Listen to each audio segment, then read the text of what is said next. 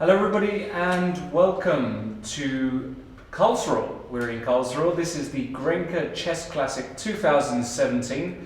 I'm Lawrence Trent and I'm here alongside the one and only legend of the game, former World Championship finalist and one of the best players Hungary's ever produced, Grandmaster Peter Leko. Peter, lovely to be here with you. Thank you very much. I'm also very happy to be here. It's going to be great. We are here, of course, for a huge tournament in the chess calendar, the GRENKE Chess Classic, attracting some of the world's best players, amongst whom, well, who can we not say isn't a star? We've got world champion Magnus Carlsen here, we've got Fabiano Caruana, we've got Maxime Vachier-lagrave, we've got Arkady Naiditch, Levon Aronian, the top female player in the world, Ho Yifan, and we've got some local heroes as well, Georg Meyer, and one of the stars of German chess, Matthias Blubaum, who has really jumped the ranks recently and had phenomenal success. Today's round one. It's a 7-round tournament. Peter and I are going to be covering the first 3 rounds, so that's today, tomorrow and Monday. Then there will be a rest day in the tournament where the players will then go to Baden-Baden down the road, about 30 kilometers down the road, to complete the second half of the tournament, where you'll be joined by none other than Jan Gustafsson. So all of you Chess24 fans and followers, he'll be here to cover that part of the tournament. But for now, we're covering round one. And Peter, I suppose one of the interesting dynamics of this tournament, there's two standout interesting points. Firstly, it's Magnus Carlsen's first tournament for over 3 months. The last time he played was in Vachier in January. So it would be interesting to get your thoughts on that. And the second interesting dynamic is the way the colour selection has been done for this tournament. Magnus Carlsen has got 4 blacks, but he's got 4 blacks against the weakest opponents in the tournament, whereas Maxime Vachier-lagrave has got 4 whites compared to 3 blacks against the supposed weakest players in the tournament. So give us your thoughts a bit on firstly Magnus coming back to playing after 3 months. Yes, I'm definitely very excited to see what Magnus is producing in this tournament. I mean, I think after the World Championship match in New York, he had a very tough schedule because right after he played in Doha, the World Rapid and Blitz Championship, and then immediately Vachier. I mean, usually after a World Championship match, you would love to have a longer rest so that you recharge the batteries, because those World Championship matches are taking immensely a lot of energy. I mean, I think people just cannot imagine how much energy it takes. And after that, just immediately to come back and play another tournament. And basically, if Magnus Carlsen is playing a tournament, I think everybody expects him to win. He also wants to win every tournament, so this puts additional pressure. I think that after the 3 months break, definitely he had enough time to settle down, to relax, also do preparation.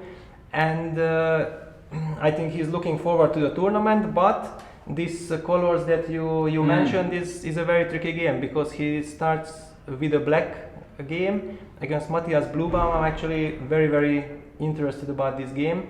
One thing also I think we should mention, that the drawing of lots took place not yesterday but the day before. So basically this gives the players additional 1 day to prepare for their game. Right. And I know as a chess player myself that how important, how vital those extra days are before any game, especially when you have to make up your mind and decide on some special strategy. Because I think Carlsen with black against Blubaum, he would like to get a playable position, get chances to play, but actually Blubaum is doing extremely well in the openings. He's very well prepared. He plays ambitious chess, so really interesting to see what's going to happen. Holy, what have we got here? We've got a long-haired Magnus Carlsen, all spectacled up. I can't remember seeing Magnus in glasses before playing a tournament. Has he gone blind in the past 3 months? What's happened? He's getting older, you know. He's like what is he, 26 now? 25 still? 26. He's 26 now, right? 26, yeah. So he looks like, you know, he looks like he's aged more than 3 months in the past 3 months, I'll tell you that. But obviously, he'll be looking to really make an impression here. As you said, Peter, he's still extremely ambitious, naturally very, very competitive, always has been, always will be. And I suppose what really makes it interesting is we've seen Wesley So recently just win everything for the past 6 months. Yeah, more or less amazing. he's won everything. And a lot of people are saying, of course, Wesley, you know, and his performances have shown it and support the claim that he could very well be the next challenger to Magnus. What are your thoughts on that? Do you think Wesley has got that serious X factor to challenge Magnus? Well, I mean, what he has shown in the last, I don't know, 8 months, Yeah. or even more already, maybe 10 months, it's just incredible. I mean, really, he has won everything he had participated in. So, definitely. But I think one of the main strengths of Wesley is that he is very realistic. So, he is improving his game, he is going step by step. And I think this is the right approach. I think if you are performing such results, then finally something like being the challenger comes automatically. You just cannot enforce it. And basically we have witnessed all those candidates that how much drama is in the game. And we should not forget that always the 8 very best players are fighting for just one spot to be the challenger. It's extremely difficult. But what he's doing right now is definitely showing that he's capable.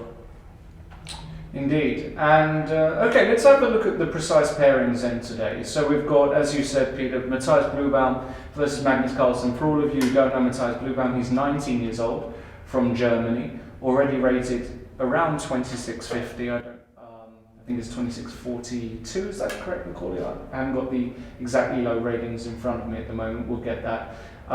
Clearly a huge talent, part of the so-called princes group in Germany, where a number of the other princes are here. It's a group of young players that some years ago the German Chess Federation decided to invest a lot of money in. They picked the guys who they saw with real potential, and pretty much all of them have become grandmasters. Rasmus Svaner is nearly 2600, Donchenko is nearly 2600. Dennis Wagner also. Dennis Wagner, they all became grandmasters and they all invested in them as the future of German chess and of course the people that will carry the flag going forward. So for Matthias to have this opportunity, it's weird to think of somebody who's 7 years younger than Carlsen. It's just, you know, it's just crazy, right? So he's going to really want to put in a good performance here, his first really big tournament. And obviously, what a start to play white against Magnus Carlsen. Well, then we have Hou Yifan against Fabiano Caruana, one of these participants I know pretty well. Obviously, worked with Fabiano for a long time. What I can say is that he's got a fantastic record against Hou Yifan, actually. I remember being with him in Shamkir last year, where he put in a good game against Hou Yifan, but on various occasions he's come out on top. So I think Fabiano will be feeling really confident today. We can see on the screen there Hou Yifan, of course, with the white pieces though, so that does make a difference. She is a very solid player with white. But even still, Fabiano will be very ambitious today and will not be happy to just accept a draw very early on. He will be playing for a win. And Hou Yifan, well, what can we say? For me, fantastic role model, obviously the best women's player in the world, and she'll be looking to put in a good performance. She's not really had any really amazing tournaments recently. I think she's due a really big tournament. I think that's the thing. Then we have Maxime vachier-lagrave against Arkady Naiditsch. We can see on the screen there. MVL, of course, got into the 2800 club and wants to stay there, and he also still considers himself and many others as a real threat to Magnus Carlsen. Arkady Naiditsch now playing under the Azerbaijani flag, but of course long time resident here in Germany. Maxime with the white pieces will be really ambitious today against Arkady, who, well, actually, Arkady performs very well against much stronger players. I feel like Arkady struggles against lower rated players, but against stronger players, he's got a fantastic record against Karlsruhe, for example. So that will already be a game, psychologically speaking, that will be really interesting to analyse when they face off. And then finally, we have Levon Aronian, also residing in Germany, the best Armenian player since Petrosian, playing against Georg Meyer, again another local hero, and somebody whose style is, let's say, for those with a particular kind of taste. He's an extremely solid player. He doesn't really risk ever. I can't remember him going crazy in a game to try and win. That's not his style. He just wants to play the best chess, and he's difficult to beat. So even Levon today with white will face some practical problems, I'm sure. So those are the 4 games. And remember, for all of you, these games are about to start, but we want to hear from you. That's you people at home, you people watching. Please get in touch with us via Twitter, hashtag C24Live. We will get all of your tweets, and we'll put the best tweets on the bottom of the screen right here so we can talk. And please ask our very special guest and co-commentator Peter Leko. This is a guy who's been there, done that, been to the very top of the game. So if you want to know more about what it's like being a World Championship finalist, working with the best players in the world, maintaining that form, all of these related questions, please do. And Peter is not just a chess player, loves football, keeps fit, many things that I'm sure you'd like to know about Peter Leko if you didn't know already. So keep those questions firing, and we will be kicking off in a minute. We can see there Magnus Carlsen waiting. We've got the organising committee, and I believe the clocks are about to go. The first move. No, he didn't want e4. He wanted d4. That's an important distinction. Okay, and Blue-Blau has played 1d4. This is his main opening, right? Yes, definitely. But actually, I mean, we have to put our shoes also into Matthias, because I mean, imagine you are playing against the world champion #1 Magnus Carlsen, and you are playing on the stage, and somebody is making the first move for you, and it's actually e2, e4 also. How you feel, you know, in that moment? Can I take this pawn back? I mean, things like this. So definitely then it was corrected, and he went d4, and Magnus answers it with d6. Yeah, so already we're at a really interesting moment. d4, and Magnus answers with the slightly unusual reply, at least for him, 1d6. Of course, Magnus very well accustomed to playing knight f6 with e6 systems, d5. I mean, he's played it all. He's played it all, of course. But 1d6 is a way to kind of just ask Matthias, okay, well, what are you going to do? Am I going to play King's Indian setup? Am I going to play some kind of...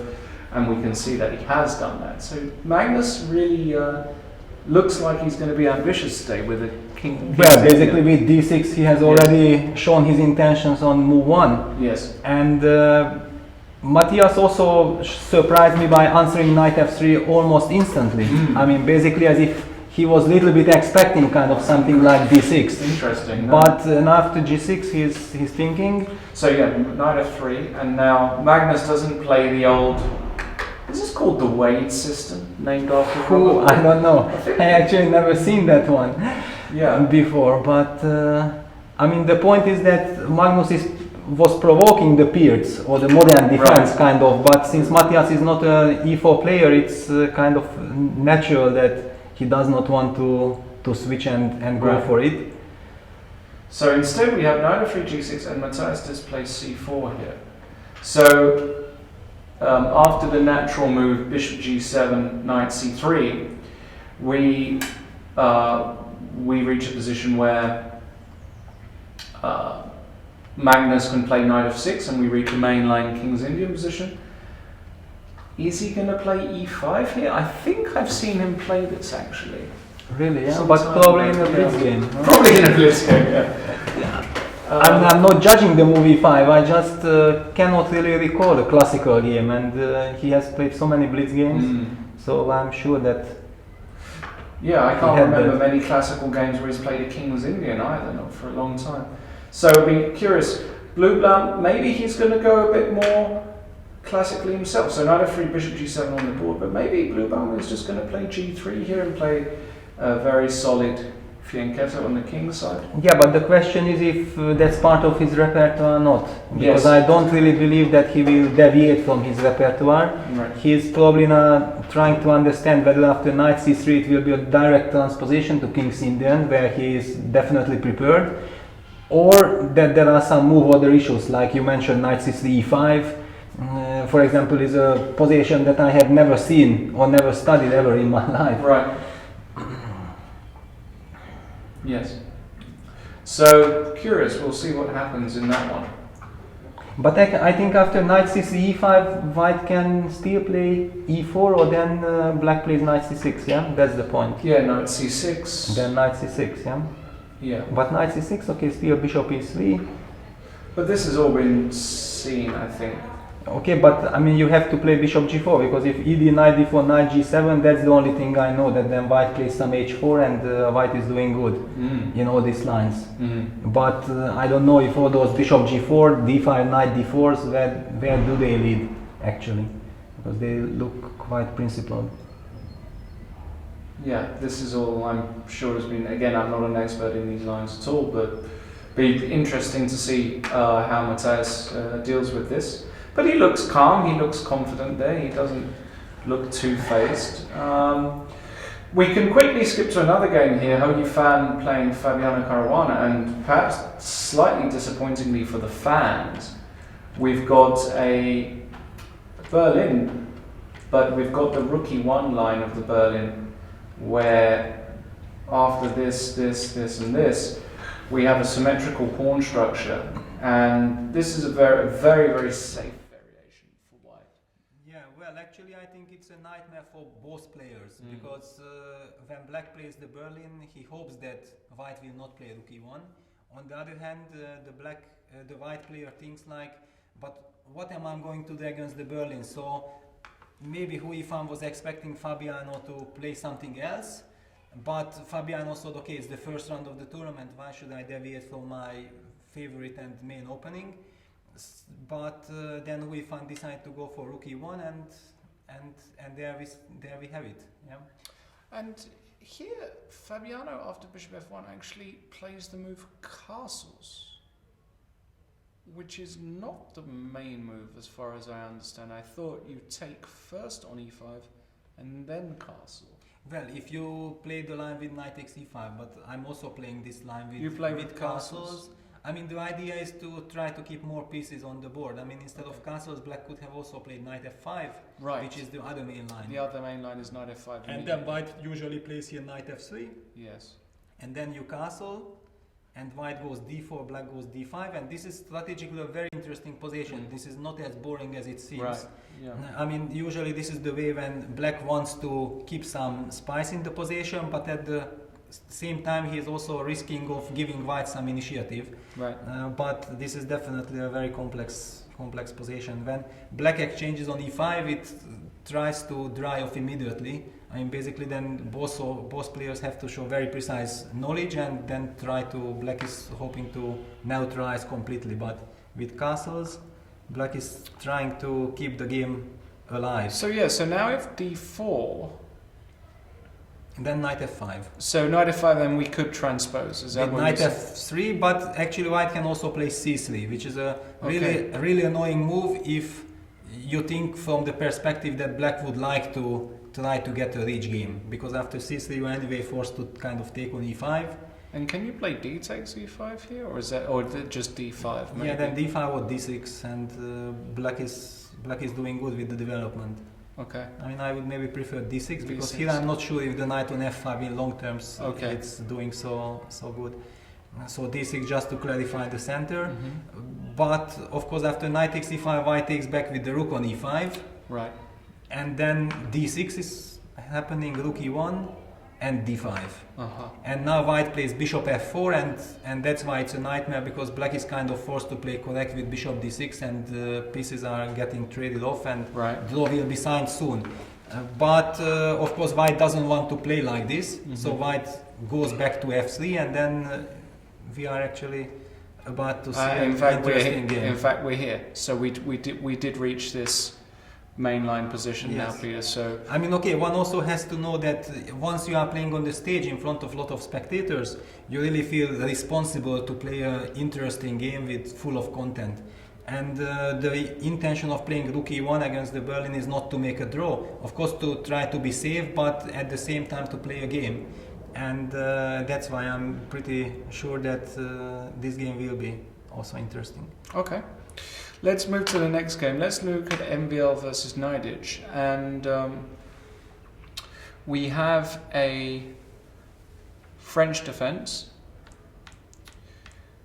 classical variation with e5, all been seen. And now already the first interesting moment in the position. The main move, of course, is the natural developing move, knight c6, pressurizing d4. But Arkady goes for a little move order. He goes for a6 or move 6. And MVL has already been in the tank for nearly 10 minutes.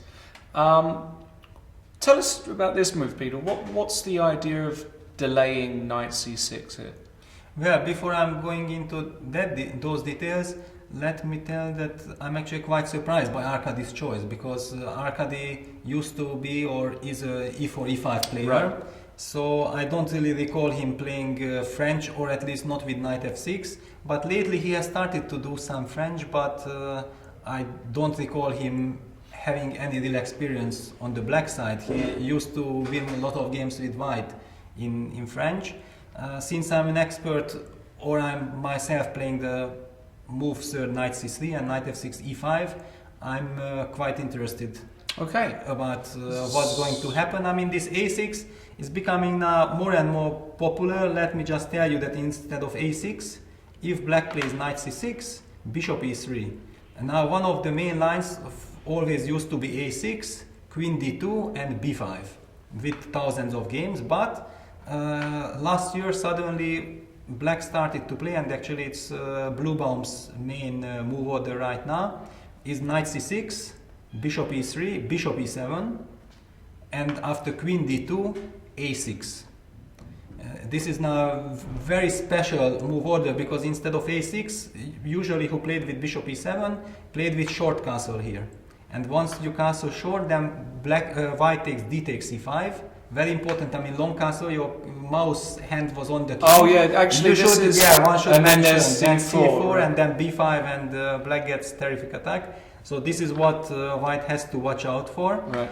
After d takes c5, knight takes c5, now long castles, and after queen a5, there is this move a3. Which was part of my preparation in 2007 for my match against Gurevich in the candidates in Alista. Back then it was like a complete novelty, since then it's mainstream theory, and I also had a game against Wang Hao later on. But so back to 6 move knight f3, I think this is what Maxim is now having in mind, that what kind of transpositions are happening, what black is really aiming for. Is he, for example, after bishop e3, trying to transpose with knight c6, and then we would get a mainstream, or maybe he would like to play b5 immediately, keeping the knight on b8, and this case after, for example, d takes c5, knight takes c5s, the knight from b8 can still go to d7. Whether that is good or bad, it's another question, but definitely something MVL now has to think about, that what really black has in mind. Yes, that explains his pause now in the position. So we'll keep an eye on that. Let's visit the last game of this round. This is the game between Levon Aronian and Georg Meyer. And we have a Reti with bishop g4. Very solid. This is almost a reversed Torre attack also, we can call it that. With a very quick h3 by Levon, so putting the question to this bishop. It always is interesting. What do you do with this bishop? Because there is some legitimacy to taking on f3 immediately. Yes, but I think usually black takes on f3 if he is not committed to e6 yet. I think they play first with c6, so knight b7, and then they try to play e5. I understand. So being played. So being together, I mean e6 and bishop takes f3 doesn't look that sound, because now after bishop takes f3, for example, white takes bishop takes f3, and then white will go c4 quickly and will challenge the black center, and the white bishop will be very, very useful in the long run. So bishop h5 makes sense. Definitely. c4 and now c6. Ultra rock solid Georg Meyer. We don't expect anything else. And now Levon plays the move d3. So very standard position. Yes, standard position, but I think a very important moment, because after d3, black has a choice to take d takes e4, right, and to trade queens. And basically, I think this is the last moment when black can play like this. Right. And this is a question, you mentioned that Georg Meyer very solid, would be a logical choice, but definitely only go for such endgame if it's part of your repertoire, if that's what you are planning to do. However, I think if black is not very precise in this endgame, then white will be able to exert some pressure. That's why there are not so many games with d takes e4. But if you don't take d takes c4, then basically the position is very dynamic, because white will take c takes d5, but white is waiting that the black knight commits itself, because if you take cd, then actually usually, I'm not sure if cd, because then still some tricks can happen, but after cd normally black takes bishop takes f3. Now he gives up the bishop takes f3, c takes d5, and then black develops the knight to c6, and he gets a rock solid position. Now the white bishop on f3 is a little bit stuck out from the action. So that's why black holds back his knight on b8 in order to be able to take after cd. That's why white plays d3 first, waits that please show me your cards, and if you play bishop e7, then white might have some possibilities like queen b3, exactly, then queen b6, bishop e3, for example. Such moves are quite normal. And now after queen takes b3, a takes b3 happens, and one would think that this is an endgame, but actually it's a endgame middle game, because only the queens are traded off, and there are millions of ideas here especially for white. I mean, black tries to be extremely solid, for example a6, and then white has plans like knight bd2, then even maybe rook a4 followed by b3, b4, knight b3, knight a5. I mean, things like this. There are many different plans. Another plan is to play against the h5 bishop with some g4, and then the knight from f3 moves to d4. I mean, then CD-ED structure is happening. For example, in some way, not now, but just let's imagine that CD-ED, and then g4, bishop g6, knight d4, and then f4, f5 is another plan. I mean, just to illustrate that there are so many nuances, and that's why you have to think about all this by making your choice after d3. That what you want to allow, what you are heading to. So all these rated positions seem to be very solid, but they have a lot of hidden nuances. As usually everything. as with everything. Very, very interesting. Very, very interesting. And I can see out of the corner of my eye in the Bluebaum Carlsen game, we did indeed get a King's Indian. And we got the 6h3 variation. I'm going to pronounce this wrong. Is it the Makhno? I mean, I always it pronounce seems it like you are extremely good with names. I just can't pronounce them. I just have to see it. I can never remember. Anyway, the 6h3 variation, which is a variation, I think they call it the Krasenkov as well. I think Mikhail was a big expert of this in the 90s. You can correct me in the, I'm sure, the Chess24 chat. Going crazy, but yeah. Yeah, definitely some people are some people who know how it's called. Some people out there know it's called. So what's the idea of h3? Well, the idea is that if well, in the mainline King's Indians, white plays bishop e2 and then e5. But with h3, you give, firstly, it's a useful move, always controlling g4. But secondly, if black goes e5 here, you haven't committed the bishop to e2. And sometimes when knight comes to h5, you can actually go g3 and bishop to g2, and the knight can't come into f4. It's very, very theoretical line. I know it because I'm a King's Indian player. I've had many games in this with black. So h3 is now one of the most popular ways yes. to meet the King's Indian. There were many games by Tomaszewski against Grischuk in the Grand Prix. And also one game that comes to mind was Rochten against Najdic, last round of the Isle of Man Open. That was a crazy game. That was a crazy game where Najdic won with black, and thanks to that he took third place. Yes. Which was an incredible good result in that very strong Open. So it was a crucial game. And also, if I'm not mistaken, then Magnus himself played h3 in 2009 in Nanjing against Topalov. And those were the days when Carlsen was trained by Kasparov, right? But it was still kept secret. So actually, none of the participants of Nanjing knew that Kasparov is working for Magnus. And Magnus played h3 against Topalov and won a very nice model game in it. So Magnus is definitely familiar with this system. And here actually Magnus plays the move knight to a6, which is not, it's probably the second most popular move. The most popular move is still e5, after which when white goes d5, as I said, black can play knight h5. He can play the move a5 in a typical Petrosian structure, trying to lock down on this b4 square to give his knight on c5 some squares.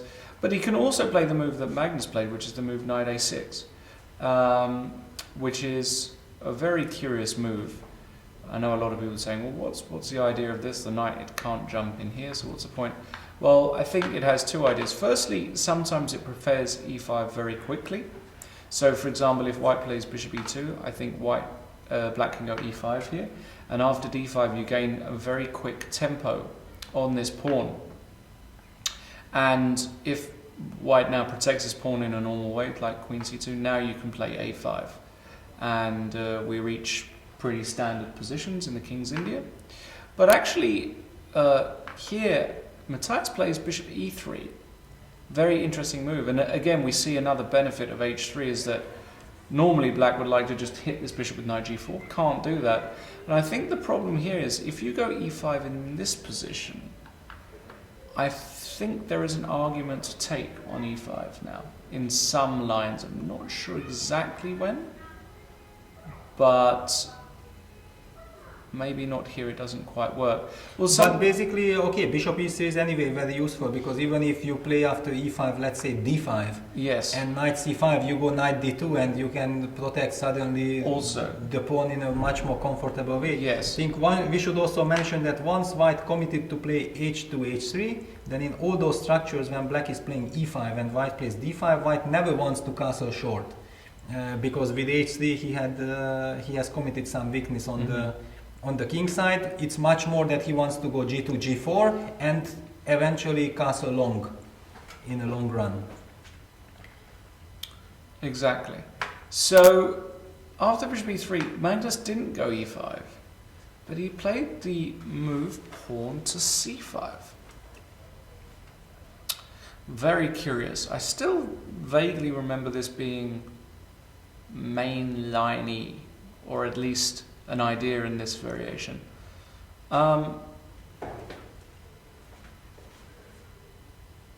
I think not just this move, but what's happening now. White played the principal d5 and black played knight h5. Wow, what is this? Has this happened? I mean, no, it didn't. No, it didn't happen. I just saw it on the screen. Oh, yeah, no, I was going to say. No, okay, then it's because I was shocked. d5, knight h5, I have never seen something like that. No. I mean, d5, knight h5, probably just g4, right? And exactly. I mean, that's whether it's a super preparation, super smart, or just insane. Yeah, I was like shocked.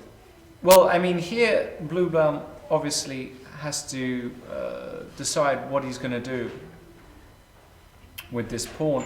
Firstly, I'm not sure c takes d4 is even a threat, if I'm honest. So it wouldn't surprise me if just the move bishop e2 is completely fine, because if you take on d4, for a start the move bishop takes d4 looks very sensible to me.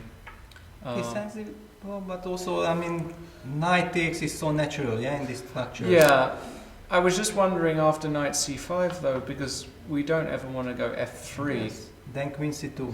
Queen c2, and yeah, natural. Very, very natural. Very principled. I'm not sure if black is planning to release the tension so quickly in the center. And if white goes d5, then of course the natural move is e6, and Right. we get a Benoni. Benoni. Yeah, exactly. We transpose into a Benoni. And then the question is whether h3, bishop e3 together really fits or not. This is another interesting question. So many nuances, many different transpositions to different possibilities. I'm not sure what he's going to do here, actually.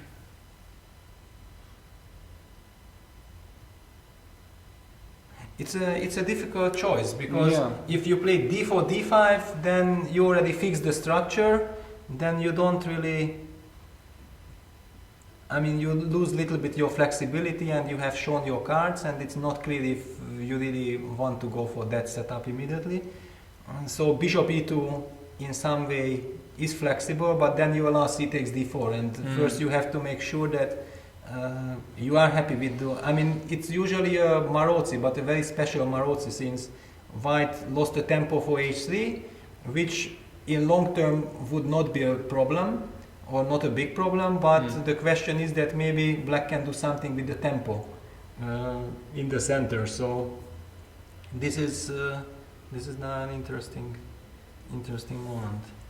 Yeah, very interesting moment, and we'll see how Bluebaum reacts to this. Quickly going to Hou Yifan versus Fabiano Caruana. We last saw it after d5 here, Peter. Obviously, as you mentioned, many games played in this line. And now c3. Yeah, c3 is the more solid line. I mean, g3 is the one when white player is very ambitious, then tries to play g3, but for that you really need a lot of preparation, because the positions are completely out of control, and c3 is much more natural. Right. So I think it's 90% of the time white plays c3. And now Fabiano decided to put his bishop on a more active diagonal, bishop d6. And also, because after the move knight bd2, this looks like a,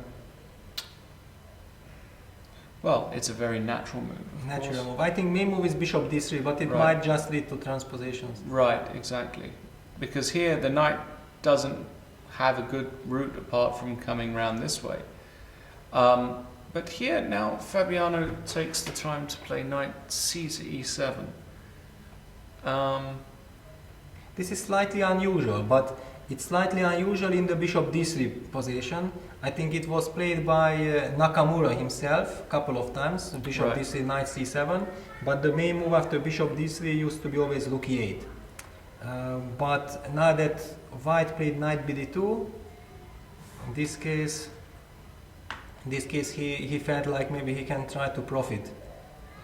So the idea of this, I imagine, is twofold. Firstly, I imagine if he ever wants to protect d5, he can. And secondly, maybe he's thinking about, is he thinking about this kind of stuff, or is it just too...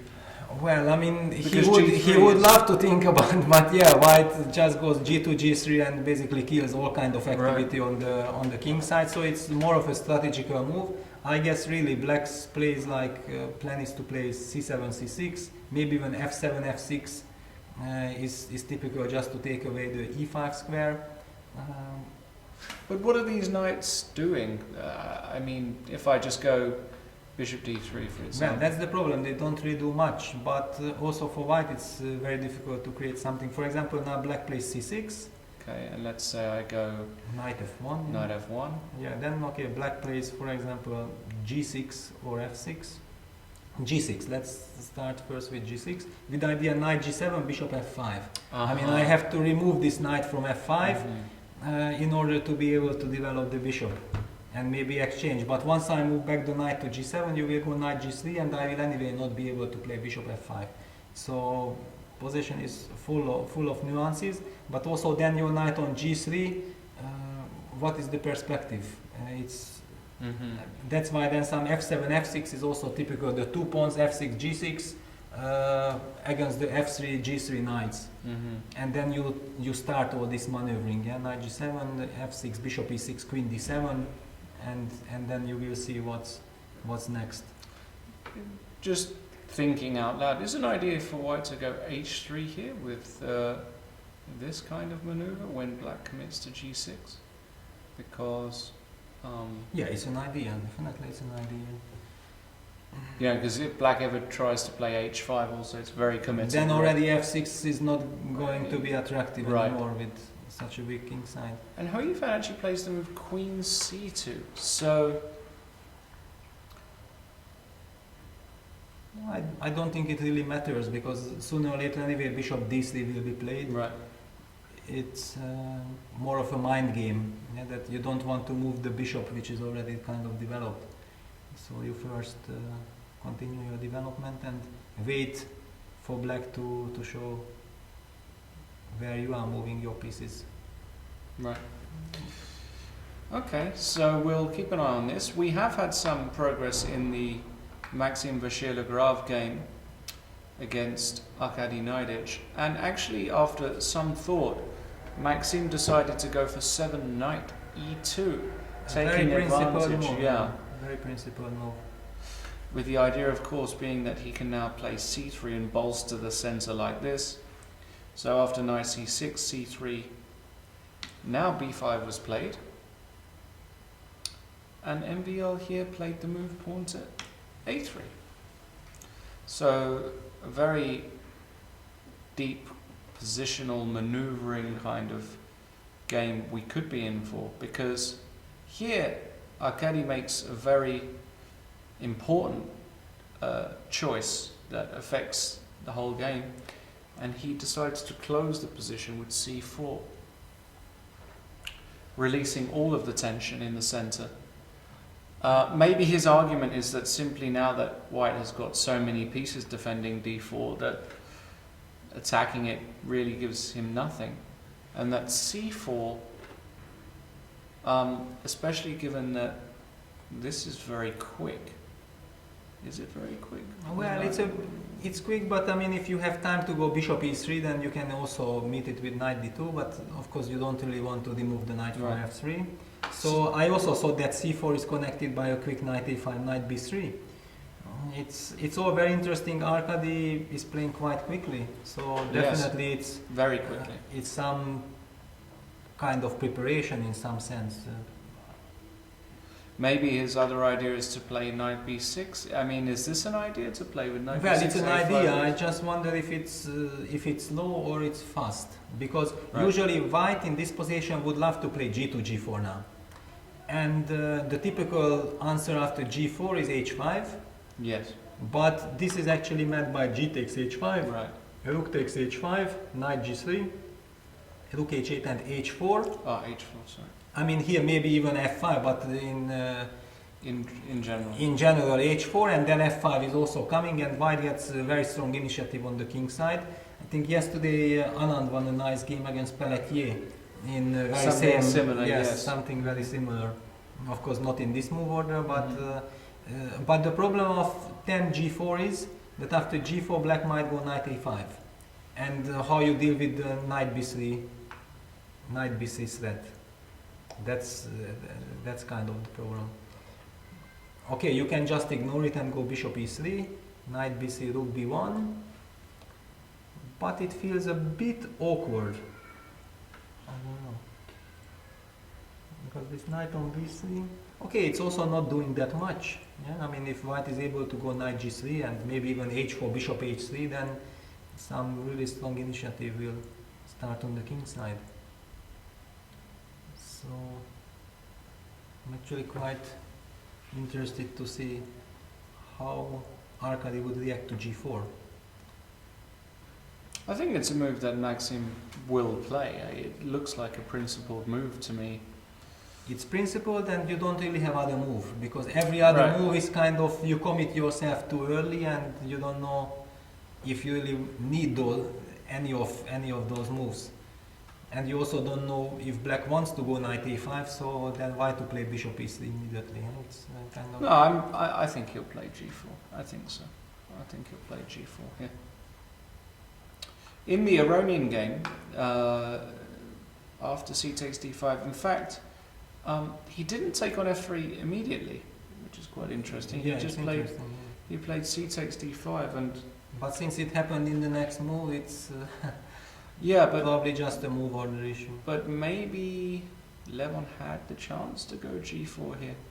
I mean, I think they are both quite experts in this position. So if Georg knew that he can take CD, then without any being punished, only in that case he took CD, and I guess Levon then also knew that probably there is no way to punish, and it's just transposition.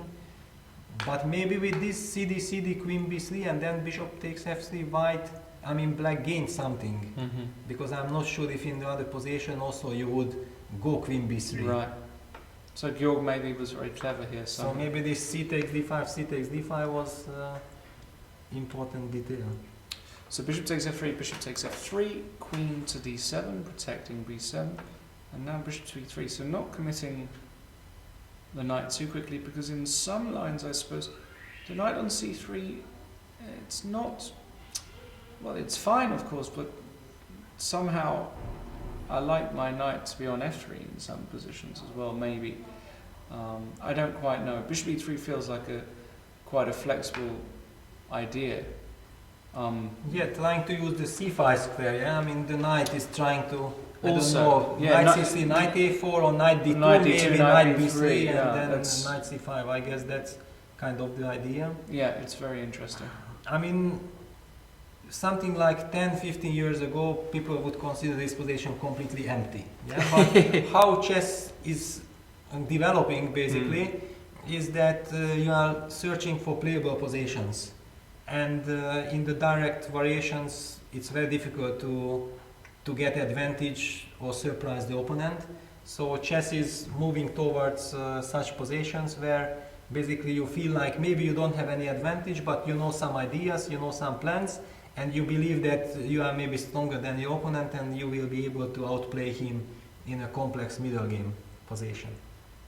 So this is also some attitude question. I mean, definitely. But also one important point that by the black queen is on d7, usually black sometimes was playing something like knight c6 and then knight d7, knight b6. Something like this happened, but that's probably for the reason that, for example, if without queen b3, queen d7 included, if we would just get the standard position, instead of cd, just bishop f3 at the beginning,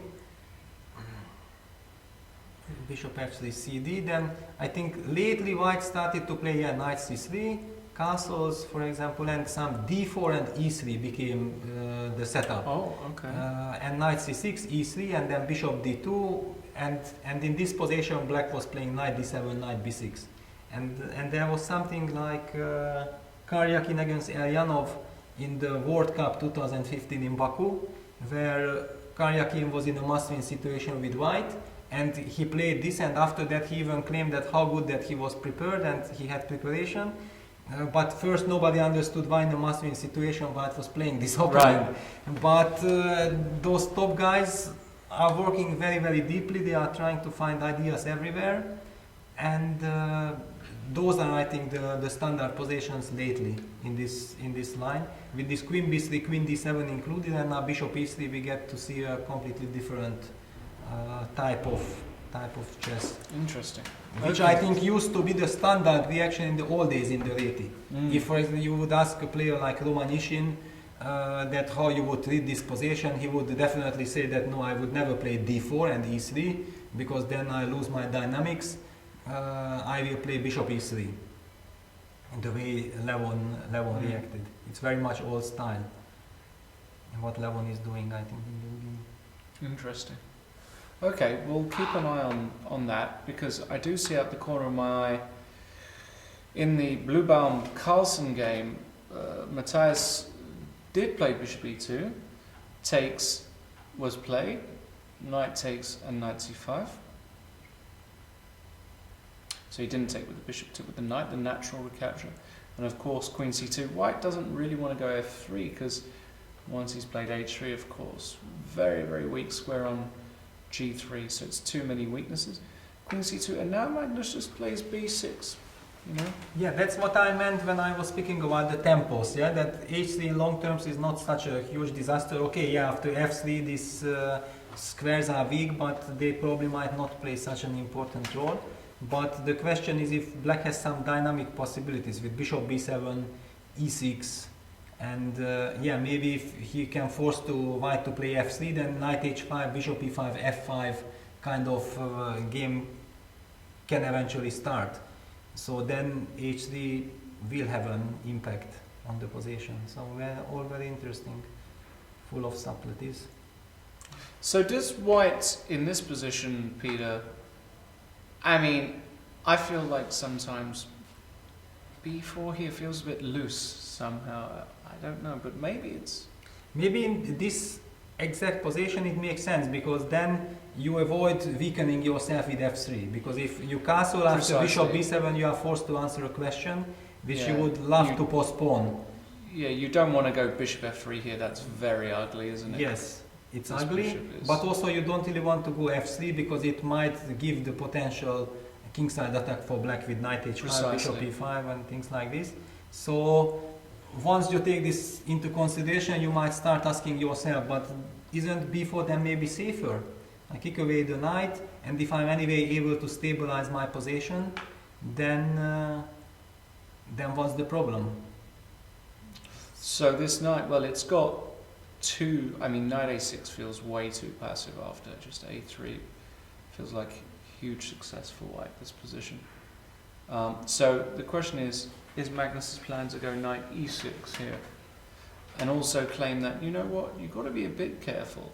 Okay, here rook d1 would be very natural, just to cement the position. And once you move the knight to e6, then who will question my pawn on c4? And then I don't see any reason why b4 would be of a weakness. Yeah? Then I would feel that I achieved something. But to go back to d7, it's also a little bit strange and weird. Well, to go back to d7, firstly you have to deal with knight c6. Which maybe you would like to deal with, because queen e8, then it turns out that you are not yet developed. You cannot go knight d5 and next time playing bishop maybe b7. I can play knight b5. Knight b5, oops. Now it gets very sharp. Even some queen sacrifice. Yeah, bishop b7 is of course maybe possible, or it's just too much. Maybe it's too much. Yeah, no, bishop b7 is too much. But this is a... Yeah, this is very And if you take here, of course, you also have I could just knight c7 straight away. Yeah. So you have knight cd7 is asking for trouble, definitely. Knight somewhere, but that feels... But then you change just knight change c7, knight c7, yeah. precisely. No, actually so knight c6. I wanted to sack my queen, but actually I'm forced to sack it already. Otherwise I will lose it. Yeah. But then when you win the game, you know, you say how much of a genius you were. Of course, it was all part of the big plan. Part of the plan, yeah. Yeah, so knight cd7 is probably not a move. So what is a move? Normally when you play b4, you just have to double check first that knight c takes e4 is not working. But it seems it does not work. I mean, knight e4, queen e4, some bishop f5, but the queen has enough squares. So any move is probably good enough. I mean, queen f3.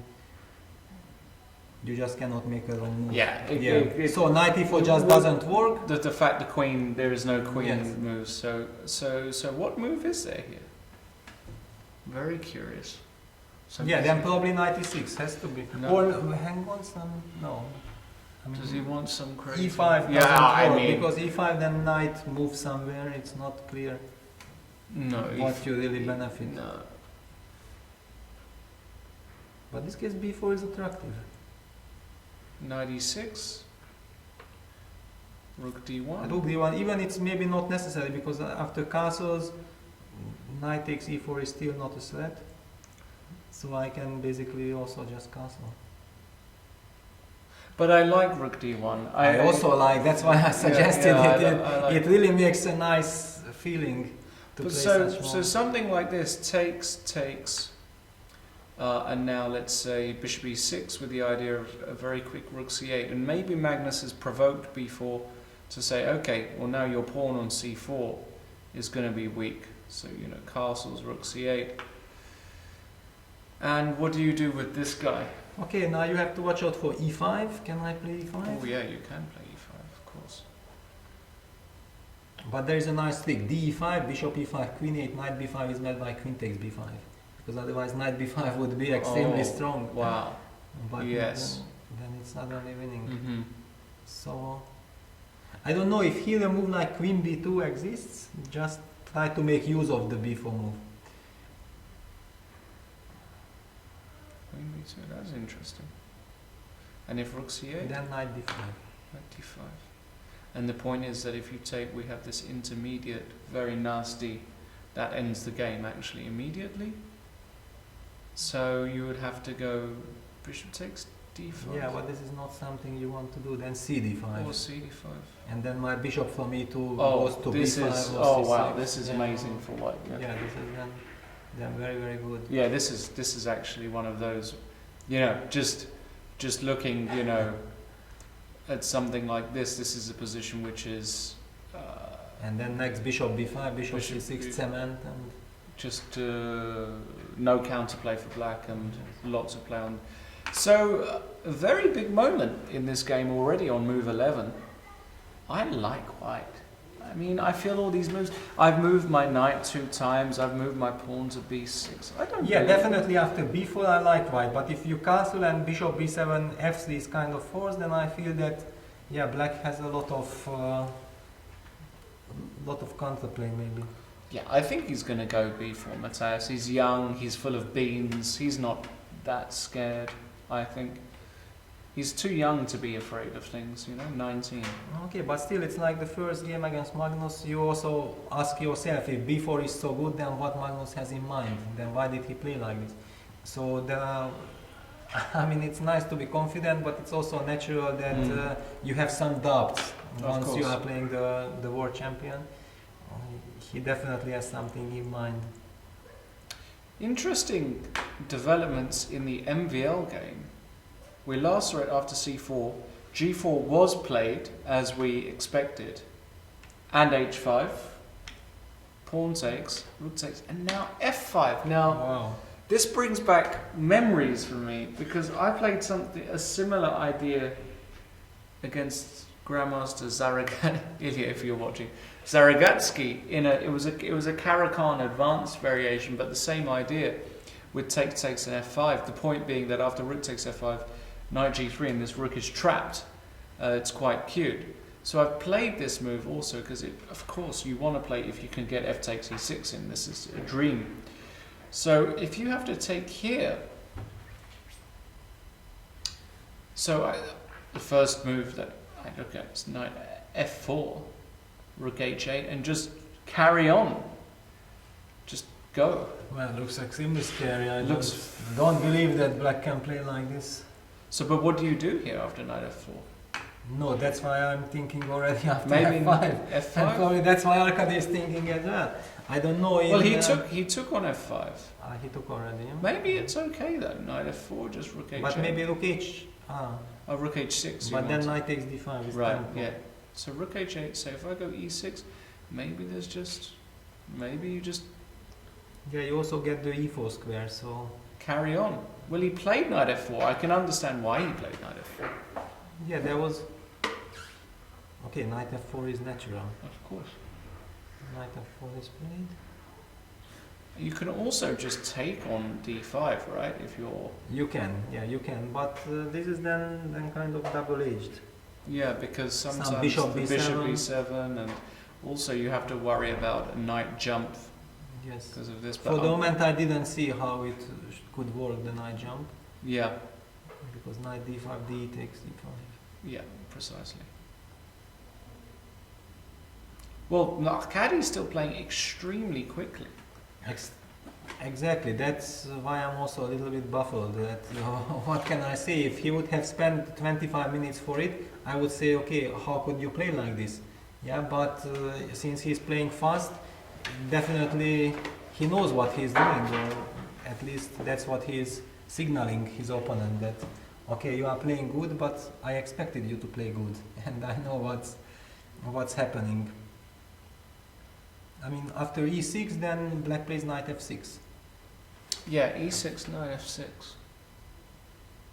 And it's a double-edged question. If white is not benefiting immediately, then black is happy with this development. I mean, e takes f7, king f7, knight g5, king g8, and okay, you have the e4 square. Next knight e4, and This king is very open. Yeah, this queen comes out very quickly. Even exactly some- who is attacking who? yeah, exactly.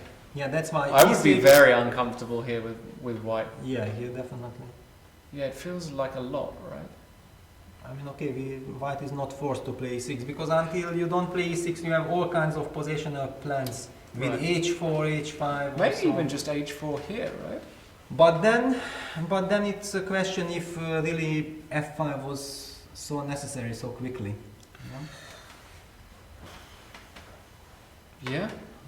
I mean, Just because to now give after the square- h4, he can go knight b6, he can put then bishop on e6, bishop e7, queen d7. I mean, all those moves. Mm. Consolidate, and also if he castles long, yeah, not clear. But I also understand Maxime, because when he saw the opportunity to go f4, f5, it was very hard to resist. Of course. And yeah. you also don't know if it's part of Arkady's preparation or not. So he wanted to see the reaction. Now he saw the reaction that Arkady answered immediately. So now definitely he needs time to think, to understand what's really going on, because he understands very well that even so that he played after 6 move a6 knight e2, he was trying to get Arkady out of his preparation. It seems like Arkady anticipated white's plan with knight e2 and c3. It's a very ambitious plan. So probably it's one of the first things when you consider 6a6 move, whether or not white will be able to profit with the move order. So you start analyzing, and then you might ask this question that, okay, but 10th move g4 is great, and then you consult with the computer, and then computer shows that, yeah, it's great, but actually there are so many finesses in the position, and then you start to get attracted to it. This is a typical scenario. Very interesting. Bluebum not yet moved, so he's really thinking about b4, but I think he will play it because I don't think you can allow bishop b7. I think that's giving too much. In the How You Fan Fabiano game, we have got pretty much a position we had on the board, and in this position after g6, knight f1, yeah, knight g7 is a move, of course.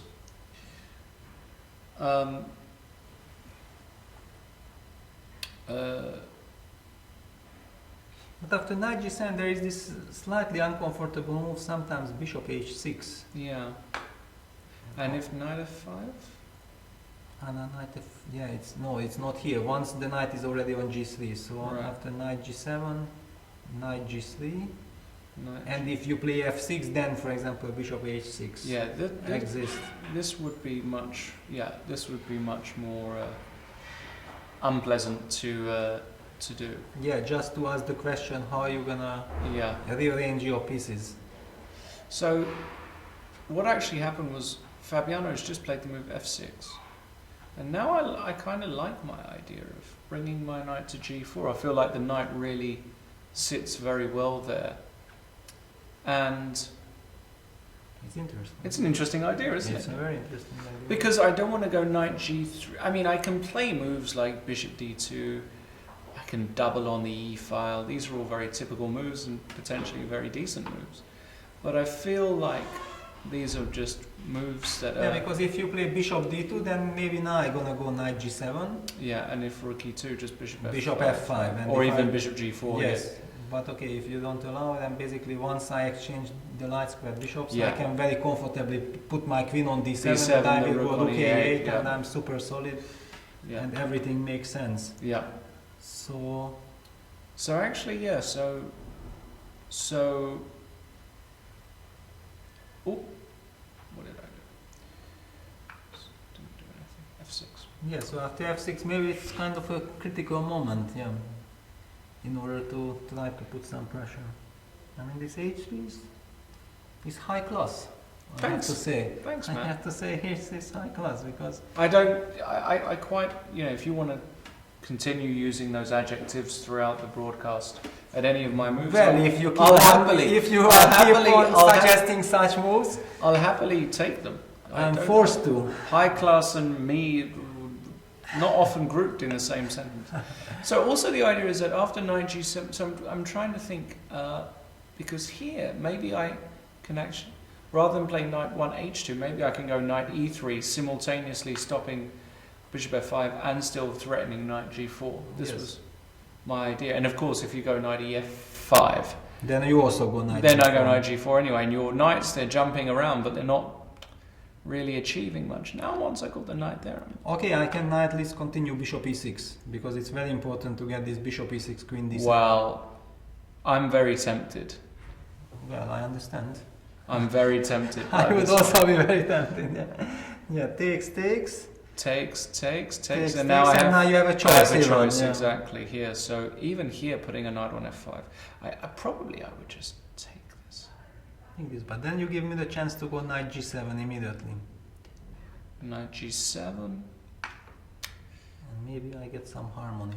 some harmony, huh? Harmony is good. Yeah.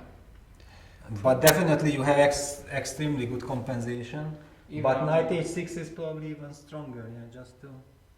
I mean, king h8 is forced. Knight takes f5, and it looks well, huge like compensation, huge right? compensation. Okay, it's a question if it's really for It's a advantage because black is very solid, Of but course, yeah. but it's a long game. I mean. Yeah, I mean, hu- Yeah, but if after knight g4 I'm not playing bishop e6, I noticed also that you have this option, but where do I put the bishop? I don't really want to play bishop d7 because then I cannot play queen d7. exactly. So- And if you do nothing, I can do this all day if I want. You can do that. And h5, just to mention it, I will not be happy to play such move like h5 No, here, because but we now- should mention. Now Okay, I knight can go h6, knight then h6. king h7. I mean, it might be not so Oof. bad because knight f5, bishop f5, I'm probably happy. Maybe.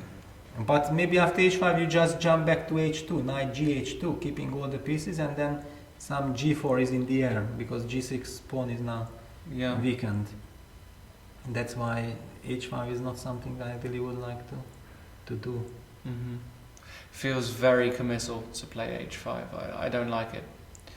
In fact, she's played h3, so Wow. we could be approaching this, and actually, Fabiano has to be quite precise here because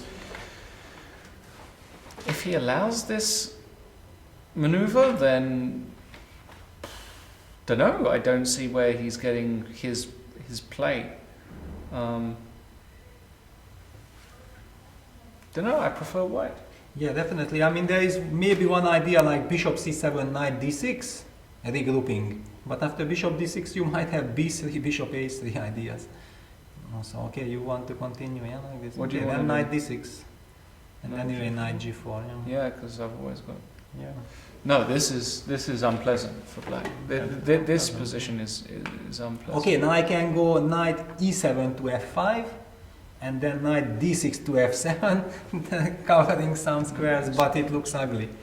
But Because even this here, b3, bishop a3 is also dangerous. just bishop f4 Bishop f4. because this guy is on pre. Knight Yeah, f7, this is I on just- prey, yeah. So your knight, then they're stepping on each other's toes, Exactly, right? yeah, So. And wow, Bluebaum allowed this. I'm very surprised by this decision by Bluebaum that he didn't want to go b4. He just castled and then put his bishop on f3. So passive. But But he has the center, and he is not allowing any counterplay. And basically, if he is able now to put rook ad1, rook fe1, then okay, what's the problem with the passive yeah, bishop on f3? also. Yeah, so also rook ad1, so let's say he plays rook c8, rook ad1. Let's say he plays a non-move here, like a6. Then e5. e5 is the first move you think and it's of. a winning move. Probably winning, right? Yeah. Just too much going on. Takes, and then some. 96. Yeah, that's too much. So and this has happened. So rook c8 is on the board. I think blue baron will play rook. Okay, rook a1, probably knight cd7 is a must. Rook 8, but maybe I can go e. Then bishop f3, yeah, bishop takes d1. Ah, my queen is Yeah. on prise, right? So knight cd7 immediately. Okay, right. So now, yeah, blue baron will play b3, no question. Or bishop e2 back. Or just bishop e2. Bishop e2 also makes sense. Uh-huh. Because if knight c5, I have e5, so you actually And it's if not a knight repetition. e5, then I go b3. Now b3. Then you and committed your knight to then and maybe then f4, bishop f3 is three. coming, and a bit I of got very active. Okay, so maybe Matthias actually, we gave him too much. I gave him too much stick for his move because this is a very solid option. I just hate to put my bishop here, you know. Yes, but actually in these Maroczy structures, I think the most important is that the two knights should stand perfectly, and the knight is on d4 and c3. Those are the two best squares, and you can allow your bishop temporarily to be a little bit put into a strange position. But if you would put the white knight from c3 to d2, then you would lose all your trumps. you know.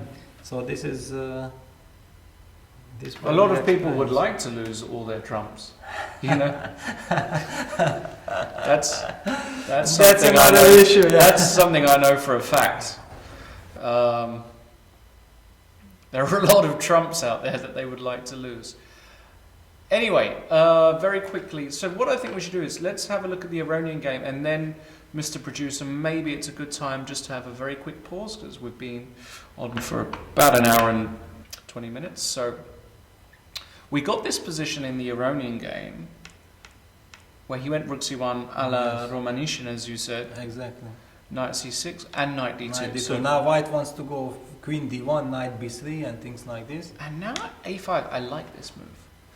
Yeah, but it's a double-edged move because you are fighting against knight b3. So if queen d1, then a4, black would reach what he's aiming for. But after a5, white can play a4, and Yes. now we both get squares. And now you both get these squares. It's very difficult To say who will profit in the long terms, because in short terms it's just impossible to say. But in long terms, okay, I know that Levon, Armenian school. I mean. Usually they were always very smart in such positions.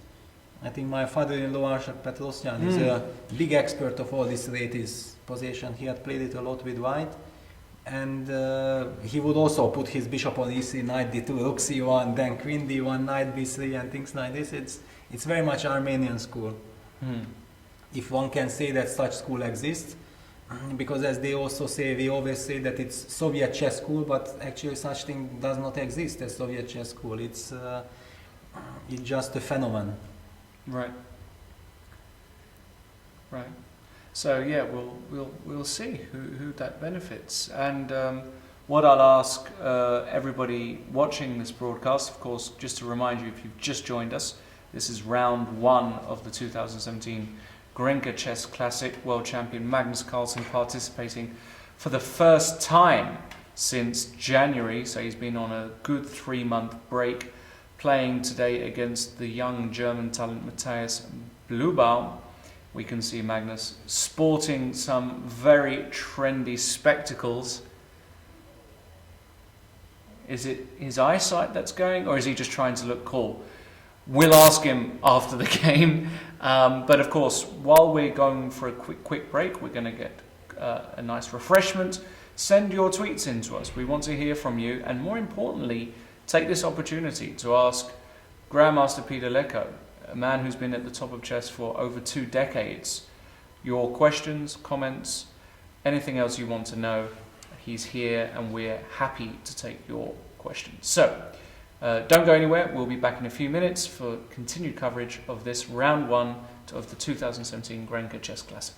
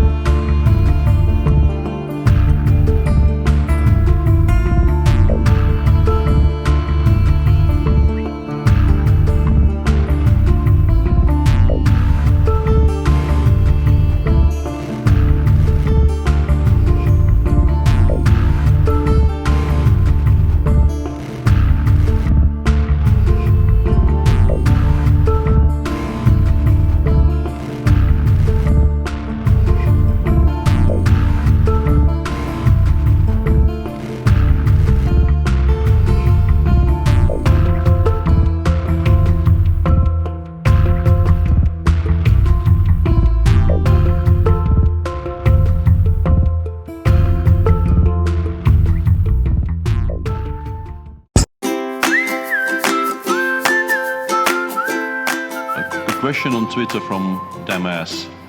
I should not have pronounced that. That was a bit of a trap, yeah? For those of you who are new to chess, it might look like ba3 is an illegal move here, because white advances pawn 2 squares, not 1. But it's a little something we call en passant. And you can do that, but you have to do it instantly. You can't wait for a move, like let's say play king e7, king g2, and now try, because could I do it? I'm sorry. This is too funny for words. This is a software glitch? I'm pretty sure there's not allowed. Lawrence. Hello, Lawrence. Yeah, I'll play 4 against Lawrence. And now he's going to play something against me which we discussed at length during the course of my stay. Yeah, he told me this is excellent. d5, this was what I was kind of hoping for, because now I think e5 is quite strong. No, Lawrence, this is not how chess works. Sadly, it would be much, much more fun if chess actually worked like this. But I don't think it does. Or maybe it does. Well, that's me regretting what I just said. How did I get from there to here is a little bit beyond me. And what's worse, I will never hear the end of it. My quality of life has just gone downhill tremendously, because I'm actually sharing the office with the guy.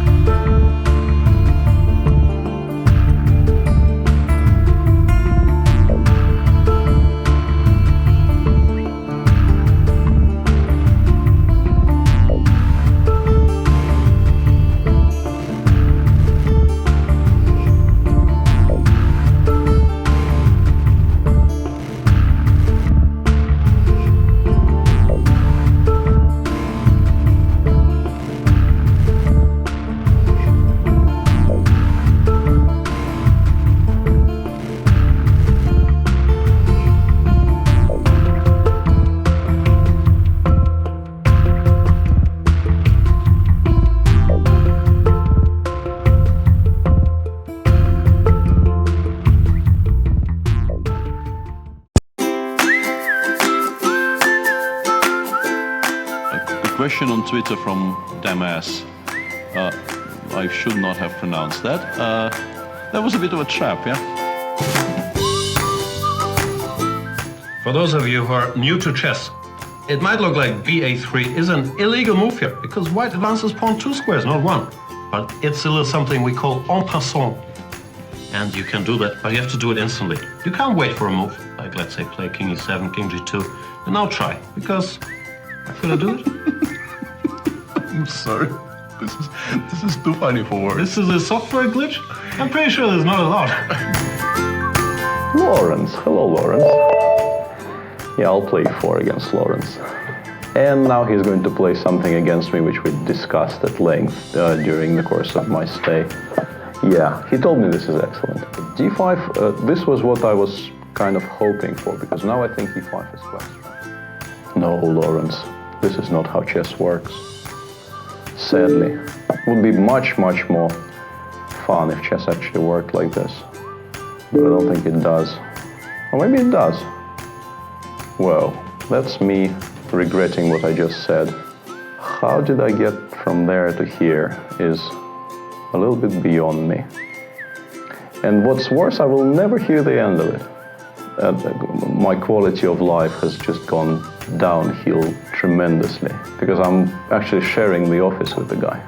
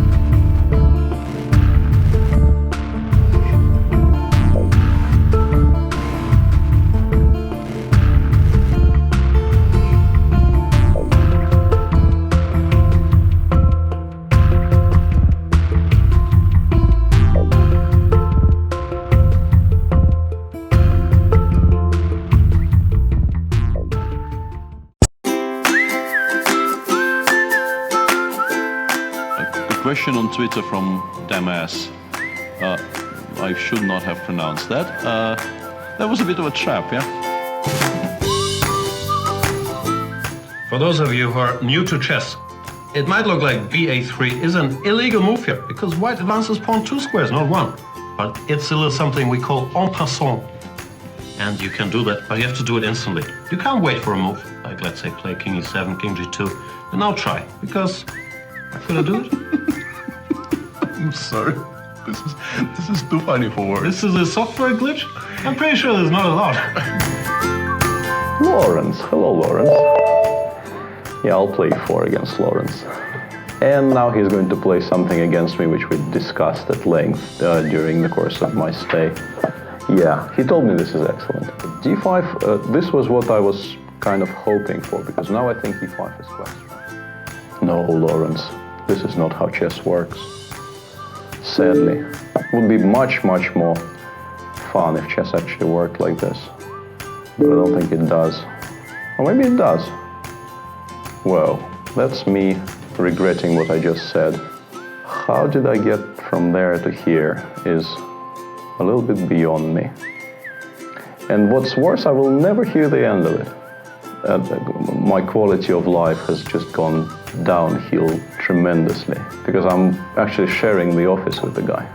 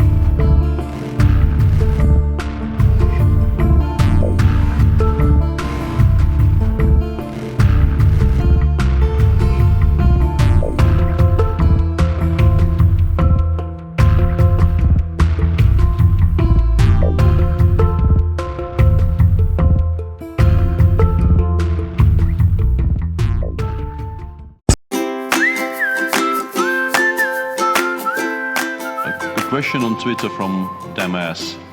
I should not have pronounced that. That was a bit of a trap, yeah? For those of you who are new to chess, it might look like ba3 is an illegal move here because white advances pawn 2 squares, not 1. But it's a little something we call en passant. And you can do that, but you have to do it instantly. You can't wait for a move, like let's say play king e7, king g2. And now try, because I'm gonna do it. I'm sorry. This is too funny for words. This is a software glitch? I'm pretty sure there's not a lot. Lawrence. Hello, Lawrence. Yeah, I'll play 4 against Lawrence. And now he's going to play something against me which we discussed at length during the course of my stay. Yeah, he told me this is excellent. d5, this was what I was kind of hoping for, because now I think e5 is quite strong. No, Lawrence, this is not how chess works. Sadly, it would be much, much more fun if chess actually worked like this. But I don't think it does. Or maybe it does. Well, that's me regretting what I just said. How did I get from there to here is a little bit beyond me. And what's worse, I will never hear the end of it. My quality of life has just gone downhill tremendously because I'm actually sharing the office with the guy.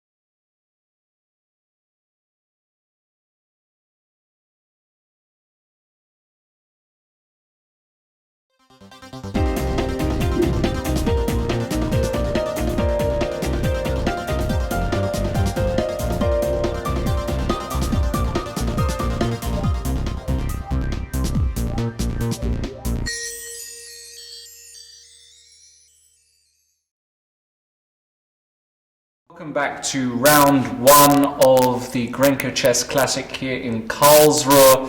We are about an hour and a half into the first round. If you've just joined us, welcome. If you've joined us from the beginning, even better. Thanks for staying with us. I'm here with Grandmaster Peter Leko, legend of the game, no exaggeration. You were a child prodigy, weren't you, actually? You were one of the youngest Grandmasters of all time. Yeah, I was in '94, yeah. How old were you when you became I was Grandmaster? 14 years, 5 months, something. 14 years, 5 months. Yeah, 14 days, I don't know already. In vachier-lagrave. I became youngest Grandmaster in '94 vachier-lagrave in January. And that was the youngest Grandmaster of all time At that that time? Yeah, Okay. exactly. But even for today's standards, that would be unbelievable. So for you to do that then was just amazing. Peter, also not just the youngest Grandmaster, but former World Championship candidate. And before the break, I asked you guys to have some questions ready for the Twitter. Please use hashtag C24Live. Is that the correct hashtag? Or can we use, or hashtag GRENKE Chess? Both are good. Hashtag GRENKE Chess is also fantastic. If you have any questions for Peter, even if you have any questions for me, happy to hear from you guys at home. Hopefully we're going to make this show as interesting for you as possible. Now, 4 games still in progress.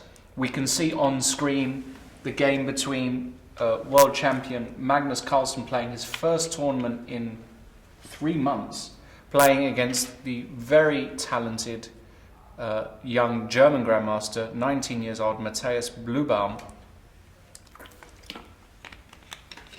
And we have a very curious position. Magnus playing something he doesn't normally play, but obviously wanted an unbalanced position. Exactly, to maintain chances. The position we have on the board is the following. We actually have reached a kind of Marossi setup, which is, for all of you who don't know what that is when you play against a Sicilian-esque structure, so without the c-pawn, and white has c4 and e4. And this grip on the d5 square and the space that white gains in the center, many years ago, people used to consider this as a kind of dream setup for white. Still they do. Still they consider it, right? The only difference in this position is that white has got a bit of a silly looking bishop on f3. It's not completely silly, but clearly it's very passive. And in an ideal world, improving that bishop would be nice. Yeah, in fact what came to my mind that, as you said, Magnus is not really having much experience with the Marozzi, but he has a lot of experience with the hedgehog. Right. And now this position is turning from a Marozzi into a hedgehog with a bishop on f3 on the diagonal, yeah? Because in the Marozzi the white bishop is on e2 and white plays f2, f3. Right. Keeping the bishop on e2, and in the hedgehog you have g3, bishop g2 set up, and now with the bishop committed to the diagonal and now queen c7, queen b8 had been played. So we are now slowly moving to a hedgehog position. Black still needs moves like a6, e6, rook f8, and once you get those moves, you are completely flexible. That's what he wants, and then he feels he'll have a lot more chances. Of course, the queen does go to a8 sometimes as well in this position too, and it makes sense here with this bishop on f3 also, because it's difficult to defend e4 actually. So like probably rook fe1 looks like I don't know if it's the only move here, but it's certainly a natural move. Yeah. Certainly a natural move, because now after queen a8, you can move the bishop to g5, for example, and you cover e4. So yeah, but as always with any position which you can generalize and have some strategical ideas, everything depends on move per move. Because if really black gets these e6, a6 positions, then he has, I think, no problems. But the question is, will he be able to get those moves? And one of the ideas like knight c3 to d5 comes in mind exactly in this moment before black gets the chance of playing e6, because the last move was queen b8. Clearly e6 was not possible due to knight db5. So let's say I go rook fe1. This for me feels like the right then I move. go e6. You want to go e6 immediately here. Yes. And now the question is whether with knight db5 you can attack me or not. Because I thought that I go rook fd8 and you go bishop f4, I go knight e8. It's slightly ugly, but if I get a6 next, then I can live with it. I don't like this, Peter. For whom? For black. And why? I just feel like allowing knight db5. Somehow I want to punish you. Yeah, you have to punish me because otherwise. But even here, like this move, right? b4, yeah. B4. Because now you can't go knight I can't go knight and if you go c7. here, I can probably just slip, and you've got a weird hedgehog here. Yeah, I wonder if after b4 can I go a6, a6. or it's just too much Well, already. it feels like a lot. To me, it feels a lot, yeah, but it's a principle. Also, if I take on d6, Yeah, rook d6. take, bc, and e5, yeah, and you are winning a piece. yeah, Yeah, exactly. So- that's an argument. that's a strong argument. Yeah, that's So- actually what black is facing as a difficulty. That normally you play first a6 and then e6, but since this knight d5 is hanging in the air, okay, it's not a disaster knight d5, but I just wanted to be super ambitious to play e6 and a6. But So what if you go a6 first? yeah, then you might go knight d5. I might just go knight d5, right? Yeah, with because double attack on b6 and d7, so I'm Ah. basically forced to capture, and then you and take then with e ed. pawn, and this is a and disaster. yeah. Exactly. Yeah. This This is is a what I wanted to avoid. Yes. Actually, so this is why I'm thinking. So rook fe1 is such a natural move to make here. Also with just all of these ideas, I would be very surprised if Matthias didn't play this. The only other conceivable move here is a move like bishop g5, maybe immediately. The idea being that maybe I am threatening takes knight d5 again. That's the only other. But you don't really want to give up the dark square bishop. I mean, the dark square bishop is the soul of the position. Yes, Okay, you actually do a lot of damage. Yeah. but let's because just of say let's just say we got this position. exactly, and now it suddenly makes sense. Because if you take. Then you get the c6 Take. square. Yeah, and then I get this square, but maybe, and then we have this is actually a very deceptive position, I feel, because a lot of players will say, well, white's got this really bad bishop, and he's not going knight c6, and my knight, but actually this is a disaster for black, I feel, Yeah, this actually position. it's probably just lost. Because h4 is coming and you just made him. These guys are weak, the knight is very far, e7 is weak. There have been many games like this, right, where... Yeah.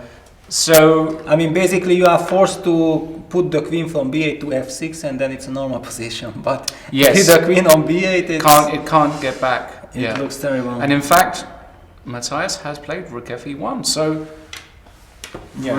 real problems for Magnus to solve already, in my opinion. I think this position is so clearly easy for white to play. His next move is bishop g5. Sometimes he might... so let's say you go but e6 knight db5. e6 knight db5 was a problem. So what is your move here? Yeah, that's... Well, and a6 then knight d5, so it's maybe rook fd8.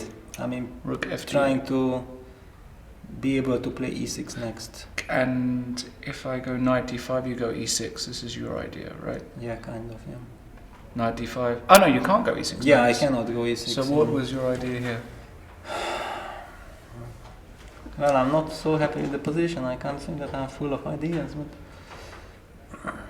Yeah, if I'm forced to take on d5, then I just don't This like is it. just wonderful. This is yeah. just And terrible. what's this rook doing here? Yeah, so rook fd8 is not an option. I mean, a6 knight d5 is similar. That's why I suggested e6, because I felt like this e6 gives dynamic possibilities. I understand that it looks like white is in control, but maybe there is some tactics, I don't know. d5, whether d5 d5 here? possible or not. I mean, it's definitely a move one has to think about, but okay, you just take, yeah, knight takes d5, your rooks are perfectly placed, yeah. This No, is, this d5 doesn't work, so rook fd8 was again, then after knight db5 kind of forced, and then you played b4. You showed me with b4. That Yeah, so let's put that on the board. So rook fe1, e6, knight dp5, rook fd8, and now I think this is an important move, This is taking very advantage important. of the fact that knight has to go here, and now the queen defends both, and also Yeah, the knight on a6 is really ugly. I mean, really this is bad. not- Yeah, and you can't go knight c7 because this guy drops. So this position feels close to terrible, if not already. Yeah, no, this is very bad. Yeah. So this is after rook fe1, black has to come up with a very clever move. Rook fe8. Exactly. That was the next move I wanted to rook suggest. fe8. Aha. So he anticipates knight Knight d5. d5. Yeah. Okay. Rook fe8. Aha. So if I go.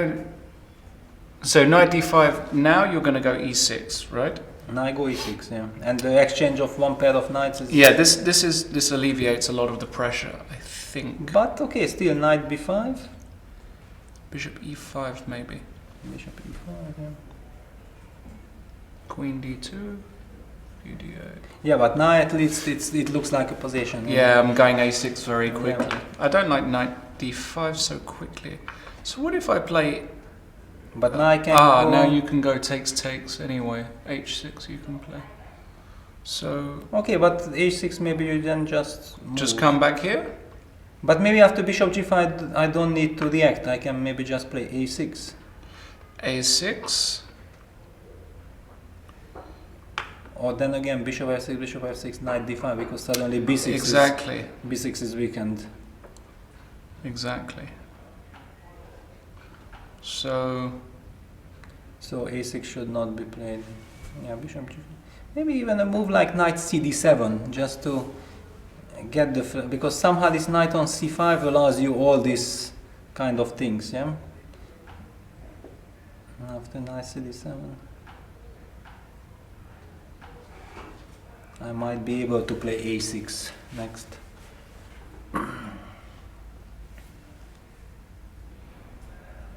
I want to do something a bit freaky here. I want to try this crazy looking move. Yeah, shocking me with this, yeah? Yeah. Bishop f6, okay, knight takes f6, no, knight takes. Knight takes, yeah. Knight takes. And now That's why I went back. and now if I go here, But now you don't threaten with anything, now I can... there's not really a threat. now That's I my can play problem. also e6, no?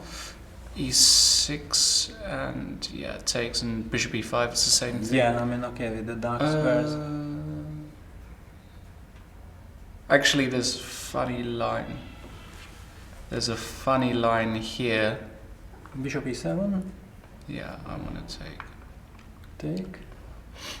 E5, but okay, this is fighting for draw already. Oh no, I'm I mean, piece I down. can, yeah, no, I mean, you are Oh piece no, down, but in general... yeah, I'm a piece down. I've just it makes miscalculated. no I No. can just move the bishop. Yeah, it it's makes- just yeah, it's no. nonsense. It's nonsense. It's absolute. So I like your move, knight cd7 here. Yeah, because if it will be a hedgehog, it will be normal for black. Yeah, I mean, this rook f8 was a kind of key move. Actually, it does.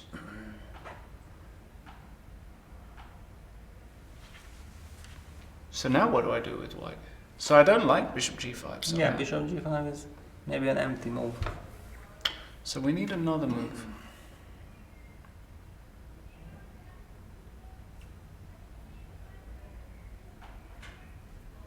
But you are threatening a pawn, right? I know, sorry, you're not if I do that.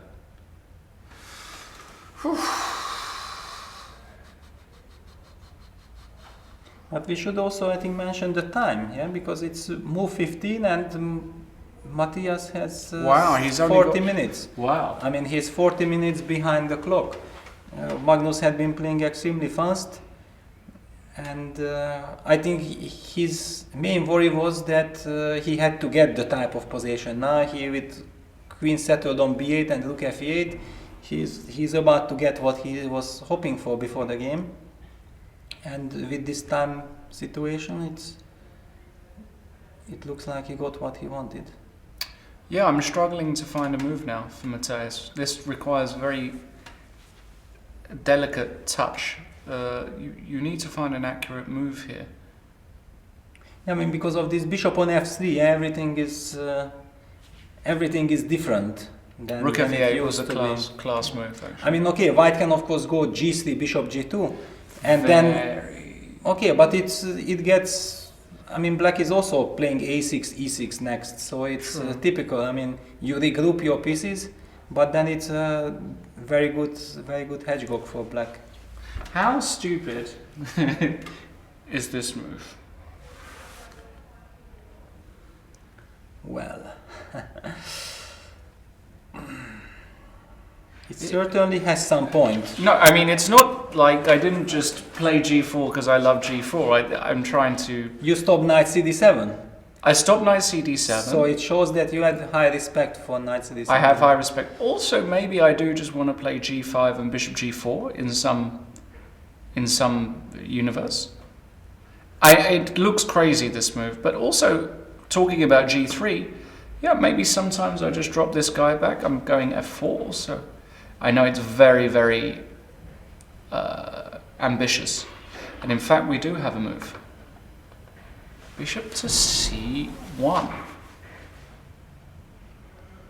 Yeah, but this is a sign then that black is fine. Yeah, basically. this move doesn't inspire me tremendously. Okay, he wants to put maybe the bishop to b2, but usually in the hedgehog was considered that the bishop on e3 is better placed than on b2. But again, we have this bishop on f3. Magnus is playing instantly. e6. Yeah, he just wants to get his setup. Yeah, now I feel like the danger has passed for Magnus. Yeah, definitely. So, okay, let's move to another game. A really interesting game was the game MVL versus Nidich, and we last saw it after knight f4, rook h8. And we were looking at moves like e6, knight takes d5, but the conclusion we came to was actually white has got long-term compensation for this pawn, so there's no need to do it. So that's why Maxime played the very natural move as well, queen e2, whereas now e6 looks like it could be, in some variations, very dangerous. So knight b6 looks absolutely forced to me. I don't know. I mean... Yeah, of course. There is no other move. And now Maxime continues with his theme of just saying, well, I've got compensation with rook g1. Well, also black was threatening g5, I think. G5 was a threat, yes. And now Nidich played a move again we saw before the break, rook to a7. I actually really like this move. I think this move is a very useful move. The rook comes and blocks a lot of the time. And white has got a question of where is he putting his king long term? Well, actually both sides have this question. Yeah? It's a very curious position. Yeah, very unique. I don't know who I prefer.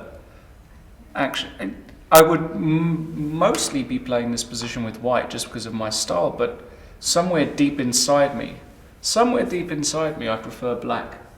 There's just kind of a rejection of, this is like self-deprecation and self-hatred, you know? This is me hating myself.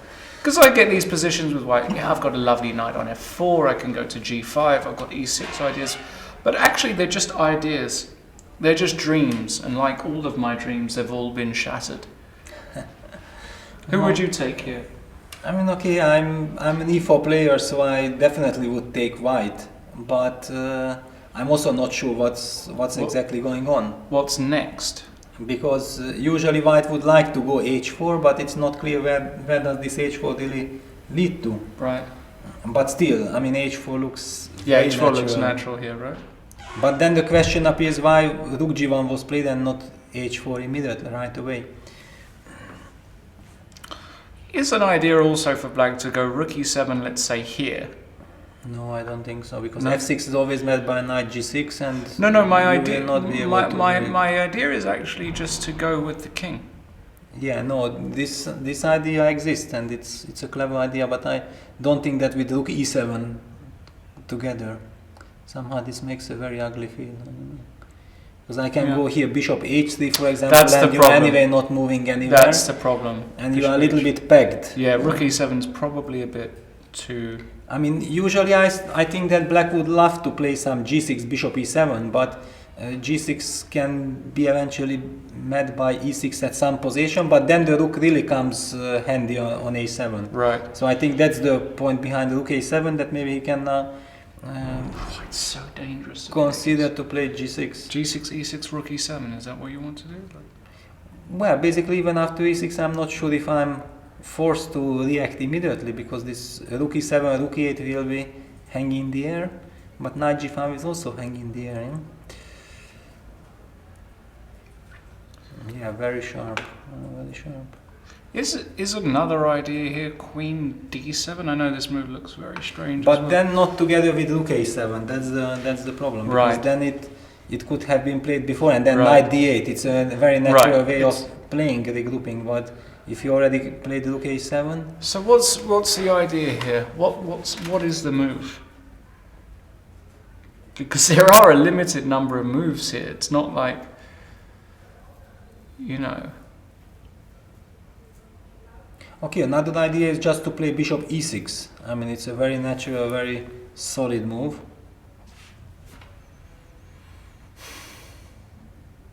But this And you feels- block this e6. I mean, one sense.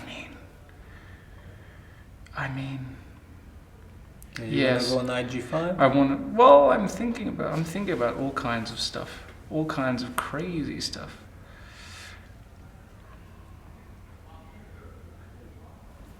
Well, I saw that h5 or knight g5. These two moves look natural. And now there is a big choice. Yeah. Don't know. Very, very difficult. Don't know. I don't know, but can you go now king d7? This might be an idea. No, takes here. Yes, then fe, because I have king you have takes for check. check. Yeah. That's quite an important feature. And this is a sort of position Shirov would be very good with white, right? In his prime, you know, this Well, probably even now. If it's good, then if the position like this is is the sort of good. position I imagine Shirov playing. What was your record like against Shirov when you were playing a lot? Well, I mean, when I was a youngster and I faced the extremely good Alexei, then I had problems. Then when I kind of grew up and became elite player myself, then I took over. For quite a while I had extremely good record, and then strangely enough, like from 2010, my record is lately not that. Okay, we also haven't been playing too You don't many play games, so but many games, yeah. I lost 2 games where I've been overly ambitious with white. And Alexei showed to me that he is today also capable of playing extremely good chess, and he beat me. Okay. So that's why I said if the position is good, then Alexei still Can kills. still do it. You know. Okay, let's come back to this one. Let's quickly go to Aronian Maya.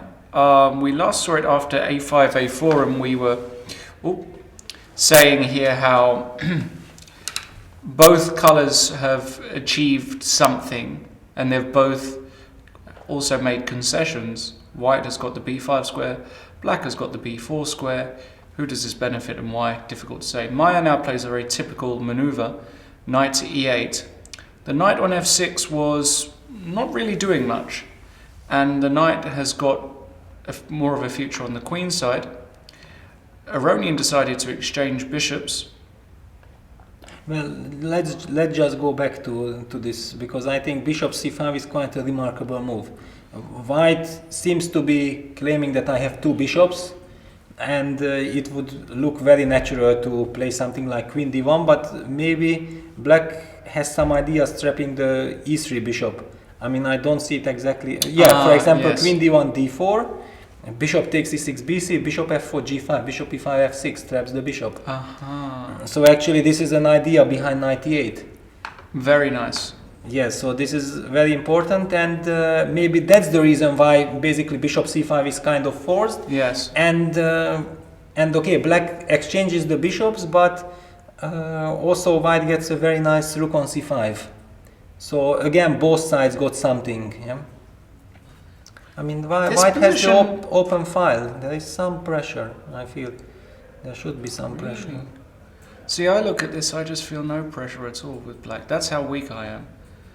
No, That's the not- difference. Not necessarily, but No, that's the difference. Like, if I just go knight d6 now, for example. yes. Then maybe I go e3. Okay, e3. Let me just play like how I would play a blitz game here. Okay.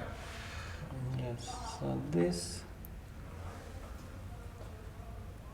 So I should be also blitzing.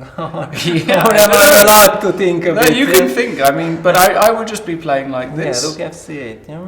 And if rook ac1. Well, I've got knight e5. I've got knight b4. I've got Yeah, knight b4 bothers me because then you have b6. Exactly, And b6 if you is manage coming. to exchange all rooks, then you have no problems at all. I mean, my pressure is based on the open c file. If I'm not able to exert pressure, so maybe e3 was not precise. Hang on. Yeah, knight d6. Very natural. How can I try to? Because queen b6 runs into rook a6 always. Right. So queen b6 doesn't give me I'm not- anything. So I have to be super smart here. Okay, rook ac1, because I'm not sure if knight d4 is a threat. No, I'm not sure I want to go knight d4. Yeah. I'm not sure. So if I just go... Rook f3. Yeah. Then can I go queen c3? Or it's Yeah, okay, I'm still not... not impressed. Yeah? Somehow I'm not, but 1 second. Maybe I am more impressed now. Yeah, but this knight on d6 is so good. And if I go... Oh, can No. I? No, I better not hang pieces. But you can go knight e7, Knight- which I think is extremely important because after rook c7 you can just take queen takes a4. This might be a very important detail. Ah, just here now. Yeah. Yes, and the two knights are covering all the important squares. So So... yeah, maybe you. I actually, yeah, like, with the two knights here? Yeah, I mean knight on d6 is Is typically beautiful, yeah. super solid. Yeah. Super knight. I mean, I thought that white should be in time to pose some problem, but yeah, somehow this rook knight d6, rook f c8, and knight moves comes way too fast. I don't know how to deal with this. Can I? Yeah, but I don't see it. I don't see it. I don't see it. I just don't like my bishop being locked out here. Yeah, that's why I wanted to go e3, d4, bishop e2, but this Ah, is if just you- yeah, yeah, I if can you- do, but you are in time to equalize. So Okay, I'm not. if you could get this bishop here quickly, it would be something, Yeah. right? But But I'm only getting it when it doesn't matter already. exactly. So No, I think Georg is fine. I don't think Levon found a way to put maximum pressure on. I mean, but Let's- knight e8 was a very super. Really smart like move. this move. Super smart Really, move. really like this move. This is really very classy move. Let's go to Hoyifan Caruana. And we last saw it after h3 before the break, and we were saying this is a very clever move because you're asking black to make the move, and if you go knight g7, the problem is white can either go knight e3 Yeah, this is. or this bishop is- h6. So it's a kind of very decent waiting move because also white has got this plan. Rook f7 was played, so Fabiano also waiting, making a useful move. And Hoyifan waiting again with a useful move, connecting the rooks, bishop d7, and again, very typical plan, rook e2. And Fabiano decided now that actually all of this knight g7 stuff was too slow, so he went c5, which Which at first glance looks like a desperate attempt to get some air. Yeah. I mean, it's it usually. If black would feel comfortable, he would rather prefer to play without c5. Yeah, but we also didn't really see how black should untangle his pieces. Yeah, so in this sense, then c5 does make sense at a cost that you are getting isolated pawn. Isolated pawn. I'm usually not a big fan of isolated pawns. well, this is what happened. Takes, and now white took this diagonal. I have to say I dislike Fabiano's position immensely here. Yeah, I mean, rook d1 is coming. Rook d1 is coming. It looks like white has extremely easy play. Looks just positionally. Yeah, looks well because Looks suddenly terrible nothing for- makes sense. Yeah, I mean, the rook on All- f7, f6, g6 pawns are, the king side is weakened. I even don't see how to get the harmony. I mean, like knight g7, knight e6, or knight c6 back, but this all looks... Fabi. He's going to need one of his... I think he should start realizing now that these are the kind of positions where... Well, I mean, Hou Yifan, she's clearly smelling blood. She's got big time advantage, half an hour on the clock. And Fabi looks worried, which is not good. He doesn't look happy at all, and he shouldn't be happy because his position just doesn't make sense. He's got knights here, he's got a weak pawn, and look at White's harmony and, you know, beautiful pieces. Yeah, it's just beautiful. This is a position you would dream of, right, Peter, with of White? Course, yeah. Basically, I mean, on higher sense, you would consider it technically almost like a winning position. I mean, that of course you have to put a lot of effort, but it's already kind of in your hands. Yeah, with White. That's how you would feel. But okay, we know Fabiano is extremely good also in defending bad positions. Yeah. I think this is also one of the very big qualities of the super players, that they are not only very strong when they get good positions, but even when they have bad positions, they realize it quite quickly and they switch mentally, and they start producing very good defending moves, and they often survive bad positions. But this one, the problem Fabiano has is that I don't see a way for him to... Yeah, it's practically very bad, because what is you doing? What is his move? Like, what is his? Not only what is his move, what is his plan here? How does he remedy his? Yeah, even if we would, for example, say now black has two moves to make, even then it's not clear what are those two moves that would solve the problems. And Bishop White is A4, just... bishop takes C2. Yes. Knight E3, knight takes C2. There are... Yeah, but strategically speaking, yes, strategically, yeah, of yes. course. No, it's... This is not what you want. Yeah, this is actually the problem with this knight c7 move. But I don't like c5 either. Like, when you go c2, like, is there no other way to kind of, I don't know, play some... No, you can certainly play moves, but also White has some ideas with c3, c4 at the right moment. So it's not like you can forever just sit and wait. I mean, okay, first rook a1 would happen, of course. Okay, so here... This. At least, like... And then next knight c8, yeah? Yeah. Trying to release them. Just try and release some pressure somehow. Yeah, somehow c5 looks like a nervous move, that he simply disliked his position and he was trying to get some counterplay, and once he played it, he realized that his position got even worse. Yeah. This bishop f4 was a smart move. Simple move, but very played rook effective. c8. Okay, so now he might be looking at some d4, but even that... Yeah, the diagonal, no, okay, rook c8 is just a good move. I mean, you have to bring the rook to the game. Okay, White will probably answer it with rook d1, targeting the d5 pawn in the long run. It still looks disgusting to me for Fabiano, this position. Weak pawn here, weak pawn here. Where is White's weaknesses? Yeah, all of White's pieces are placed Makes perfectly. sense, yeah. Even the rook on e2 is not perfect because it can switch Fantastic. to d2. White can double on Fantastic. e or d. Protects f2. Yeah. No, this is huge for White. This is huge for Hou Yifan. So all you Fabi fans out there should be worried at the moment. I certainly am worried. We've seen Arkady Naidic. He's a very creative player, and now we see a move that a lot of beginner players or intermediate players will look at this and think, what is this guy? This guy's a grandmaster. So Peter, explain what he is doing, putting his knight in the corner of the board. Well, basically he is reshuffling his knight from b6 to e6. The same applied to the idea that we mentioned before with queen d7, knight d8, but it did not work tactically. So now we also see the point behind rook a7. So Arkady played the move rook a7 with the clear intention, my next move gonna be knight e8.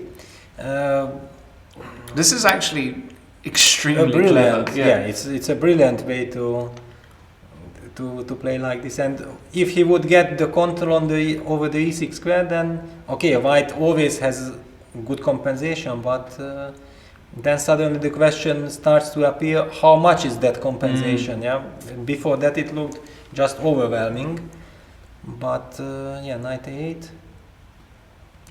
Next Maxime has gone all in, as we say in the poker world, with e6. This is incredible. This is an incredible decision. He's basically saying, so with this move e6, he's saying, if I just play a move, whatever. This is a terrible move, but okay, any move. Any move. It's a developing move. He's going to go knight c7, and he's saying, I just have nothing here. The knight comes to e6. Yeah. So he's decided that he has to go for it now. And now Arkady's going to think. But I mean, e6 is a very principled move. Yeah, it's probably the last moment of the game when he really had the chance to play e6. And after all his play was based on e6. So let's have a think here. What are the first move? Well, the first move that I look at is this, just because I'm... And then knight g5. Knight g5. And you're actually threatening knight 6 f7. Yes. So I have to take... And then knight g6 no, so I can't go rook e7 because of knight g5. So I should probably take this guy. Yeah, but if you take fe, I'm not forced to take. I might go some knight g6. Knight g6, rook. Yeah, where to put the rook? It's already difficult to put the rook somewhere. Probably here. Yeah, now I might even just develop with bishop f4. I mean, I might just not do anything direct. Just bishop f4. Yeah, it's dangerous, isn't it, actually? And okay, this black king on e8. Where is it? And I have ideas like bishop h3, bishop takes f5 also. But the main trump is not the knight on g6. Yeah, it's just a beautiful piece, dominating the whole king side. I'm trying to think of, in the Berlin, when white goes e6, black often likes to reply with f6, right? But there are no queens on the board. But there are no queens on the board, and also this h7 pawn normally exists, and you cover, but you can't play f6 here. That's too disgusting. You just can't. No, you just can't. So, but maybe after e6 there are no threats yet, because e takes f7, king f7 would probably have black to go king g8 and then try to benefit on the e file. So, but which move to make? Because knight c7 you don't want to block out the rook. Bishop d6 is not possible. What so about? Maybe d5 is also hang. But knight d5 then queen e6 is fine for you. So maybe you can Queen f. actually do this. But now you can. Yeah, I have so many options now. I mean, I can already take back the pawn, yeah? Also, yeah, exactly. Yeah, no, I mean, somehow queen f6, no. There has to be a move here, a very... I mean, okay, bishop takes e6 is a natural move to me. Yeah, I was looking at this, so I'm takes... trying to change this bishop, but... And now some... Even this... Yeah, rook g6 is definitely a candidate. Knight c7, but then my rook is again locked out of the game. I'm not happy with this development. Maybe rook h6 here.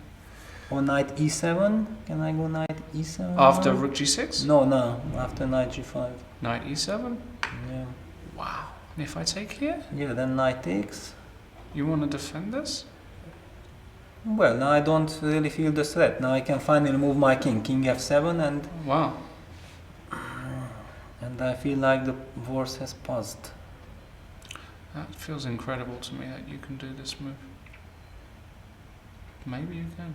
King f7. Okay, now you are already also forced to do something. Yeah?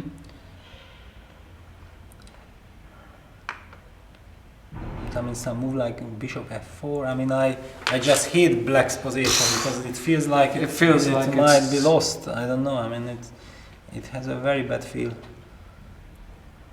It has a very bad feel.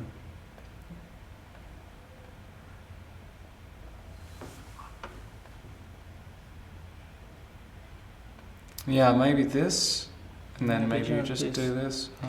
Yeah, but this g7 pawn is also falling.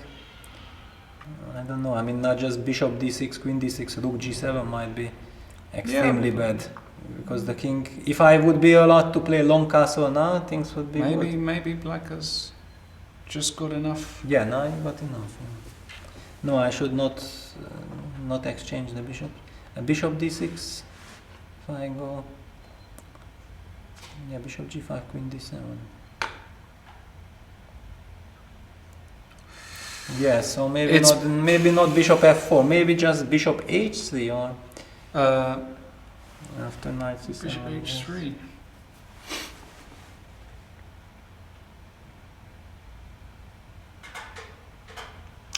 I don't know. It's very unclear. I feel very uneasy with black actually here. Yeah, only white should also not get carried away after the rook on a1 and the bishop on f1 are not yet participating. Yeah, that's true. Yeah, because when I went bishop f4 takes and rook g7 it looked very good, but after queen f4 all of a sudden I realized that you are absolutely fine. Yeah. Yeah, but bishop takes e6 is also not the move black wants to make. I don't know. What is the move here? I don't know what is the move. Yeah.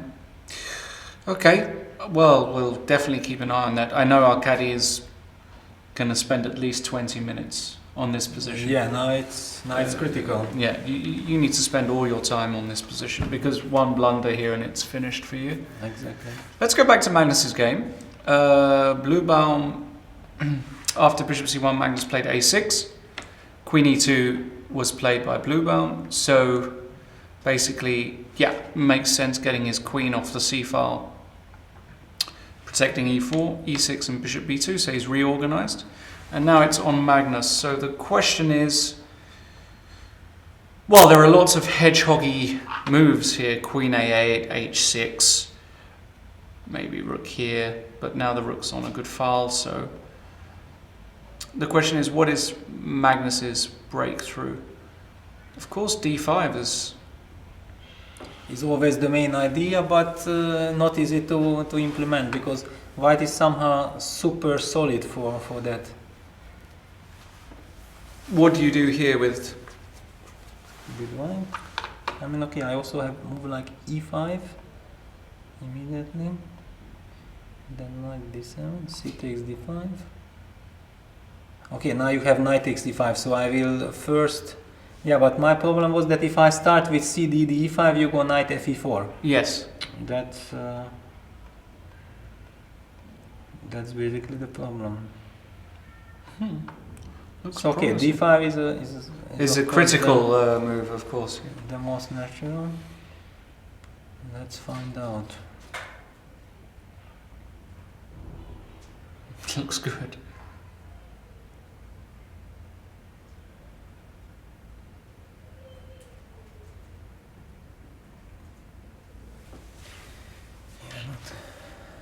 But after e5, knight d7, maybe do I have b4? Back to this move. e5, knight d7, b4. Aha.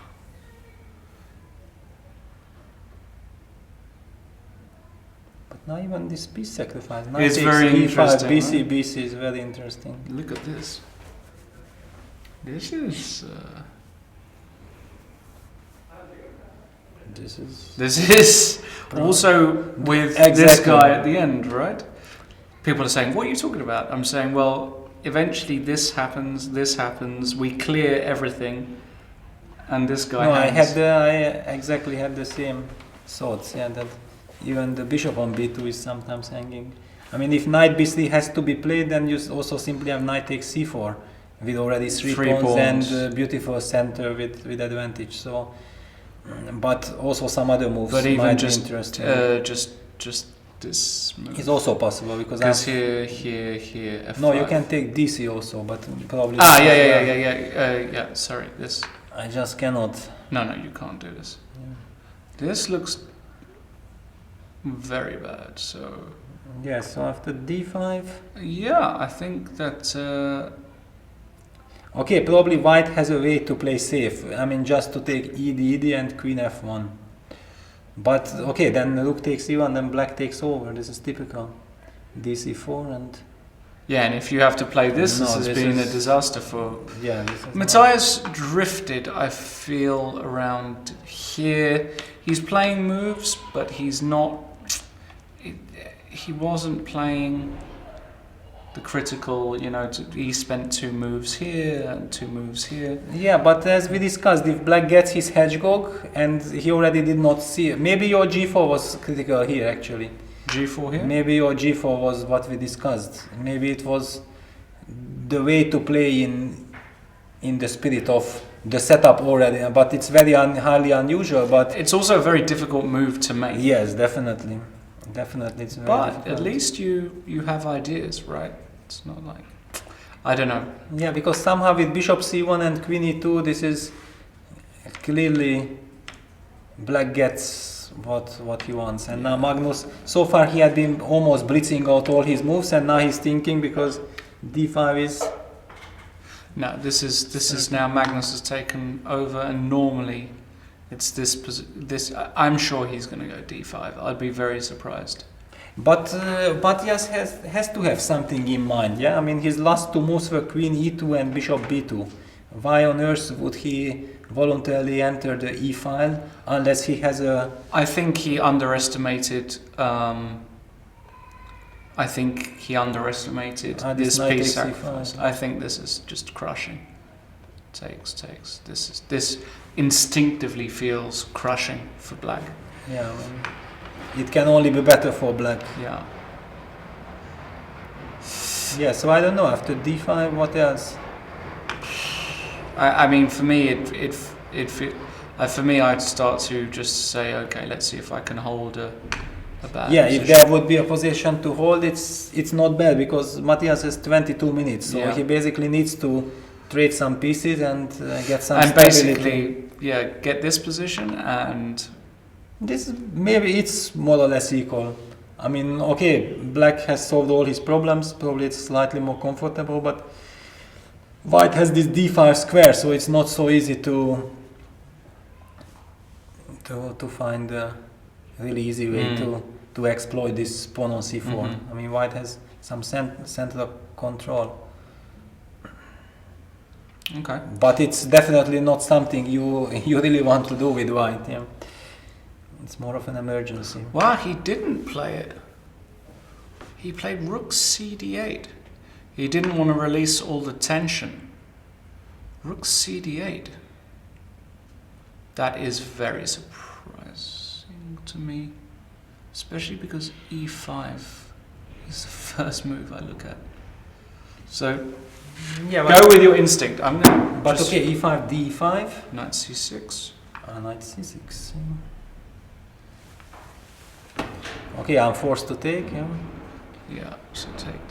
Takes. Rook takes D1. Yeah. Then you are not taking back my pawn. I don't want to take it back. You don't, but then I go Rook C8 now. Kick away. Yeah. This is. And then your bishop has no squares. Then Yeah, I that's true. have. Yeah. No, you don't. But No, okay, if I. Yeah, but. No, you should not do Probably this. this But you is- can take back with the knight on D1 and then okay. E5 pawn. Let's I mean, try. Let's try this. Then okay, I go knight CD7, protecting. But I mean, okay, you can take bishop takes C5, yeah? And it should be equal. Queen C8, and Well, I have ways to. yeah, I mean, I can okay, take now you here, are yeah. super safe, yeah. Yeah. Bishop D7, knight Absolutely. D7. So So this knight takes D7, knight takes D1 is a possibility. yeah. But this is just E. This was your instinct. instinct was to But because hang on, yeah. So okay, if I take bishop F3, knight F3, then you are safe. yes. I mean, then there is no reason why it should not play E5. So okay, after E5, D5 is forced. and then knight c6. Maybe it's a way to bail out, yeah, for white. I mean, e5's the first move I think of there because I just see the c6 square is available again. Yeah, but this is again only in the case if d5 was really that strong, move 18. We are not 100% sure. No. Okay, we think that that's the move, but if white feels that he's fine in this position, then he doesn't feel the necessity that after rook cd8 to do something extraordinary. Yeah? Also, he doesn't have to go e5. This is a way, like, psychologically it's an important moment because if I were white here, having seen d5, I would think, oh, it still exists. But maybe now actually, there's something about this move I don't like. Because now white does have a move.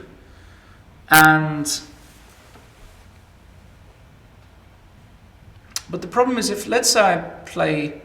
Yeah, let's say I go, the queen. well, let's say I go back to c2, because now the rook is on d8. But... or d2, let's say. Yeah, but okay, c2 is more natural. C2 is more C2. natural. Yeah, because also the guy sometimes comes... I mean, I know that in the hedgehog position with g3, bishop g2, it's quite common that in such position when both, I mean, white did not achieve anything, black basically comfortably equalized, but it's not clear how to do. Sometimes games end in a draw with repetition, like rook c8, queen moves, then rook d8 back, and show like, okay, please show me what is your idea. But here with bishop on f3, it feels that black has somehow the better version than all those hedgehogs. So here, rook d1. And knight d1. Then you take bishop e5. Then but knight d3 is coming, so it's hang on. Yeah, actually, maybe tricky. This is tricky because bishop takes f6 is not a move to make, and so like this position. Yeah, here, no, this against Magnus, this I would say 100 moves, but in fact you might not reach 100, so No. it not will be 100 moves. I mean, no, black is the just knight better. comes, yeah. And the bishop So on d4. actually, that doesn't seem to work.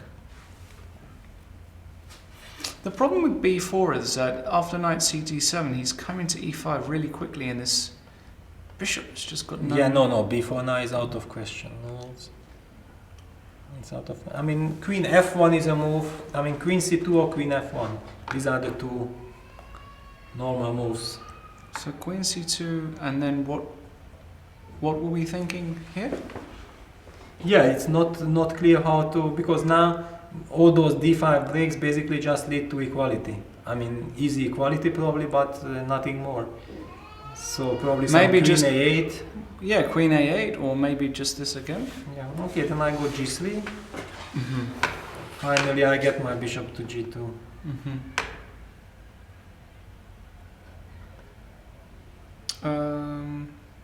Queen a8. Yeah, bishop g2. That's why I was not sure if the queen on f1 is really misplaced, because it protects the g2 That's bishop. very interesting. Yeah. Because I don't see any other plan for white apart of g3 bishop g2, just to secure a little bit this king side. b5 is not a break to worry about. d5 is the only break basically that black has, but with now the queen out of the e file, it's not something to really worry about. But look at this. Matthias is down to 17 minutes. Yeah. And it's move 18, yeah? Yes. This. But they do get increment. Yeah, they do get increment, but then it will be a heavy time trouble. Really heavy time trouble. And we can see here, highest rated players blue ever beat are Naiditch and Shirov. So yeah, so this is Matthias's first ever 2800 player. It's a good guy to play, to break that record, but still we can see there. Well, I mean, after the opening it looked like he has some chances, but once Magnus got his position, I would consider that the chances of Matthias winning this game are extremely low. I agree. Especially with this 16 minutes. for 22 moves basically, and also it feels like black has the slight initiative. Black decides that will I go d5 and simply liquidate, or I will just since you have little time, why not to just fool around, yeah, with some logical moves. Yeah, he keep wants the tension, keep the tension. keep the pressure. So here maybe Queen F1, Queen C2 we said, but okay, we'll come back to that. Let's go to Fabiano's game, because that also reached a very interesting moment. After Rook C8, Hou Yifan, she didn't go Rook D1, but she went Rook C1, which is of course very logical as well. But somehow I prefer Rook D1, I don't know, it's just a feeling, but somehow to me it felt like the Rook belongs to the D file. But after Rook A1, Fabiano again went into, and he's only got 20 minutes left. He went into, is this bluff mode? Is this, I don't know what kind of mode this is. Wow, but it looks extremely scary, yeah? G5. I mean, I don't quite see why White should be scared of this move at all. Okay, but as we discussed, black's position is critical anyway, so it's basically a natural way of trying to sharpen up things. Maybe after, please show me where you are going with the bishop. You go bishop h2, I might consider h5 and try to make sense of my pieces, yeah? Before we discussed that the rook on f7 had no potential, no future, and now it makes some sense. I'm not saying that, no, not claiming that this is good, but at least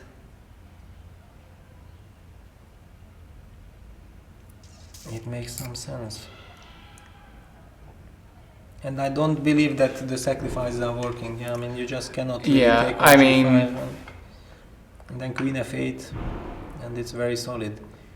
Yeah. And okay, White has such a nice position. Yeah, if why the sacrifice is not winning, then you are not gonna go do it. Yeah, where to put the bishop? To C1 or to H2? Somehow it feels right here, but that's just me. Or D2. Yeah, no, it's possible. Oh. Our silicon friend, Yes? who we're not using by the way, but on this particular moment, I just had a very quick glance, has suggested an extremely powerful move. Well, knight G6 is a typical NG move, yeah. Yeah, but it might just be winning. This is the problem. Even winning, yeah. Well, I mean, Well, at least it's extremely strong strategically. yeah, because, well, of course, this position is a disaster for Fabiano. This is just losing, actually. No, that's finished. Yeah, that's finished. Yeah.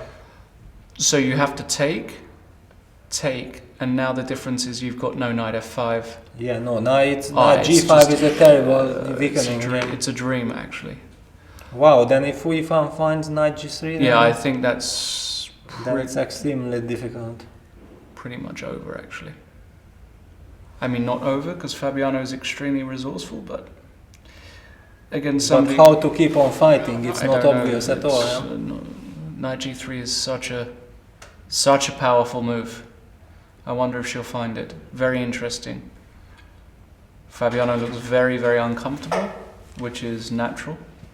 Yeah, I guess when playing G5 he missed knight G3 because I think he wanted to get some counterplay and with little time, but it's, I think, quite typical that once you go G5 you see knight G3 immediately. So I think by his body language I have the feeling that he sees knight G3. Oh, for sure, he saw knight G3. Yeah.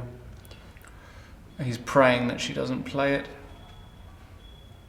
Yeah, really dramatic moment. But actually Hou Yifan is extremely good in spotting such moves. I think she's going to find this. I have a feeling that she's going to find this one. Very tough times. Yeah, a lot of tension now. Yeah, we can see them both on the screen, and we can see your countryman even behind. Victor, yeah. Victor Erdos. Fabiano's He also looked concerned. Have you seen his face, Erdos? He also looked concerned. Maybe he also spotted knight G3, I don't know. Yeah. And now Vachier is coming, Maxim is coming to take a look. I don't know, maybe on the screen Maxim spotted this knight G3. He's I'm very sure. good in this. Caruana has won 6 and drawn 6 against Hou Yifan, as I was saying, fantastic record. But today, maybe things are going to change. Which Yeah, would but be- sometimes such records are also tricky because you feel like you have done it already so many times, and you take maybe more risk than you should. Yeah, if you play against somebody where you don't have such a record, I don't think that all these C5s would be played. But okay, this is just a guess. Yeah, I really didn't like his c5. I thought that... I understand why he did it, but I don't like it. But this move is just a bone crusher. Yeah. And what did the engine say? If not knight g3, then white has other good moves, because this is the question. I don't know, I only saw very quickly glanced. But I imagine just going here... Let's say he goes bishop c1, h5. What if I just played like normally? Anyway, knight e3. This looks normal to me to try and gain some control over d4. Also looks... Yeah, also possible. Yeah. Because here, I mean, this is just a strategical dream for white. Yeah, but basically that's why I asked, because that's what Fabiano can hope for, that since knight g3 is not the only good looking move, every other move looks also not bad for white. That's why during the game you cannot ask engine that this is a critical moment. Right. So you might just think, okay, I will decide to go back to c1 or to h2 with the bishop, and I'm anyway satisfied. And this is how you can actually miss knight g3. If you are not comfortable with other moves, then Probably you finally h2 find. is the worst of them, because now after h5 I don't You don't have knight e3. Right. Exactly. And Okay, you have knight g3, but knight g3, but somehow after takes takes takes some g4. maybe h4 g4, some combination, I don't know. But anyway, it looks quite suspicious. Yeah. Knight takes h4. Yeah, but I am getting a rook to g7, no? Yeah, but still, I'm very skeptical of this, because I can just go some bishop g3. I mean, covering this. And Maybe- also looks huge. Maybe g4 immediately also. Yeah, but then knight h4 was a huge problem, and I believe that this compensation will also. You still think this is amazing, very good for white. Yeah, very good. I mean, maybe just knight f5, and then if I activate my queen to the king side, then it Still looks bad, everything Yeah. looks bad. everything looks bad. But maybe this is the hope for Fabi. Yeah, it's at least it's an open file, right? Like, Yeah, very quickly in the Aronian Maya game, we were actually in the position we discussed. discussed with e3. He did do this, but after knight b4, I find it very difficult to believe white has any pressure here because of this knight on d6 covering so many key points. Yeah, no pressure at all. The only problem now that black is probably really satisfied. He got everything, but what next? Because rook takes c3, b takes c3 is not an option. I mean, this is the only strategical danger, and what white is playing for. But maybe a move like rook c6. Is Yeah, a move. exactly. And with the idea of, Rook f8. and even this, maybe we can even go bc. Even bc is maybe interesting. Yeah. I mean, now the two knights are so dominant. Yeah, because Okay, white goes now queen. No, queen c3 is impossible. No, queen queen c3 is c3, possible. queen c3 is possible. It's possible, yeah. But I cannot go knight b3 next, so, and I also cannot go queen c5 next. So yeah, Exactly. you can just go rook c8 and you are threatening with the fork. Here, obviously. So, Yeah, black solved all his problems. yeah, I think Jörg will find a very, The only slight concern is his time management, because okay, he's always like that though, Yeah. Jörg, but he's an extremely good blitz player, so and he has the 30 seconds bonus, and if you have a solid position, those Yes. 30 seconds are extremely important. so after rook c6, if I go queen d1 immediately, Okay, then rook f8. yeah. Yeah, and obviously just knight By b3. the way, this knight a2 is It's also really in- interesting. Yeah, it's in the air. idea. No. No, I mean white has nothing. In fact, I wonder if white has to be slightly careful, yeah. because the two knights are now clearly stronger than the knight and bishop. Okay, white should not run any risks here, Yeah, rook c6. but with white you always feel like you should still continue fighting for something, yeah? And it's not clear if you still have the right to do that. Arkady Naiditsch still thinking in this position. We will revisit this. It's just extremely difficult to analyze without. Yeah, this is the position of the day. Yeah, basically. It's Yeah, just one of the. It's just beautiful. Naiditsch down to 30 minutes. Magnus has made a move. Bluebum made a move, but Bluebum only has 6.5 minutes, Peter. It's not enough time for 20 moves in such a rich position. Yes, such a rich position. But it shows also the immense pressure facing Magnus. Yeah, I mean, I'm pretty sure that Matthias against any other player would have at the same position in the same game still 40 minutes on his clock. But just this pressure of facing Magnus Carlsen. And Magnus has done incredible job. I mean, starting from the first move, this d4, d6, Yes. unbalancing Matthias, and it seems that. I don't even know a move here for white because now. Okay, g3, but now e5, yeah? Yeah, g3 then it might run into e5, winning a pawn. So already after this, is it possible that e5 is... Do you have to go b4 here? Yeah, but that's why Matthias is down on time, because I think he just realized to his horror that he cannot play even And now he... natural. No, then knight e5 wins.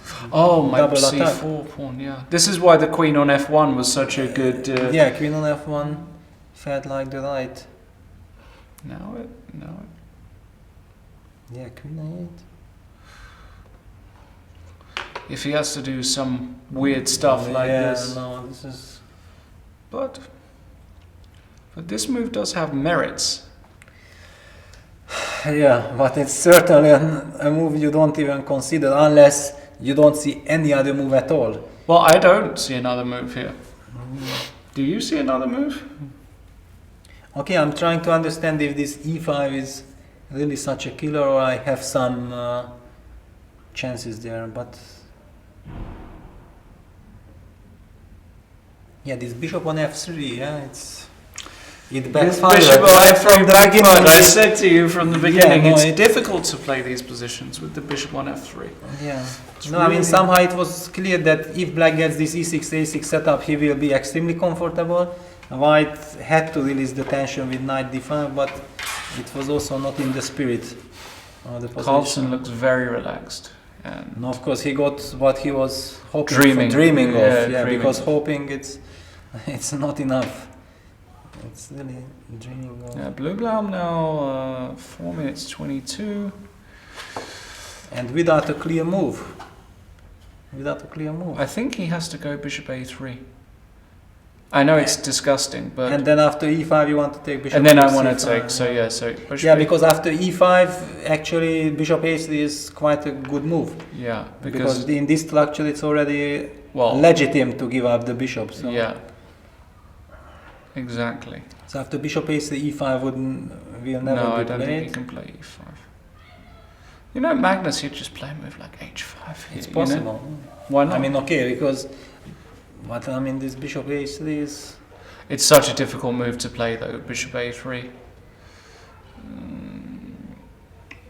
And if Magnus wins this without even trying hard, the rest of the tournament should be very, very wary, and I wouldn't be very confident. If Magnus wins in 22 moves with black in the first game, I would be quite annoyed actually if I were the other guys, because Matthias has put no pressure on Magnus at all. He's just no okay at the beginning, but at the very beginning. Yeah, at the but then very it's beginning. slipped. Yeah, it somehow. really slipped. 3 minutes now for Matthias. 21 moves to be played, and yes, he's going to get 30 seconds bonus per move, but he has to move quickly. The problem he's got is he doesn't really have many moves. I He think doesn't have a move. basically bishop a3 feels like the only move to me, because you're threatening e5. Yeah. So and if b4 knight cd7 is just so disgusting, we can't even talk about it. Yeah, I mean, It would be normal if you could play now bishop e2, bishop f1, but you just cannot. Yeah, e4 is hanging. Queen e2 back. I mean, queen c2, queen e2. I mean that would not be the problem. The problem is that he's losing a pawn, or no, No, he's now- not losing now a pawn. he's No, not. he's not losing a pawn. So the question is d5. D5, So the question now is d5.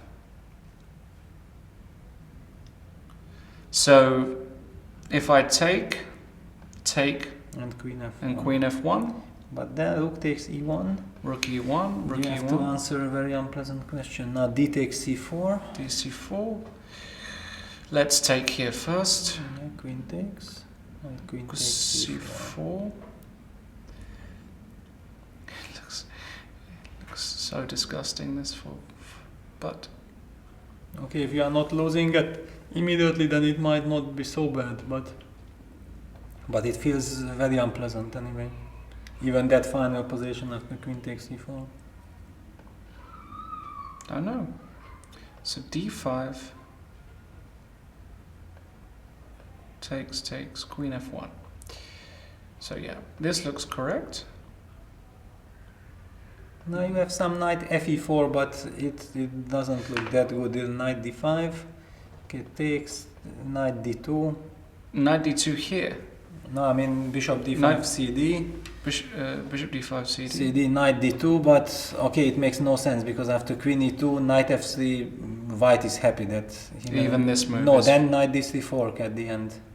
But Oh. this you have to watch out, but you can take queen Ah, f3. yes. probably. Queen f3. But yeah. You are pinned, but it don't seem that. Also, it's black has to be Yeah, careful. exactly. here With all because these rook e8s, rook yeah. e8 is- No. I mean knight fe4 is not a move, but d takes c4 is the Yeah. natural move. But the good news for Bluebaum is that all of these moves are forcing moves. So I have a feeling Magnus isn't going to play d5. I think he's going to wait because he could have played d5 before. I think. Yeah, but now he gets a better version than the previous one. Yeah, but still, I mean, if this is the best he can get. Yeah, these, but this he will definitely calculate a lot because here it feels like black might have some very strong move because the knight from d4 is not moving because of knight d3. So if I would be able to threaten with b5, then it would be very close to winning. I mean, this is kind of, but how to threaten? I mean, bishop f8, but it's already too much to remove this beautiful bishop. But actually, it's interesting. After bishop f8, what is your move? I understand it's a paradox. I don't want to do this, but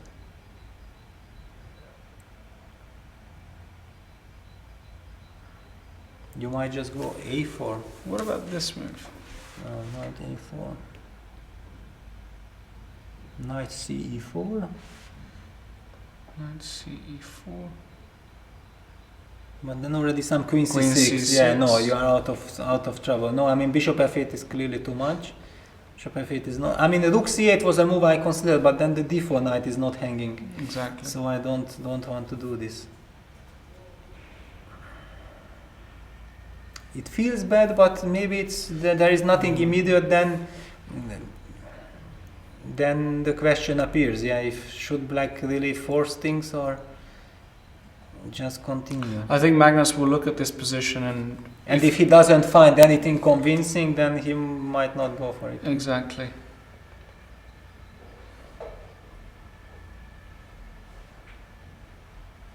But on the other hand, if he's not doing d5, then nothing really changed. Yeah, but just play a move. Yeah, then okay, g3. And g3, but now this guy is. Yeah, I understand. I mean, I'm all not happy what's happening. But so can I take advantage of that? That's the question, if you can or not. But now, so if I go here now, takes queen f1. Yeah, this h5 g3 helps you now. No. So take g3 back. But can I put my queen away or not? Because if queen f1, then e5 is a. Knight c2, take. Yeah, I win a pawn. You can take the pawn, yeah. So maybe white is in a zugzwang. I mean that. No, I think because yeah, or some because kind then of, h5 is extremely good, yeah. All those rook e8 checks once the position opens up. h5 feels very natural here to me as well. You restrict this bishop more. In some positions, you even go h4 to rule out any. So probably h4 here. Actually, But now all these d5 positions, I get knight g4 at the end. yeah. Also, yeah. And it might be the end of the game. Yeah. Actually, because it's just actually that's Yeah, I just mean, wins. then I touch the knight on d4. Let's just show this. Okay, because so here. I mean, such small details can maybe have a devastating effect. Yeah. Takes, and after queen c4, black has knight g4. Ah, this is finished. And this is finished. This yeah. is finished. Knight d3 is coming. Mate on the back. There are there's all kinds of beautiful ideas here. Yes. So basically, after h5. Good move h5. I feel. Yeah, I have a feeling it's a good move. I have just an instinctive feeling. I think he's going to do this. Yeah, and imagine you have 3 minutes and suddenly you face a move like h5 and you have to compare all those calculations that you have done in d5. That what has changed. It's a nightmare. I mean, these are things that you worry the most in time travel, yeah? Absolutely. Okay, we'll keep an eye on that. There's no moves yet in Hou Yifan and Fabiano Caruana, but there has been progress in the vachier-lagrave Knight game. After probably half an hour, Yeah, or even more than maybe. that, Knight did play bishop takes e6, knight takes e6, f takes e6, and now we were looking at the move rook g6, knight c7, and now either bishop f4 or bishop g5 with... But we are not sure finally if we should hurry with this bishop. The bishop h3 appeared also as an idea. bishop h3. Bishop h3 appeared as an idea. Now, for example, if rook takes h4, then already some tactics should work, I guess. Bishop g5. Yeah, I never Bishop believe. g5. I works. never believed this move for Yeah. h4. Yeah, no, No, h4 is no. just to mention it, but So, rook g6 feels right, because otherwise you might go queen f6 and you get stability. I mean, rook g6 feels right. is right? very tempting, and also if you go knight c7, your rook is locked out. Can you consider some exchange sacrifice with rook e7 for the dark squared bishop, just to exchange the dark squared bishop for this rook on a7, which is doing Something not like much. this? Yeah, something like this. Yeah, because the dark squares are very important here. Very interesting. I would be happy to give up this exchange, but So takes, get some stability. takes, and then if here you just want to play here or knight d8 or something, right? Well, it's not exactly what I hoped for. I was thinking, can I take with the knight on e7 just to kick this rook out of g6? But then you get access to the e5 But square. you know, I might just do that. Yes, this I know that you might do, but then I take and rook h6 and I have stability. Rook h6. Yeah, that's... Yeah, because I didn't see that. Otherwise, I'm... Yeah, otherwise you just collect everything. Yeah. And you go long castle as Yeah. well. But even this... Even this maybe Even- is just long terms very bad. I don't know. Yeah, once you go long castle, then how on earth am I? I mean, getting even this looks out. disgusting, right? Yeah, but okay, at least it's a pawn and it's my move. I can put my king to save some Yeah. kind of safety. King You go f7. here, king here. I mean that direction or to g8. I don't know exactly which one I would prefer, but yeah, queen d6 and long castle, queen f4 check and queen e4 idea. Ah, that's beautiful. So queen so f4 you are not in check. time to. I mean, you don't have Yeah. a move that you would love to make. Yeah. Wow. In the meantime, She did play She knight found g3. she found it after some thought, which is terrible news for Fabiano, because I think after here takes,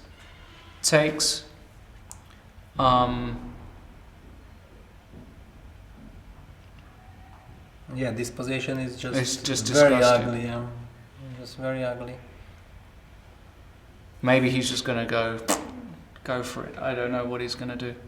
Yeah, now he will think for some time. In the meantime, Magnus had played h5. Wow, you are in great shape. I should have played the tournament. Exactly. What am I doing here? That's what I wanted to suggest. They convinced me at the last minute. I want my money back. But look at Matthias immediately answered bishop a1, a very good move also, because he calculated all those lines and he understood that the bishop was hanging on b2. So, and it was played immediately because he is now 312 on the clock. So, okay, well done, Matthias. He's fighting. We have 4 very interesting positions, actually.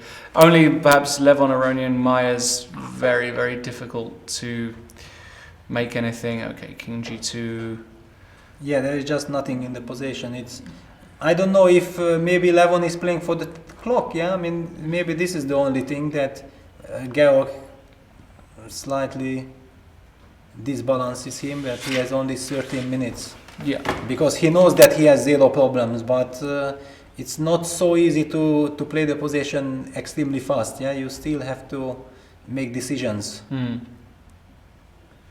I slightly don't understand this rook b8, rook dc8. Can you go back to move 19? He played rook ac8 at the beginning. Yeah, that's the so-called natural move. But rook fc8 would have been much more natural at this moment. Yeah. Yes. Move 19, he could have played rook fc8. Instead of this, he started to basically do nothing with rook ac8, and then rook b8 back, and white slowly improves his position. Yeah. And he has lost time, and somehow also it doesn't really show much confidence. Yeah, when you see that your opponent is just shuffling his looks like they're back and forth, this might give Levon some confidence that maybe he's still the hunter in this position, or at least Georg is not 100% sure what to do. That's very possible. It's kind of shocking, yeah, that just this c3 square, that the white pawn is on b2 and white was able to place his rook on c3, still poses black some concern. It's not that this is the end of the world, it's just nothing, but otherwise he would be able to just make a move right out of his hands, but like this... Maybe he should just play a move like queen e7 here. I think he played a move queen d8. Oh, queen d8. Okay, it's the same idea. Same idea. Same idea. Also, just to keep an eye on the h4 pawn, yeah? Exactly, that's the idea, yeah, exactly. Okay, I don't really believe that white wants to go g4, but okay, just in case, no? No, of course he doesn't want to go g4, yes. But okay, yeah, the queen on d8. I wonder that why he doesn't like rook c6. Yeah, that looked natural, right? Yeah, that looked natural. Okay, well we'll see what happens there. Magnus still to play. Yeah, Fabi needs a move here, but the position is just too disgusting. Yeah, I mean, he has now 17 minutes, but basically in such positions, people say that even if you have 1 week time to think, you cannot come up with any good idea. Yeah? That's the problem of such position. Yeah, now the f5 square is so weak. I really feel sorry for him, because I just know that you can have bad positions, but you feel that there is some life, and okay, you feel that you have some chance, but here you just feel like, okay, a few more moves, white will improve the position and it will be over. So you might just commit suicide. I mean, with some move that you normally would never even consider. But it's even what is the move? I mean, what candidate moves are there? Okay, honestly, maybe queen f8. I don't know. I mean, queen f8. I don't know if. I mean, this also looks terrible. For example, if you move queen d2, then b4 bishop d6 is also a threat. Yeah. This is just disgusting. No, there is just nowhere to place the pieces. I mean, there are no good squares. Just weaknesses everywhere. In the center, on the king's side. I think he's just gonna go all in with g4 because. But it's not all in. It's just. What is it? It's bluff. A bluff all in. An all in. Unfortunately, it doesn't give you any chances. All in bluff. I mean, if you go g4 and you think that it's all in, and your opponent looks at you and smiles, that's all you got. Yeah, I mean, kind of. So you'd be happy to see g4, right? Yeah, g4. I mean, it would give me a very pleasant choice between taking, and I'm very happy, but also knight h4, feeling like I should just crush after knight h4, g takes h3, knight f5, and game should end soon. I mean, that would be the feeling. You are forced to take everything because knight h6 is a threat, and then my queen joins the attack and all your light squares, and I mean, it's over. So that's why calling g4 all in. I don't know what, Yeah, what to call it? Yeah, what it's to call, suicide. what to do. I don't know. What, It's, a5. Holy Okay, cow. it's stopping b4 at least. At least it has some function, Yeah. but it feels a bit slow. Well, I mean, okay, but Now, if maybe I it's were a good white, I move, would yeah. I would just move. no, if you move, then I get the f5 square. So that's then I might be no, able to use it. No, that's too much. Queen b1. Okay, let's think. Okay, Can we but- go a4? I mean, I don't want to do it. 'Cause No, but maybe you can go h4, no? I mean, just h4. to ask some question. You're gonna go h6. You're gonna really go h6. I can't do h6. But you also don't want to go g4 and you don't want to take. So Because if g4, then we would just be going knight d2 I mean, okay, then this. or knight h2 or no, this one probably. Here. Yeah, but yeah, this is also not ideal. Yeah, I would. Now maybe you go a4, yeah, just to lock the knight down on d2. I quite like a5. Yeah, a5 is a super move actually. I mean, the position is bad, but this is what I said, that those elite super guys, they come up with incredible resources in very bad positions. Yeah, I'm pretty sure if some other guy would just lose this position in 3-4 moves, and Fabi is fighting. He comes up with a5. So if I go here and you want to go here, I want to go knight f5. Yeah. but just like just humor me for a second. I know, hang on, you had here rook e8 maybe winning on the Oh! spot, because then queen d5 double attack, so maybe I cannot go knight f5. Rook e8. Yeah, this Takes, is. takes, queen d5 and it's game over. Yeah, That's yeah important. basically, so then you can go queen d2 and next you can even go knight d4, also h4, g4, knight d4, you have now all kinds of possibilities. So this is really bad news for Fabi if he cannot use this f5 square now.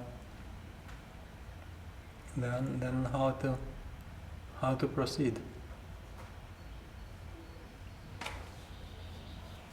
Can he go bishop? No, but bishop f5 loses to rook takes e7, yeah? Bishop f5 he cannot.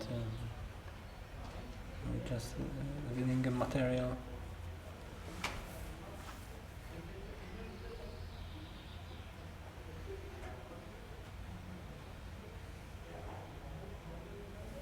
Yeah, queen d2 very natural and very strong. If there is no knight f5, then it's then what? This move. Yeah, but it looks very bad. I mean, now already h4 is a whole different story. I mean, h4, g4, knight d4, and then h5 is coming. With a total domination. She played it. Yeah, It's. I have a feeling it's going to be a bad day for Fabi today. Unfortunately. yeah, this position. No, it's just too disgusting for words. This position. It's just pieces everywhere. No. I mean, a5 was a good Yeah. try. I think probably the best move. But yeah, that now queen d2 works. Yeah. Huge time advantage. Fabiano only has. Maybe 15. queen b6 now. Can black play queen b6? Queen b6. Because What's knight the idea? g5 is probably not winning yet. Well, I mean, I just want to So if I go here. knight d4. Okay, then I take bishop d4. Well, hold on. I might take. You on take e7. rook e7. I might take yeah, on no, e7. and you yeah. will just win. And You just won the game probably. No. So I cannot take on d4. But then you can go knight d4. Also, this is in the. Then it's too a disgusting. disaster. Yeah. It's too disgusting. No, then I cannot go queen b6. But then I don't have a move.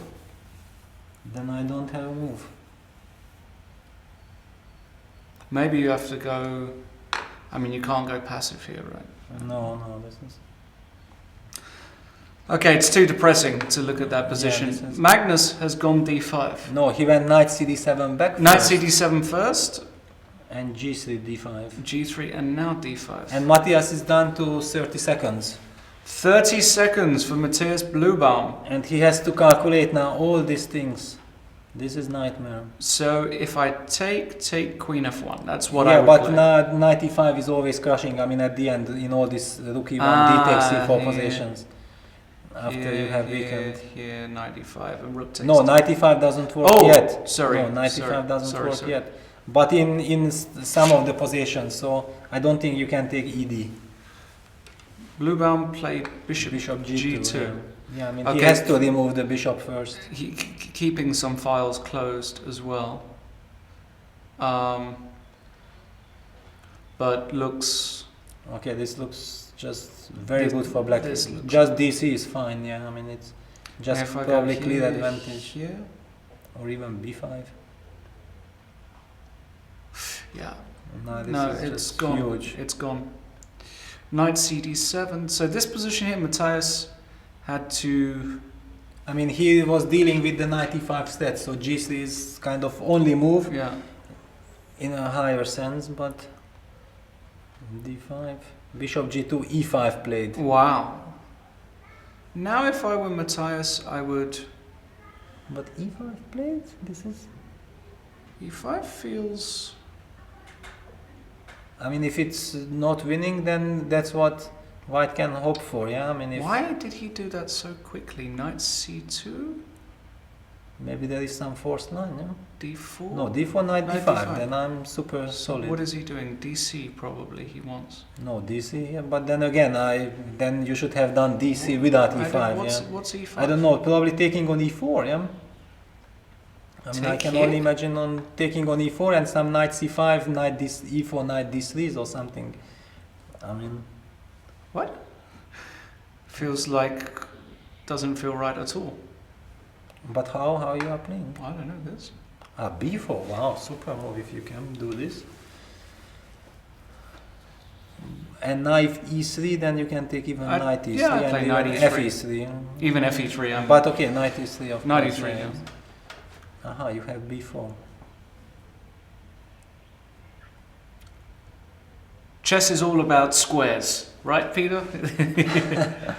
I don't know. Maybe it doesn't work. Let's have a Yeah, think. anyway, h4, but okay, e5, knight c2 played. Knight c2 is on the board. Yes, so Okay. Matthias is now 112 and I don't understand. Yeah, why This did feels Magnus like play wha- so quickly? So quickly E5? he played e5. I mean, I'm not saying it's bad, but No, probably there is something, but because otherwise, practically speaking, the d takes c4 position looked just... Or hang on, can we just move back? So if d takes c4, but he has no other move than queen takes c4, because Right. that's what I wanted to say, that if you have to play queen takes c4, then it's practically with 1 minute or 30 seconds for 60 moves, this position is practically just almost gone. Because it's so difficult to play with white every of Yeah. your move. But after e5 knight c2, the position becomes very direct. Suddenly you know what maybe to I do. can even take here. Yeah, this I wanted to see. Knight takes e4, bishop e4, bishop e4, queen e4, queen e4, rook e4, knight c5. I mean, I thought that this is what Magnus had in mind. Rook d8, rook d8, okay, rook e1, rook d2. I mean, here rook d2. I mean, Yeah, I this thought looks that this is crushing. his calculation. But Okay, but maybe you don't have to take on. No, but this is all forced. But you showed me with your b4. I don't know. Why it was, can't I do this? Then I go knight d3. Okay, and I go. I mean, of course, you can do it, but it looks just fantastic for black. I mean, I have knight f4. I just have- continue. I just continue. You give the pawn. I give the pawn and I come into d6. Okay, I always have rook e6 at the end. I mean, Yeah, knight but then- h3, knight g5. Yeah, but this is. I No, mean, sorry, yeah, sorry, yeah, sorry. takes things. No, but I don't believe this, Peter, because here. No, you have a game. You certainly have a game. Also, I have. You have some knight Yeah, before Exactly. jumps. So, like, even this position. No, this is not good for you, but Yeah. okay, I'm not forced to. No, I you can don't have to go knight a5. c5. I can Yeah, go of knight course. c5, Of course. and I had also some other choices, But somehow, like I'm playing very quickly here, but this doesn't feel. yeah, no, I mean it gives you some chances. Yeah. But this b4 was a shocker. I don't know how you came up with it so quickly. I mean, instantly. Squares. Yeah, squares. We're not using engines, ladies and gentlemen. So what was it here? Bishop B. So yeah, you just after d takes e4. This which is on the happened in board. the game. I And would- knight e4 happened. He played knight e4. I think I would play b4 here. Just to. I mean, that's a shocker. I really have to say that that's a shocker. It might be a terrible move. That's the problem. But it feels like. I'm not sure if it's a terrible move because already all these knight takes e4 exchanges. I mean, once you see it, and then it makes sense. Even some knight e3 next, you are even not forced to recapture the pawn. Right. I might just play around the pawn, right? Yeah. Okay. Some knight f8, knight e6, you have to watch Of out course, for. that's yeah, what I was. Clearly, but But even here, like this one, this feels okay for white to me. but okay, rook let's go. b2. Let's go to the game. because Okay, it's- okay, so we're going down this line. Okay, so the good news is for Matthias is he gains a lot of time on the clock, and so Okay, I'm pretty sure that black has a lovely endgame, probably with pressure, but really, I mean, if white surely not the best. if white is able to consolidate, then with the d5 square, all the chances to Yeah, get away with it, because at a certain moment on move 18 or move 20, it really looked like a he played knight disaster with c5. little time. I'm pretty sure Matthias will have a little think here, but I think he will just Rook come e1 back. is the only move. Yeah, Yeah. rook e1 is clearly. And if one this looks like the only But move. you also have rook f1. I don't Yeah, think it's rook necessary f1. because you Yeah, already true. have knight e3, knight d5 coming. Of course you do, yeah. I mean, it's okay. Black has a lovely position, b5, e4, but when you consider from black that you would like to win already, or you are searching for a win, then this is maybe just slight advantage. I mean, certainly there is some pressure here, but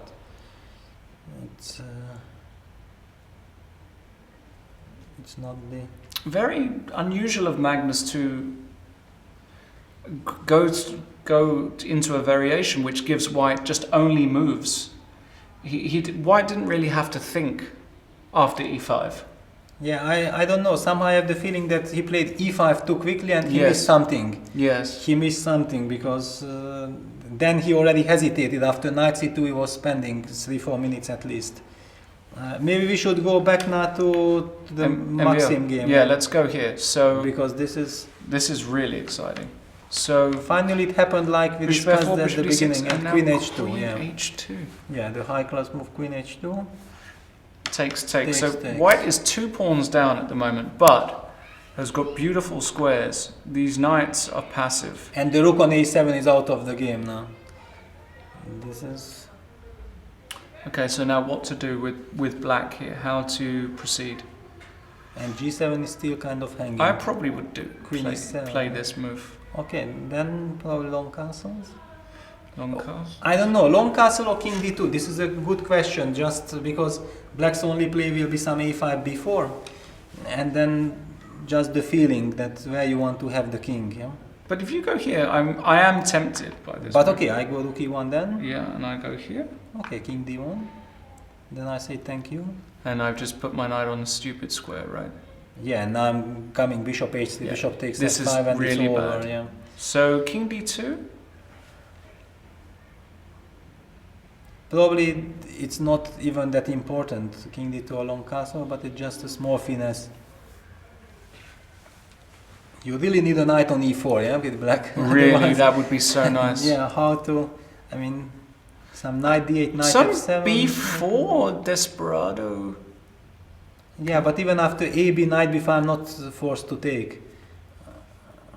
I mean, it's, and probably I can simply take. No, but my idea after b4 is takes knight b5 Knight with the b5. idea of coming here. Wow. But then knight g5 now? Knight g5, knight d8. D8. Okay, now something. will Something really- feels Yeah, Rookie this- one simply. Yeah, this, No, it can't be this right. cannot. It cannot work. Surely. It just cannot. Surely, yeah. So, So what to do? I mean, feeling-wise, it looks extremely bad for black. Black somehow needs queen to d6, somehow to challenge this queen from f4. But how on earth can black get this? King f8, yeah? Okay, at least you protect the. You protect g7. no, but I lose. It's okay, knight g5. Then queen e. No, queen e. Rook h6. Bravo, yeah? Trap my rook. Trap my your rook, force the exchange, and win the ending. Like Wow. a true Russian school of chess graduate. But I can still go h5.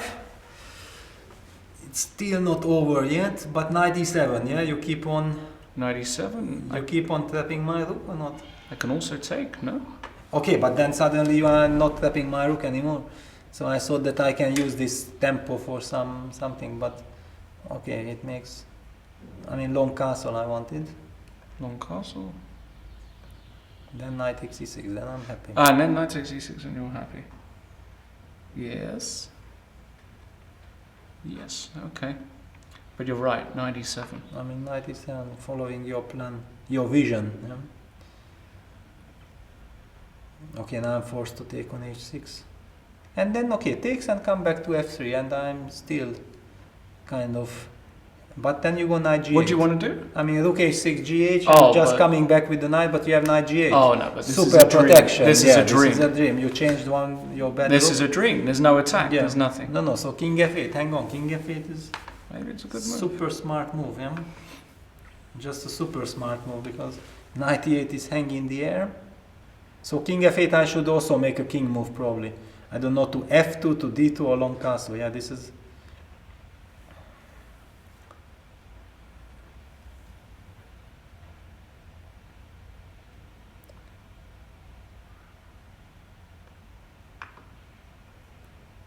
Yeah, knight e7, then knight e8, and that's why I was not sure where to put my king. Yeah, not that you will jump for with e4 with a check. Exactly. Yeah, that's- So probably here, but knight e7.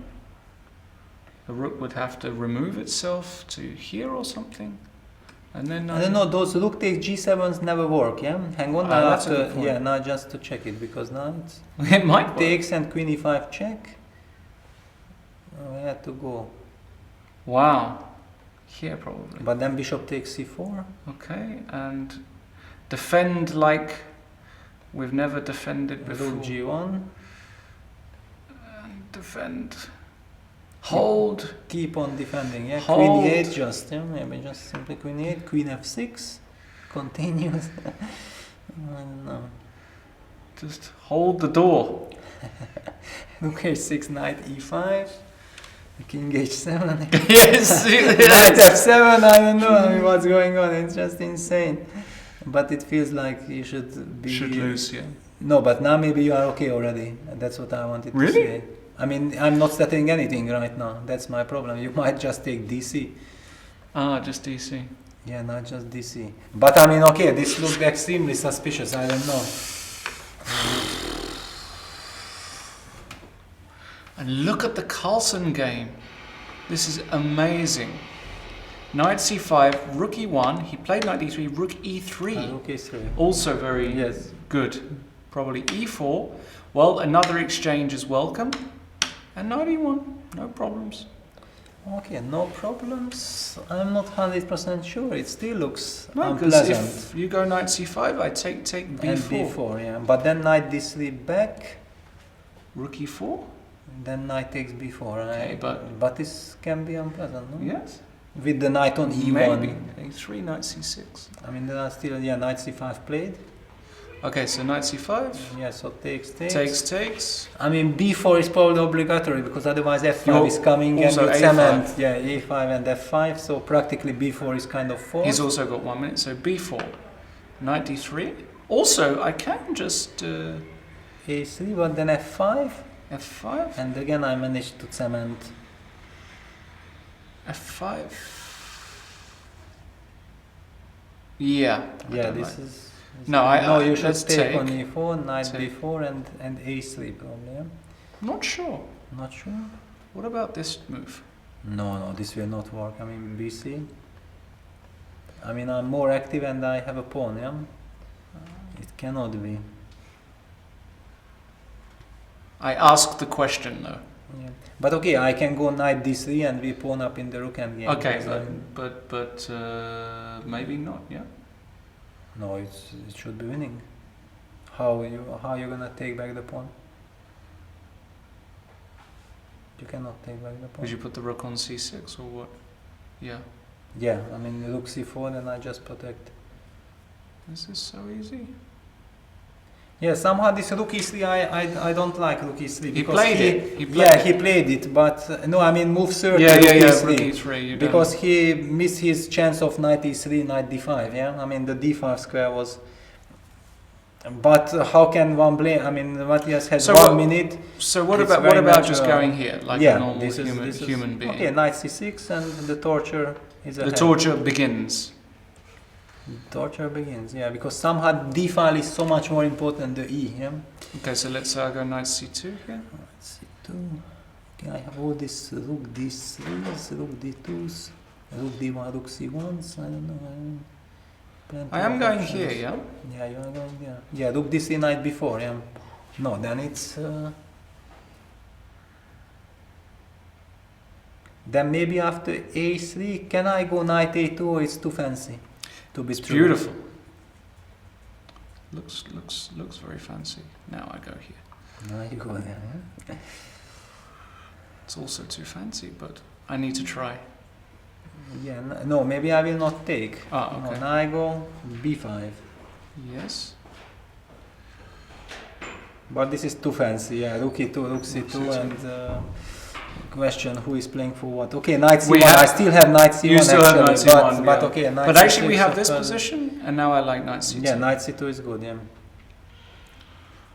Because if knight before is coming, then suddenly the clock will not matter at all. Also, I am coming in this way also to d5 and Okay, knight before is enough. If you can. knight before get- is with 1 minute, if with I can 30 play knight seconds on the before. clock. Magnus looks fed up. Yeah, this And is- it's not just his new glasses that's making him look like this. He just looks fed up because he's thinking, what happened to my beautiful pressure, my beautiful position? and knight move 37, so Yeah, just so 3 more moves and the time. He control played knight is on. c2, of course, Yeah. Matthias. And maybe a slight bit of rustiness here for Magnus. Maybe he's slightly rusty. 3 months off, you could claim that. You know, maybe he's just not in full game mode. Yeah, maybe, but I mean, it looked just way too good for him. Yeah, I mean, 1 minute for the opponent, move 20, Incredible, and yeah. very hard to play. To only have this is really, I think, a failure. for And then Magnus. suddenly this e5. Suddenly this e5 was No, this looks too hasty. this looks too this looks survivable now for Matthias. This Yeah, is in a fact, dream. it's not clear how can Black put any pressure. Yeah, that's the because if Black can put pressure, then it's clear that Magnus will still. Can he try to go some knight a5, knight before rook c8? I mean, but looks very little. But I also always have this move. But this I take. I mean, you Rook already A4? now rook a4, but I'm not sure. Now the knight on c2. Okay, it comes here. Okay, it comes there, but I mean, I think when you have 30 seconds on the clock, you want something more simple. You know? I thought this is simple. This is simple. Yeah. Yeah, I don't know. Okay, probably. Yeah. I don't know. But I can also, if I want to be super smart, I can start with rook c8, the same idea, and you will So go here- knight before. I mean, instead of knight a5. Oh, you want to go rook c8 here? Yeah. And Rook then knight before knight a5. Uh huh. I mean, I can do it like this. And the idea you take with a knight here, right? Well, knight What do you want to a5. do? Well, I'm a little bit happy that your knight on a6 is out of game. So So if I go here? even maybe rook takes e4 is possible. No. Well, then takes. I'm winning a pawn Oh, you win a immediately. pawn? So you have to little watch out. That I do.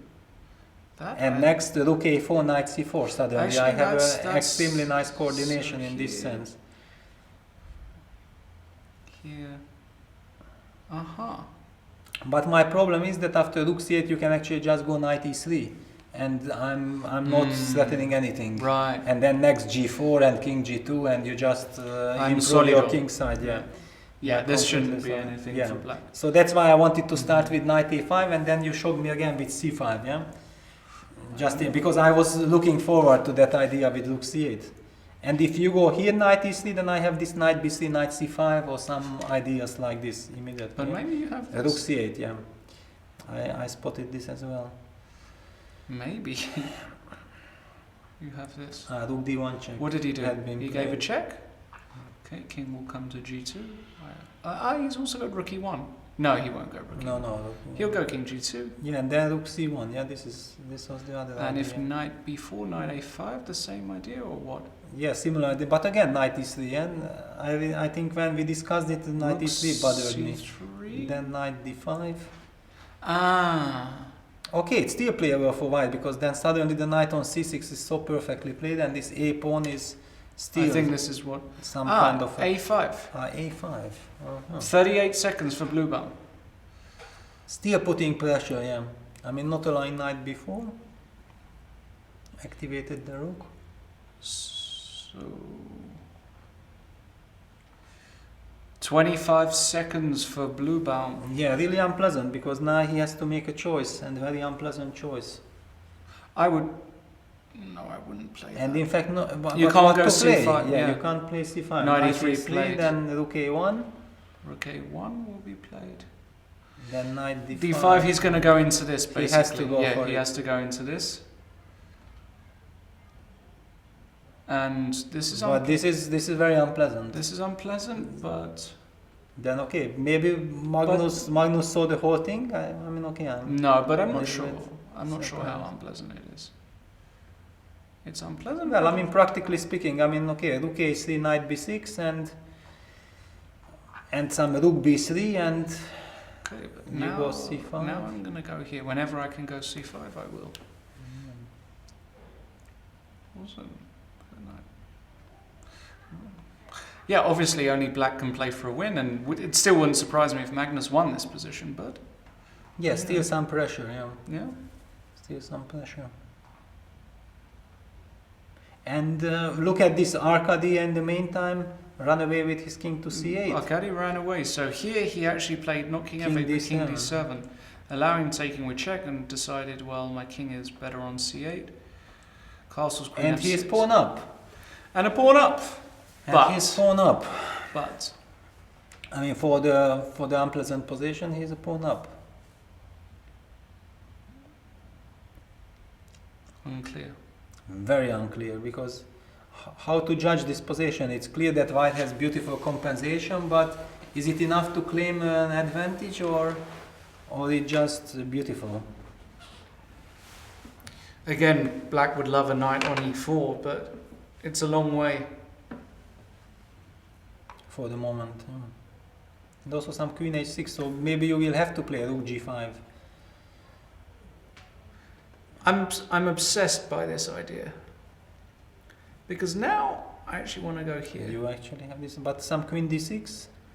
Queen d6 here? Disturb you. Wow, I'm so close. The rook h6. No, then I just take your knight. I know. No, then rook g8 mate. Oh, Don't forget that your king is. I still- wanted some brilliancy, but it doesn't work. It's, Yeah, no, I'm no. just thinking out loud. But strangely enough, after queen d6, you still had rook a6. Queen d6, rook a6. Shocking that these two knights are doing such a good job. And knight b5 is next. Yeah, like I want to mate you. Both of these players have got a lot of 13 minutes and 15. That would be really interesting. Let's go Yeah. to another game. So basically, blue bum has reached the time control. So we're at move 40. So this is a position. Knight d5, rook takes a3. Pretty certain blue bum is going to just take on b6 here. Doesn't seem to be another. Hold on. No, surely No, not. no, No. Just take a pawn. No need to think. Okay. So we will come back to this. Blue bum still under pressure, but But, certainly yeah, some he chances. survived the time control. And Let's go back to Fabiano. Now, this position hasn't got less disgusting for Fabiano. He's now got 4 isolated pawns versus 2 pawn islands. and 3 minutes on the clock. And 3 minutes for 12 moves. So let's see actually what happened. This was the star move, knight g3 on move 21. Yeah, it was spectacular. Takes, a5, queen d2, good move, a4. Now she went b4. I'm not sure how necessary that was, but okay. Knight g6 and h4, your move, Peter. And there was a mass exchange and queen f8. Yeah, I mean, this looks very bad. So, but the question is, you know, Fabiano, he's sticky. He's not like we. Yeah, but I feel like if White managed to ask just one more question, then it's over. So the question is how to ask that question. I mean, What is maybe the question? Maybe bishop c2, b4, bishop b3. I mean, what I feel if I just do one more Or this thing, one, yeah? or bishop b1. Yeah, I mean, just one more thing and. That's nasty. Bishop b1. That might be the end, actually. Yeah. Okay, your only chance is some d4, yeah, because maybe with queen f8 he in fact is looking for this d4 bishop b4 idea. I mean, just try to get rid of this pawn. I mean, the position is so bad that it does not solve anything, but d4. that's the only way. Yeah. Uh-huh.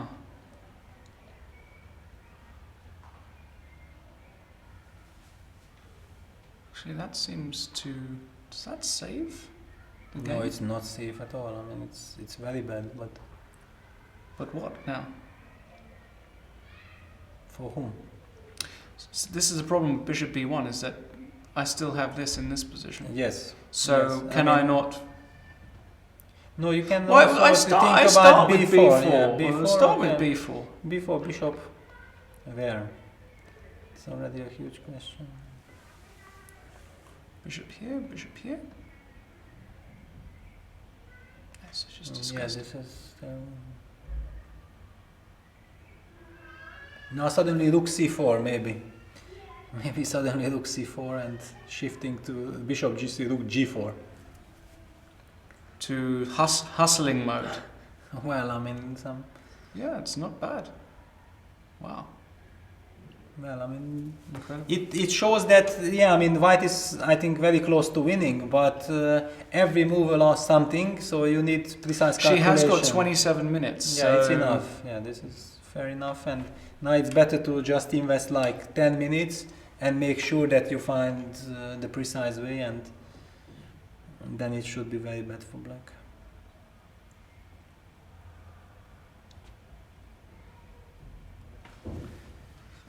What is the precise way? I'm curious. What about just this move?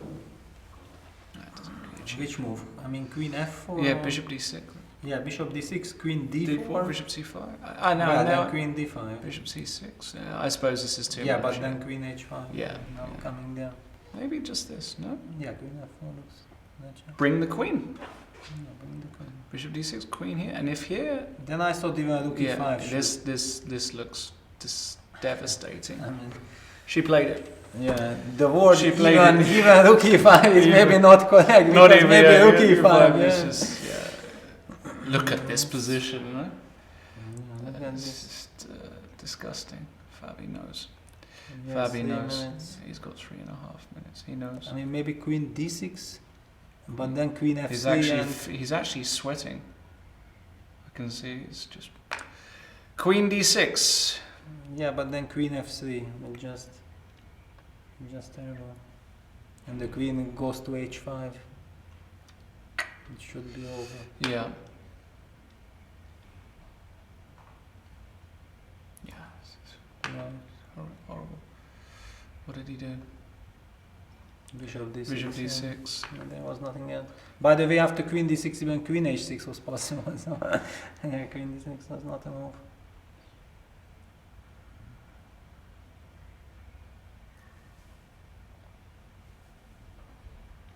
Now it looks queen d4 on the board. Fabiano with 3.5 minutes.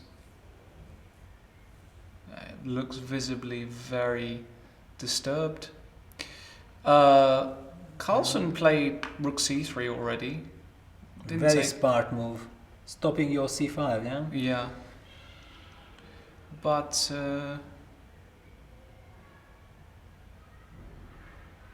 Yeah, and Fabi played rook d8. that's sad. Yeah. Rook d8's kind of an admission. No time, no position. No, I would just go here. Just, you know, no bishop c5, and if bishop e5, I take it without thinking. I say your move again. Okay, the problem is that It gives away Black has c4. such a hopeless position. You don't even need to play this move. Maybe I would just play this move actually, just to, you know. Yeah, even just set to analyze it, I just... I mean, I can put on the comp very quickly just to see the evaluation. It's only giving +2, which is a surprise, and it likes rook. What? It likes b4. Plus how much? It likes my b4. And also your rook e3, Rook yeah? e3. Well, I mean, they're both such Yeah, natural okay, moves. everything, okay, no, this is just, that's No. strategically... been- Amazingly, in the vachier-lagrave Neidich game, they're in an ending. So actually, after queen f6, he went queen g5. Takes, knight e8. This is very clever by Arkady. Rook g6? Well, but actually it's not, then what is it? I mean, what is happening? Because now it feels like black is out of danger, no? I mean, how can black be worse in an endgame with pawn up? I mean, white still has compensation, but I would nothing just else. You can go knight d8 and then rook g7, change Exactly. this guy, and it's a pawn. He went rook e7. Probably doesn't make such a big difference. But I did like knight d8. Yeah, I rook mean, e1 has been played by Maxim, now knight e. The problem is now there are some pins. Yeah, no, I mean, knight d8 I want it connected with rook g7. Yeah, I like that. I mean, just to change, and then you are coming with the king, and the knight on e5 is doing nothing. And you control the h file, which is Yeah. very important. Maybe In black's fact, better here. Yeah. Here it felt like black is better, yeah. But I mean, I just can't understand queen g5. Then the situation was Maybe it was not already, yeah. You know? But still, I mean, somehow, I don't know, voluntarily changing the queen. It's a bad sign for the Yeah. position, yeah. So rook e7, rook e1 on the board, king d7 now on the board. And this looks even. This looks Yeah, I mean, now there is no knight now, e5. now what's the idea? Well, idea is that basically white has no idea, so maybe black will just go a5, b4 also. Yeah. I don't know. I mean, it's everything is cemented. All Also- of white's pieces are at their maximum. I mean, there is no way to improve. I mean, maybe some bishop e2, bishop d1, bishop c2 plan. Maybe he wants this. Yeah, knight d6, knight d4. Yeah, no, it's. it Maybe looks he very wants bad. knight d6, knight e4. Yeah, no, knight d6, knight d4. Knight d6. If you get a knight, and then it's over. then it's finished. Then yeah. it's over. Yeah. Wow, we could be on the verge of a huge day, first day of upsets. But Neidich, he just plays much better against these top guys, and against guys rated 2400, he plays like a lunatic and loses lots of games. I don't No, understand. okay, no, I think it's quite easy to understand, because when you play against a 2400, Arkady has this philosophy that he has to try to win all the games. Mm. And already all the 2400 players are extremely solid, they know theory very well. So basically right from the first move he goes he takes insane risks Yeah. in order to win the game. Yeah, and Yeah. because of this too much risk, he is then even risking to lose, and then he also loses, but he also wins a lot of games. But definitely he's an extremely high class chess player. So Looking at the Levon game as well, they've still got 9 moves to make. Georg down to 4 but minutes. hang on, can you just go back to this Maxing? He went rook h6? I just can't understand. Now if rook h6, gh, rook h7, what is happening? Isn't he just losing his h6 pawn? Yes, But that would be it. that's it. I mean, then That's finito. I mean, is there maybe some brilliant? I don't see. No. How can there be? No, it's, The king is on d7, there are no checks. I don't see it. Finito. With the 2 knights coming back, springing back into action. This is an incredible move, rook h6. But okay, maybe anyway knight d6 was coming. It Yeah, was a maybe it desperado, was, but. yeah. But I mean, this is. Oh dear. Very quickly though, in this Levon game, knight c6 played, so a lot of the rooks have been exchanged. White has to do something. He went knight d3. I prefer black.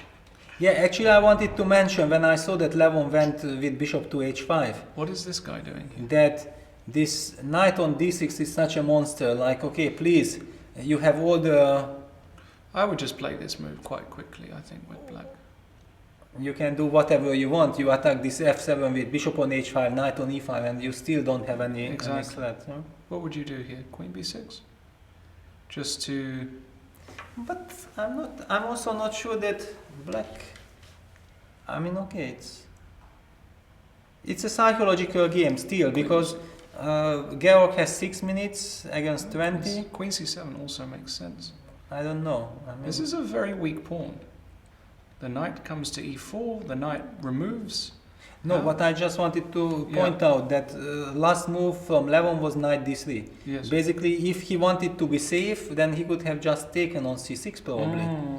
And knight c6, bc, take the b5 with, for example, queen b3, and come back with the bishop to e2, and put the bishop on d3, D3, it's and say that, safe. okay, the knight on d6 is beautiful, you might come with g5, f5, but you are not having any chances. But with knight d3, he's basically signaling that, I mean, he's signaling that he still has hopes, or I don't really understand. Because like this, black has some b5 idea at some point, yeah? Feels very, very, very odd decision, in my opinion. Wow, he didn't take? What's going on? Okay, he just Rook wants to G8. get his knight to e4. But, sorry. yeah, can excuse- you just ask the engine, because I'm just So takes... takes rook h7.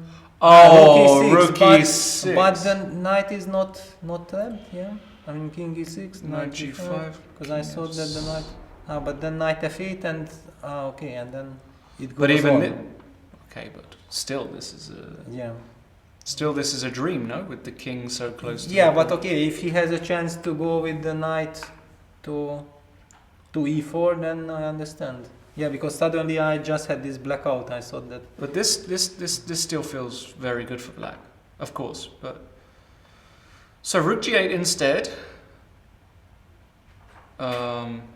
Bishop h3, knight d6, rook g1. So now we do have finally our knight. What about just this or what? Just this? No. Wow. Yeah, it's. What do we play here? I mean, it looks very good. Looks for that, looks. This looks. No, Wow. this explains why he didn't took rook Oh, wait. h6. Knight e4 on the board. King d. What? King King d1. d1. Yeah. Okay, just do this, Brad. Play Yeah, this. this is hopeless. Solid. No, this is still hopeless. Oh, you fan who's played rook e3. She's playing all the first lines. Okay, but in this position, it's Okay, but- also not so difficult because you just improve, and Yeah, just improve. Play rook f3, b4. it's always the dream of any human that the most natural move is the first line of the computer. Yeah, because Mhm. this you are able to find.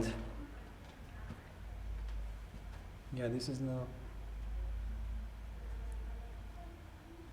I mean, what to do?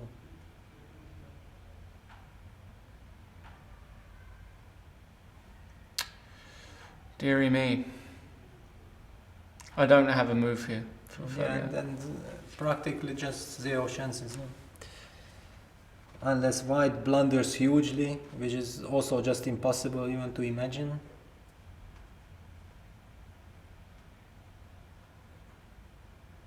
I mean, how can you blunder here? Yeah, you just Even if cannot- you lose an everything is exchange, protected. you're still better. Yeah. I mean, unless you want to already finish off for the gallery and then you miscalculate something, that's the only way.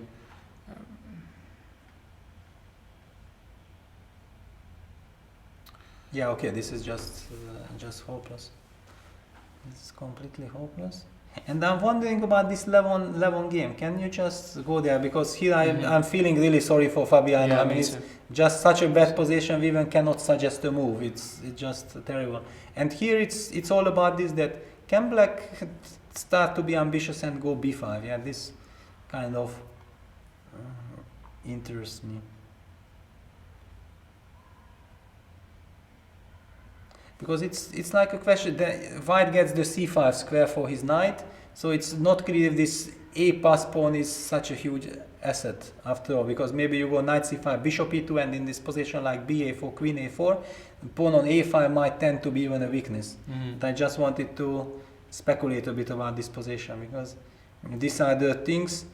Georg has 5 minutes and he has to decide, can he be ambitious or not? It's not Georg's style. He will not. He would never change a structure like that with 5 minutes. Yeah. I don't think. And knight b8, he continues. But I quite like knight b8. Yeah, knight b8 is. Why not? I mean, it's maybe a super move. Maybe Knight d7, knight b6. He might say that this a4 pawn is a target. I like Why black. should I? Why should I be playing for a draw here with black when? No, why- b5 was also kind of ambitious try, Sure. but knight b8 of course is much more professional. I would certainly be also playing knight b8 instantly over the board. Feels better for black to me. Yeah, feels better. That's why I'm still shocked that Levon did not use this chance move Incredible. 33 to take on c6. And also here, these knights. These knights are I mean, beautiful. they control everything. And what is this guy doing on f3? Excuse me. Okay, the only question if really black is able to Well, put pressure this or might not. be a threat. Queen c4. Might. Okay, it's also not necessary because okay, I take and we go bishop d1, bishop b3. I mean, white has a lot of defensive resources. I Sure. also have a knight on d3, Of course. but I mean, if someone, then black can start shuffling, yeah? Maybe. I don't know, like, let's just play aim. No, the king is very No, placed, don't let's you say think? here, something like this, right? Like even this position here. Am I losing? I'm losing the thread a bit here. No, I wanted to organize some knight b. I wanted to. No, I'm losing. Yeah, no, but I'm losing. I'm losing. He's doing it. He's doing it. So he'll obviously convert this a lot better. Fabiano has played bishop c8, Yes. but now it feels like you just need to get rid of this bishop to convert. Also, just this move. No, then bishop f5. No, this move. Threatening rook e8. Bishop. What about this move? Yeah, okay, this is just a catastrophe. Okay, I don't know.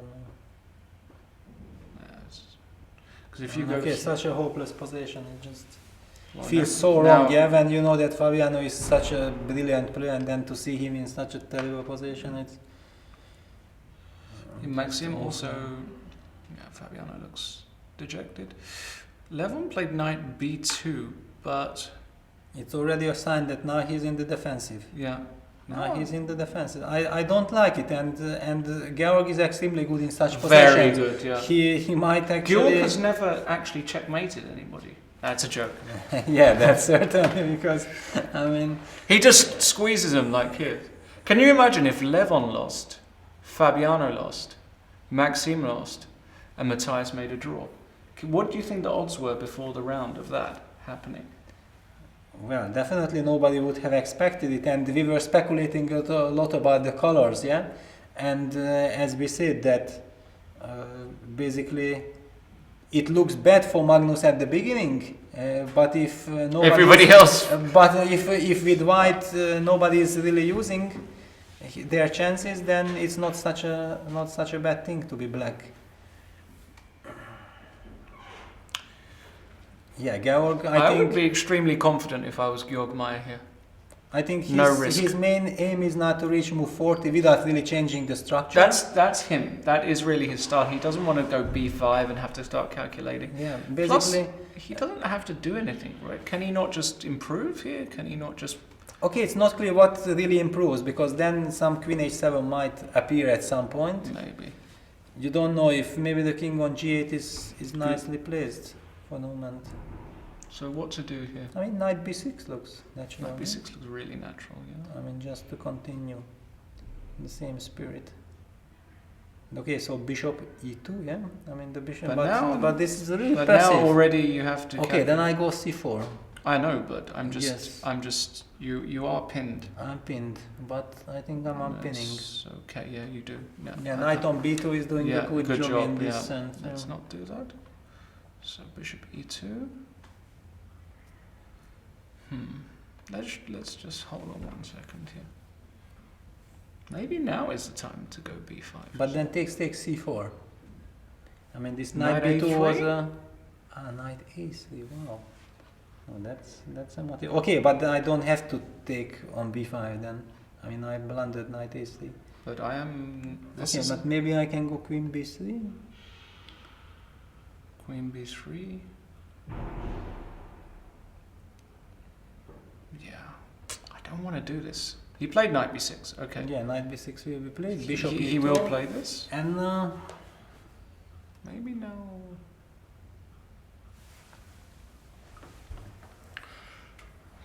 Queen c6? yeah, just to pack. Just Just to to stop pack, bishop yeah. b5. Okay, and- bishop this is probably happening. Okay, but now I can Maybe, come. yeah, or also some, yeah, but maybe f5, g5 is unnecessary weakening. You know what? I was thinking about this move, and I just think, well, Maybe there is no need. we Yeah, just king bring, f8, yeah. bring the king. This is Georg. Okay, maybe some queen b3, but I still cannot do anything. What's the threat? Yeah, no threat.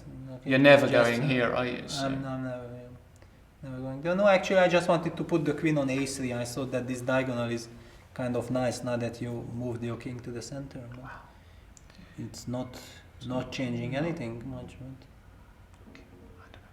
But I have a trap.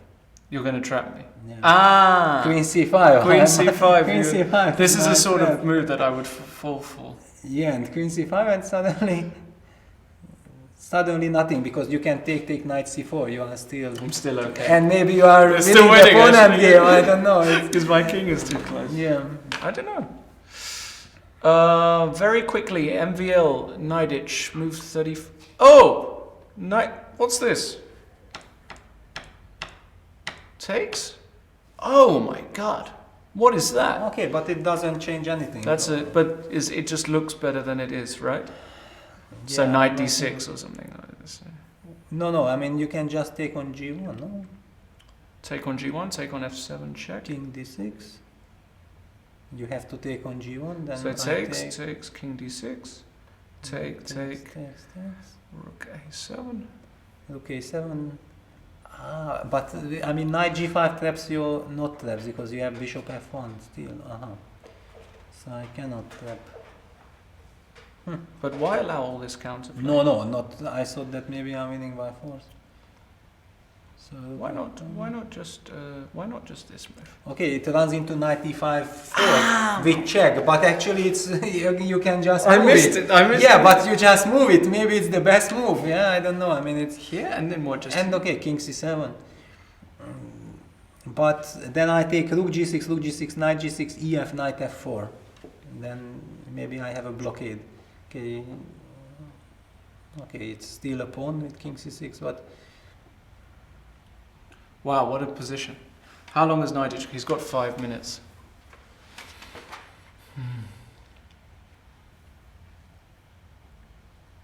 I mean, but Maxim created something from nothing. Incredible. Yeah? I mean, That's what he does. yeah, I mean, okay. Okay, that's so brilliant, of course. here. Yeah, can we Maybe go king e8? e8, Yeah. and then you have to. Yeah. Well, then here. But okay, this is already. But it's an should be exchange, lost. no? Rook a8, Okay, king f7. We can just take, No, this is winning then. and then just to here and yeah. This is what's happening. He's going to play king e8. He'll find king e8. I'm sure. I'm sure he'll find king e8. But king e8, can I take bishop takes is okay? It's of course lost. Rook a8, And, g2. Yeah, king e3. I'm just looking for practical chances. Knight. No, I don't know. But where are those practical chances? I mean, it's here probably. Yeah. Is that the right? Yeah, because then I've got rook e1 checks. Is that right? Yeah, I mean, okay. I mean, is No, takes, then maybe I can go king f4. Can I go king f4 here? king f4? Wow. Here? Yeah, and then rook a7. No, sorry. If you go rook a8, then I go king e5. I know then. I can go king e5. I mean king f4 and then king e5. That was the idea behind. And check and. And I just have king Where? d6, rook e7 check. King d8? Then rook d7 King check. c8? Yeah, rook back to e7. And then I also have king takes d5. I mean, I'm doing good there, yeah? I mean, What's this? it's Sorry, rook here, check? Yeah, king d6. I mean, I can even take on d5 first, but here you take. No, of course, yeah, no, this case I can't. That's a cold shower. Yeah, that's a cold shower. Before the excitement starts, it's cruel. That's a But, cold shower. Yeah, so instead of king e5, but rook a7, then I already don't believe in it. No, I feel like you're too Then I slow. But here. okay, it's not. It's never easy. What do I do here? Yeah, I wonder if can you mate me or not? I mean, with some rook e2, bishop d5, rook f1, but I mean, it's with this bishop it shouldn't be made, Not easy, and I not start easy. taking. He pawns. played king e8. He played king e8. Uh-huh. So, I think this is the best practical try. Bishop takes e6. Because, yeah, I mean, this is obviously over. So you have to take. And then we were saying, what, this? But maybe there's even better here. I don't know. Why allow the king up the board? You know what I mean? Yeah. What about just I this was move? surprised. Yeah, and I was. What happy, about this? but, Just this yeah. this move immediately. Yeah. No, I mean it should be lost. And then this Yeah, one. rook 8 g5. Okay, 7. Yeah, no, but now it's But now completely the lost king, with the yeah. king cut on e1. Now rook g3 and something. I know. hang on. I can also. Okay, you I can do win this whatever. No, I pawn, mean yeah? you can do whatever. No, you it doesn't want. matter. Yeah. Just not. Okay. My So- goodness, this is very depressing. Fabiano with 54 seconds does have a check. No, it's white to move. I know. Unfortunately, for Fabi. Bishop g3 almost wins on the spot. But Queen b6. That loses. So no rook e8. No, it doesn't. Bishop, Queen b6. I mean, something must win here. I don't know what wins, but something must win. Yeah, it looks. Something must win. Let's have a think.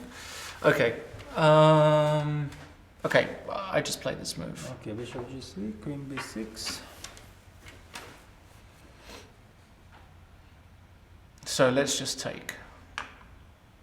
Then I take on d4. Can I take on? Yeah, d4? but you take on d4. I thought that's my only chance. Oh, that is your only chance. Jeez. That's my only Yeah, no, chance. I can't do that. But basically here, So, even I'm afraid that some queen h4 is possible.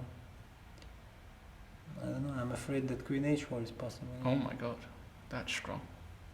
But hang on. Then queen takes b5. Bishop e8 is hanging. Then e8 is hanging. And e8 is hanging. So no, queen h4 doesn't work. Okay, bishop g3 is on the board. I think Fabiano has to go queen b6. Yeah, it's played. Queen b6.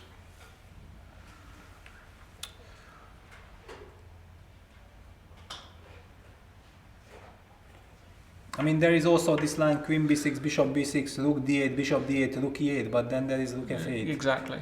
And also maybe bishop d7, but okay, rook f8 is. That doesn't. She's just gone queen D3, yeah, that's Queen the simple D3. move. And then if rook e8, bishop takes e8. Yeah. That's a very clever move, queen d3. Holy cow. 51 seconds. Doesn't look survivable, this, I have to say. No, This is over now. There's no move, rook e8, bishop e8. 40 seconds, and it's going to be a terrible start for Fabi this tournament, who's going to be very, very upset after this game. Very, very upset. But well played to Hou Yifan, because she found the key moves. Yeah, she found key moves. Okay, it was also fairly easy actually. Yeah. I mean, but okay, knight g3 was a spectacular move. But this is basically the dream, when the most natural moves are the best. Yeah, this is what you are dreaming of. Fabiano made a move. A move to try and confuse her, maybe. Bishop d7. But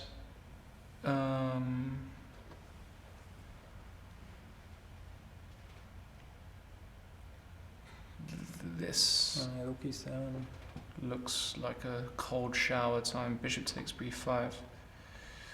Just over. And just... Well, also bishop takes c7, Bishop but takes you are also c7. mating. Yeah, I mean, this it's looks like just mate, you can choose. And this is a very, very easy move to see for somebody of Hou Yifan's ability. So, yeah, I don't expect her. Let's quickly just see this one through as well. Rook g1, rook b1. Yeah, Maxime is dead in this position. Dead lost. And Arkady continues this amazing score against 2,800 players. You know, fantastic score against Magnus, beating Maxime here. And Maxime can resign, I think, because there are just no moves here. And Georg Meyer also just plays g6 now, like that very much. Perhaps threatening h5, puts the king on g7. I would play on for a long time here with black. Definitely. Look at this guy here. No, actually, it's not bad. This holds together the position. Yeah, I mean, it's nice, but I mean, it's. I would rather it here, right? Definitely. You know what I mean? And very quickly back to Magnus. He's winning a pawn now. He's winning a pawn. Why? But he will be pinned, yeah. I mean, how to protect the knight a4, rook c4, rook c8. And if this? It's just too quick. Well, somehow I did not want to put the knight on that diagonal, Yeah. but it might be possible. Really? Nah. Surely not. Rook c3. What to do here? What is the best practical? So rook c8. Then rook takes c5. Okay.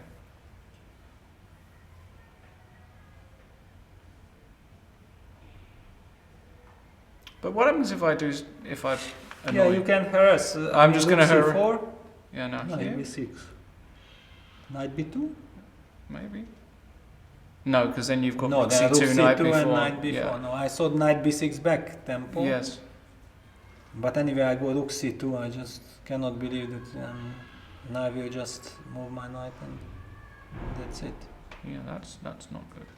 Knight a4 is on the board here. Yeah, knight a4, rook c4, rook c8. Yeah, this is what I mentioned. Ah, knight a4, rook c4, rook c8. That's clever. Yeah, and then okay, it still continues. That if knight e7, you go where? Knight e7. Maybe I just go knight You b6. go knight b6. Yeah, but this is. Maybe I start to get optimistic with white. No, optimistic. No? You cannot be optimistic. Why not? Why not? I don't know. I mean, you cannot Optimistic. get optimistic. I can't get optimistic. You're right, but You are happy that you survive. I'm happy that I had this position. Let's quickly go back to Fabiano, because we will return to this. So, bishop d7, but I mean, this is just rook e7. It's pretty simple chess. He's trying to think of a way to just keep the game alive. But why she didn't play this immediately, I don't know, because for me it's just such an easy Yeah, okay, move. but usually every coach says when you are already completely winning and you have time, then just concentrate. I mean, there She is didn't no do need it. no need to hurry. Well, maybe this is good enough, of course. Well, everything is good enough here, I guess. Bishop takes, rook takes d7. I mean, just bishop takes e7 and then rook e3 first. I mean, just bring the other rook to g3 Yeah, and it's it's just over. hopeless still. Queen f5, it's the other. Yeah, I mean, it's made in. It's probably queen f5 It's is more than good enough. Yeah, she didn't it's do it, but designed. okay, there were No, she already did it. Yeah. Fabiano, 48 seconds. Yeah, it's No, resigned. it's resign's time. It's resigned. Yeah, she takes the bishop with check as well. So here, she gives check. She gives another check. Check. And Well, okay, just every move. yeah, something. It doesn't matter. It's just 3 pieces against a queen. Three major pieces against the king. I don't think we'll see Fabiano in here today.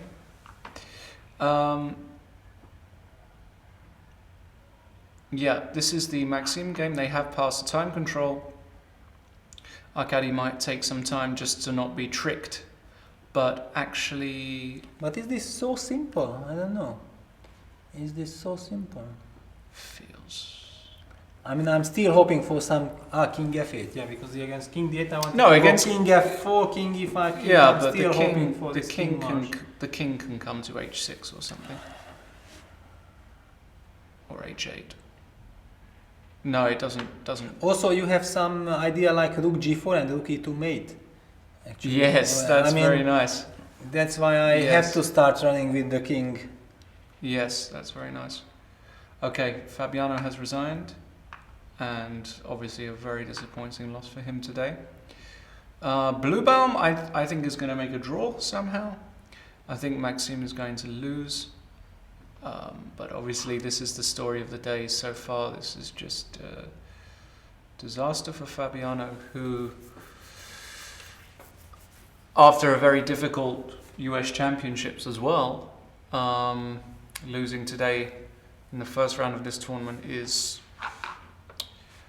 obviously extremely painful for him, and well, he's going to have to really bounce back very quickly. But a great win for Ho Yifan. Let's not take anything away from her. Course, no, She played a perfect game. She found some very nice plans, and basically this key move I think was your move, 15th H3, because yeah, that really put Fabio under pressure, because Yeah. when you realize that your opponent can play H3 and is coming knight H2, knight G4, and here it started that all this rook F7, bishop D7, C5, yeah, he started making moves which he would otherwise never play, but simply he was under pressure after H3. yeah. So and then she just converted. But also I think one of the reasons that Fabiano never really played this line with knight F5. I mean, he always used to be playing in super tournaments, in the elite events, and then he didn't mind exchanging all the pieces, and I'm pretty sure that his preparation is knight E5, rook E5 castle, and he knows all the subtleties of that course he does, position. yeah. But for today's game he decided to, if it happens, then he will try to gamble with this knight F5 plan. But I mean, this knight C7, I'm not a fan of knight C7, because I'm playing rook E8, and I know that black has to be precise and black has to show knowledge, but with rook E8 I have actually had some decent results myself. But knight C7 I was never a fan of. Right.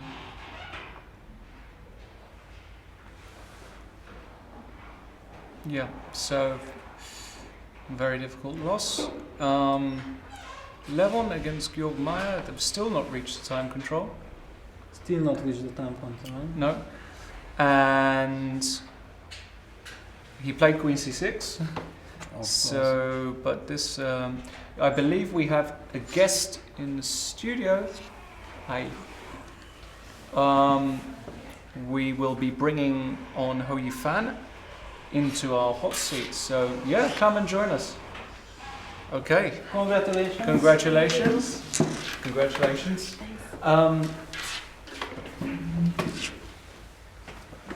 So, this was this is a good start to the tournament for you. Yeah.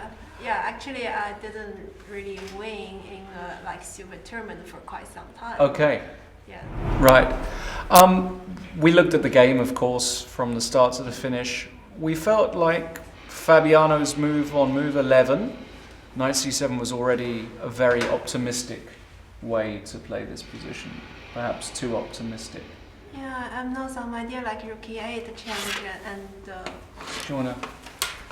I know some games like rook e8 Yeah, and, I had a lot of games. with Oh, this. really? Yes, with it. and some exchange on e8 and bishop d3, queen d2, knight f1. Okay, but I was thinking the critical moment is supposed to be c5 here on move 17 because it changed the structure of the game. Because if not c5, but I mean black has something like maybe knight g7, bishop f5, or bishop c7, knight d6. Sorry to interrupt, but we were giving you a lot of credit for your 15th move h3 because we were discussing this position before h3 and Lorenz also came up with h3 and then we decided that if white plays h3 this is a super move and black has problems and then you played h3 and after that it was kind of logical for us that you were pressing the game. Yeah, This because, h3 was for us a really critical, huge moment. but then I was thinking What was that- your idea behind the h3? That how you came up with h3 then? Just to prevent bishop g4 at some moments. And well, I was thinking black could try something like bishop c7, knight d6, bishop f5. So how yeah. was your Yeah, h3? yeah. Exactly. This is what we were discussing. That after h3, Bishop c7, maybe you show the line, Lorenz? Yeah. So I mean we were just Because looking we at were discussing this, yeah, that h3, bishop c7, knight h2, knight h2. knight d6, knight g4. This was the big problem. And this knight on g4 was doing a lot of This damage. was, yeah, very Because there is no bishop f5. And another line after h3 was that if not bishop c7 but knight g7 immediately, then you are playing knight e3, stopping bishop f5, and you are Knight going G4. to g4. Yeah. No, we thought h3 was a brilliant So move. I was suggesting, no, it was not in, when did I go bishop e6? And then you sacrifice the exchange? Ah, yes, that was somewhere like here.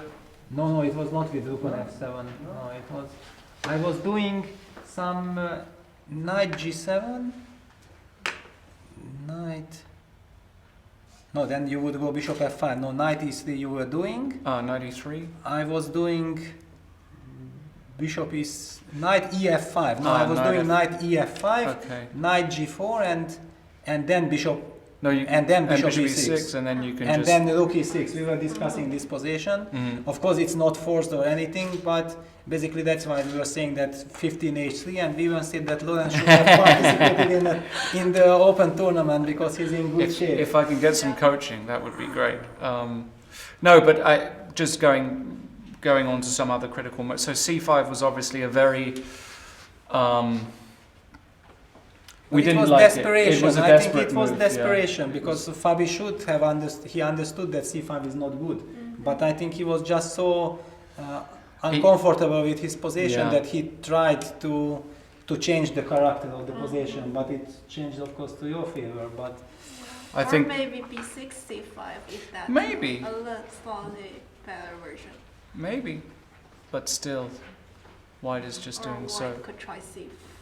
Yeah, in some positions you have c4. But it was here also you found on move 21 knight g3. This is a brilliant move actually. I mean, we expected you to find it, but after this it feels completely lost for black. Would you agree? Is that how you felt in the game, or? Yeah, actually I was thinking between knight g3 or knight e3. But knight e3, I wasn't so sure if black tries some move like knight h6. Something tricky.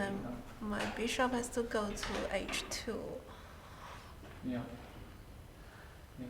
And somehow it's then also maybe some d4 or something. yes in some Yeah. positions. Yeah.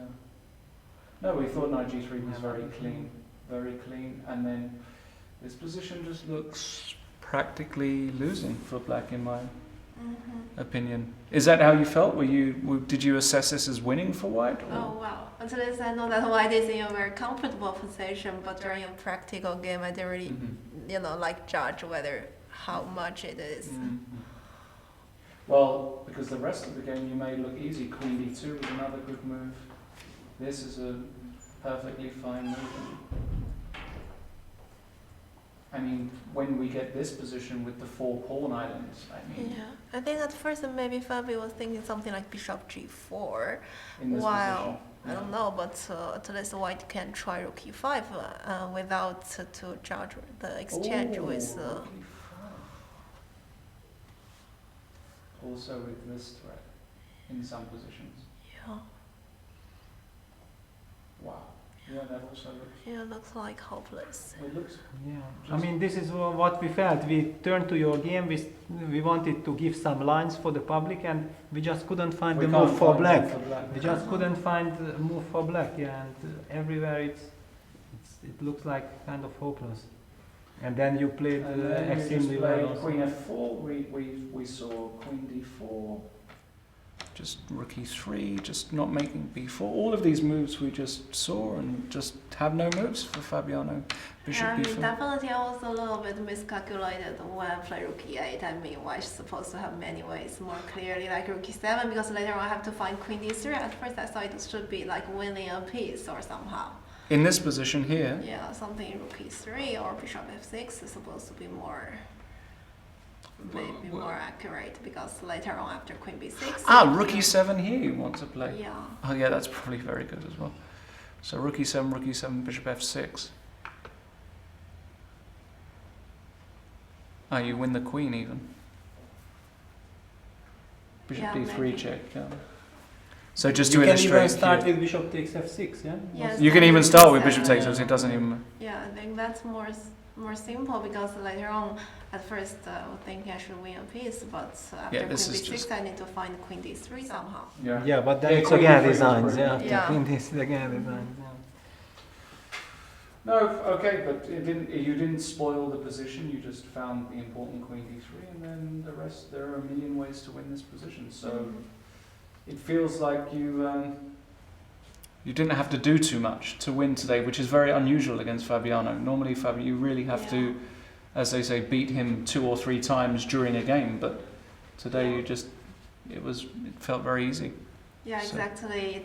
I mean, I was playing with Fabi quite some games since I very remember, young of age, course, yes. And some games actually I got quite super advantage, but Mhm. Fabi defended quite Yeah, well, he's and right. sometimes he tried even to fight back or Yeah. at least to hold the position several Mhm. times. Okay, well, thank you for joining us. Well done, congratulations, and good luck tomorrow. Thanks. Thanks very much. All right, so see you. Hu Fan with a brilliant start, beating Fabiano Caruana with the white pieces, making it look very easy. Obviously, a very difficult loss for Fabi, and he will have to regroup tomorrow. Magnus still fighting against Bluebaum. Maxime looking in trouble, and also Levon, well, they've reached time control. This is probably a very good time for us, actually, to take a very short break. 3 games still remain from this round, but we'll be back very soon. In the meantime, send us your tweets, hashtag GRENKE Chess or hashtag C24Live, and we'll see you very, very soon.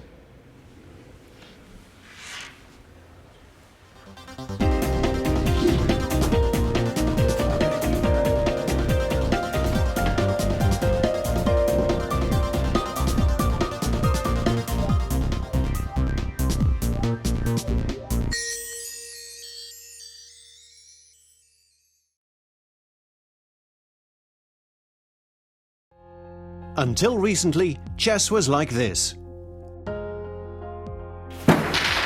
Chess24 brought you this. Live interactive broadcasts from top tournaments with computer analysis and video commentary by the likes of Jan Gustafsson, Lawrence Trent and Peter Svidler. A play zone where you can take on opponents from all around the world 24/7. Interactive beginners courses ensuring you pick up the basics fast while having fun. A tactics trainer to sharpen your chess by solving puzzles adapted to your level. Hundreds of interactive videos letting you watch and learn from star players such as Vichy Anand, Peter Svidler, Paco Vallejo and Hu Fan. You've given up on that outdated computer? That's why there are more reasons to use Chess24 on mobiles and tablets. Full playzone access, including pre-move. A tactics trainer so you can stay sharp wherever you are. Computer opponents you can challenge even when you're not online. Live broadcasts of top chess events. And the half? It's free! Well, that's half true. Most features are free, but limited for registered members. You can step up to premium membership and gain unlimited access to our video library. That and much more. See you at chess24.com.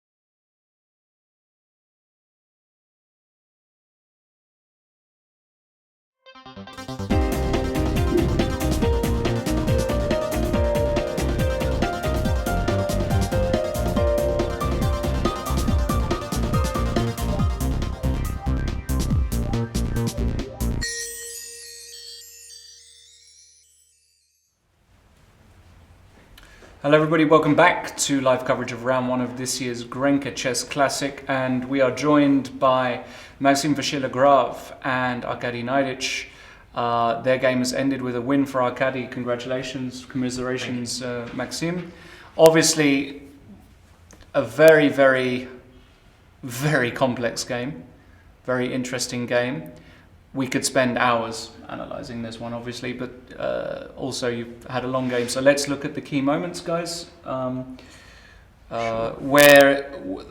Already, here is a very interesting moment already. You spent a lot of time, Maxim, here. No, I mean, I could play the obvious way, like bishop e3 and queen d2, but some of this knight e2 move attracted me, and I don't know, I decided to play it, but not sure if it was wise.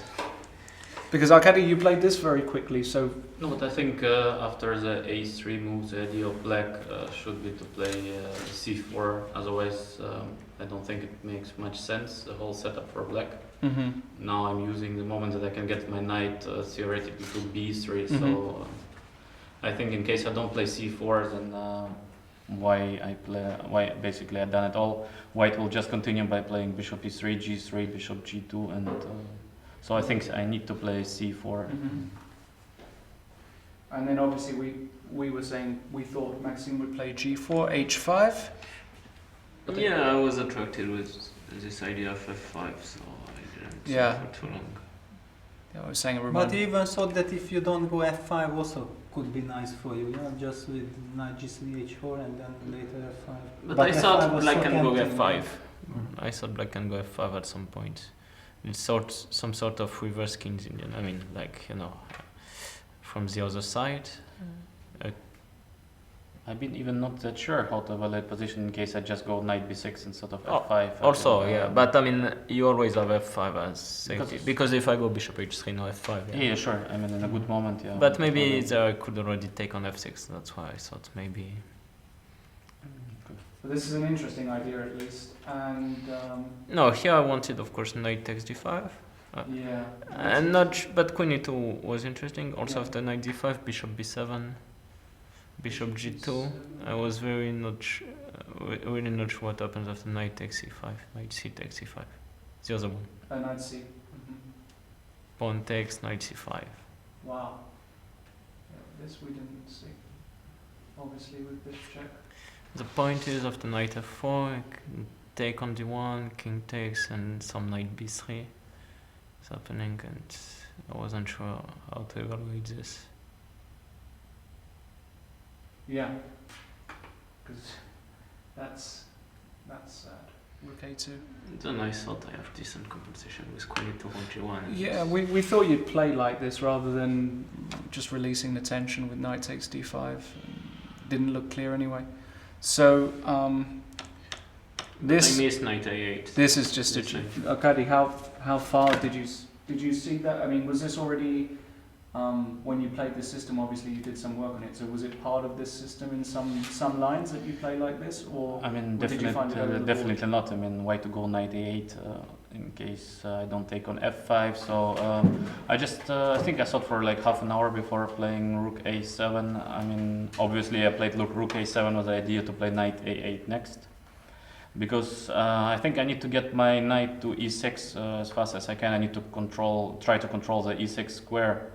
In case I don't go knight a8, for example, I could have gone like knight a5, but I've been very scared at some moment to get e6, and maybe not immediately, maybe just bishop e3 first. Yeah, bishop e3 was my idea. After knight a5. Just bishop e3, and then at some moment e6. It's looking very scary for black. That's why I thought about two options: to play rook a7 and then knight e8, or to play queen e7 followed by knight d8. Yeah, that's the one that we were looking at. But at queen e7 I've been a little worried about the a4 move. I've been not sure what happens after a4. I didn't like to take BA because it's very bad for my structure. So I think A4 is quite unpleasant. Very interesting. Okay. And my point was that I thought about rook a7 independently as like a defense against e6, so I didn't really consider that knight a8 was the idea. Such a Well, strong. to be honest, knight e8 was a shock for us Shock, as well, because yeah. we were discussing this how to get the knight to e6, and then knight e8 happened, and Yeah, and I thought anyway I'm in time for a6. But yeah, I mean, when I took on a6, like Arkady said, it's probably a mistake because, of course, my other option was knight g5 instead of knight x6. I've been mainly calculating knight g5. I mean, really not sure about the position at all. I think knight c7 is a must, and now a lot of options for white. I think even slow play like h5 is possible, or maybe bishop h3 first. Rook take h4, bishop take f5. No, I thought king g7 here. Immediately? Yeah, but then you just take on e6. Sorry, queen h4. Yeah, you want. Yeah. Mhm. Yeah, this is sort of why I... Okay, maybe not that clear. King d7, knight take f7, Queen h4, king somewhere. D1, then bishop f7, bishop take f5. yeah, king d8. We'll just put this Wow. on the board. This is actually what I... Yeah, but no, so many moves. No, I know, but... I know I have moves, but... I've been quite scared. no, For sure. clearly, yes. Maybe knight g6, you mean? Yeah, and bishop g5 maybe. Or No, just rook takes, rook takes. Why not bishop g5? Rook takes? I mean, it's 3 pieces, you actually... Yeah, but you maybe just mate me, no? Why? Rook take g5. Why would I mate you here? I mean... Bishop f5. Yeah, take. Yeah, no. I don't know how to make a... Yeah, bishop d6, but Yeah, no, bishop d6. okay, very unclear. No, but King but c2 after bishop is takes still- g6, I think rook takes g6 should be good. Knight e7, yeah, I have to check. It's mate, yeah. Yeah, check on d6, yeah. Oh, this is mate. Mhm. So. But actually, rook g6, maybe queen h1, rook h2. But okay, we're going yeah, far we too. don't do- Far But too. do you think this was a mistake, basically, knight takes e6? Yeah, Too for- quickly, probably, yeah. There was Because- one idea, knight g5 we were discussing, actually move 18, and I came up with this rook e7 move. I mean, I don't know. Yeah, if- but this I didn't like. I wanted to Knight avoid. takes e6? Yeah, knight take yes, e6. knight takes fe and then Knight knight g6. g6 and just to It's give the other knight. exchange. Yeah, but it's not so easy to give the exchange Yeah, that's the that's the because problem. yes. rook h7, bishop g5. I think it's just Yeah. winning for white. Maybe even bishop f4. I mean, you I can mean, play bishop any- f4. Okay, doesn't matter. Yes, think no, the I played position rook was- h6. I played rook h6, but okay, I mean it To was. give two exchanges. Two exchanges, no? No, I mean, was I'll not take the giving first two, one, I- but You were- no, no, you you're weren't giving giving Yeah, two. but take queen h5. Yeah, yeah, no, it was not. Yeah, Yeah. No, yeah, this knight on g6 is just. I've actually been calculating for quite long instead of bishop take e6 to play f6. but We were looking bishop at that, we thought it h3. was- You wanted to play bishop h3 first? Well, I mean, I was not really. Okay, knight e7. And even h5 now. Yeah, because mainly I've been calculating knight g6. But This looks good for white, no? Maybe Yeah, even I'm queen not that c2. sure. But knight c7 maybe. mm, It looks, of course, very ugly for black. This is clear, but I want Yeah. to play maybe knight c7, queen d6, and just take the e6 pawn. And or if knight a5. h4, maybe g5, yeah. But take and g7 should be good for white somehow. Yep, I also didn't like it so much. Yeah, probably bishop e6. I have to go bishop take e6. Yeah. Okay, so let's fast forward to another. Yeah, to this moment, because actually we also could not really, we did not want to use engines, and we couldn't evaluate how to Yeah. assess. What were your thoughts? At No, I this thought I moment? was worse already. Are Oh, you you so thought you sure? were worse here already? Okay. Yeah, because I mean, somehow what I wanted, I think on move 19 I wanted actually bishop h3.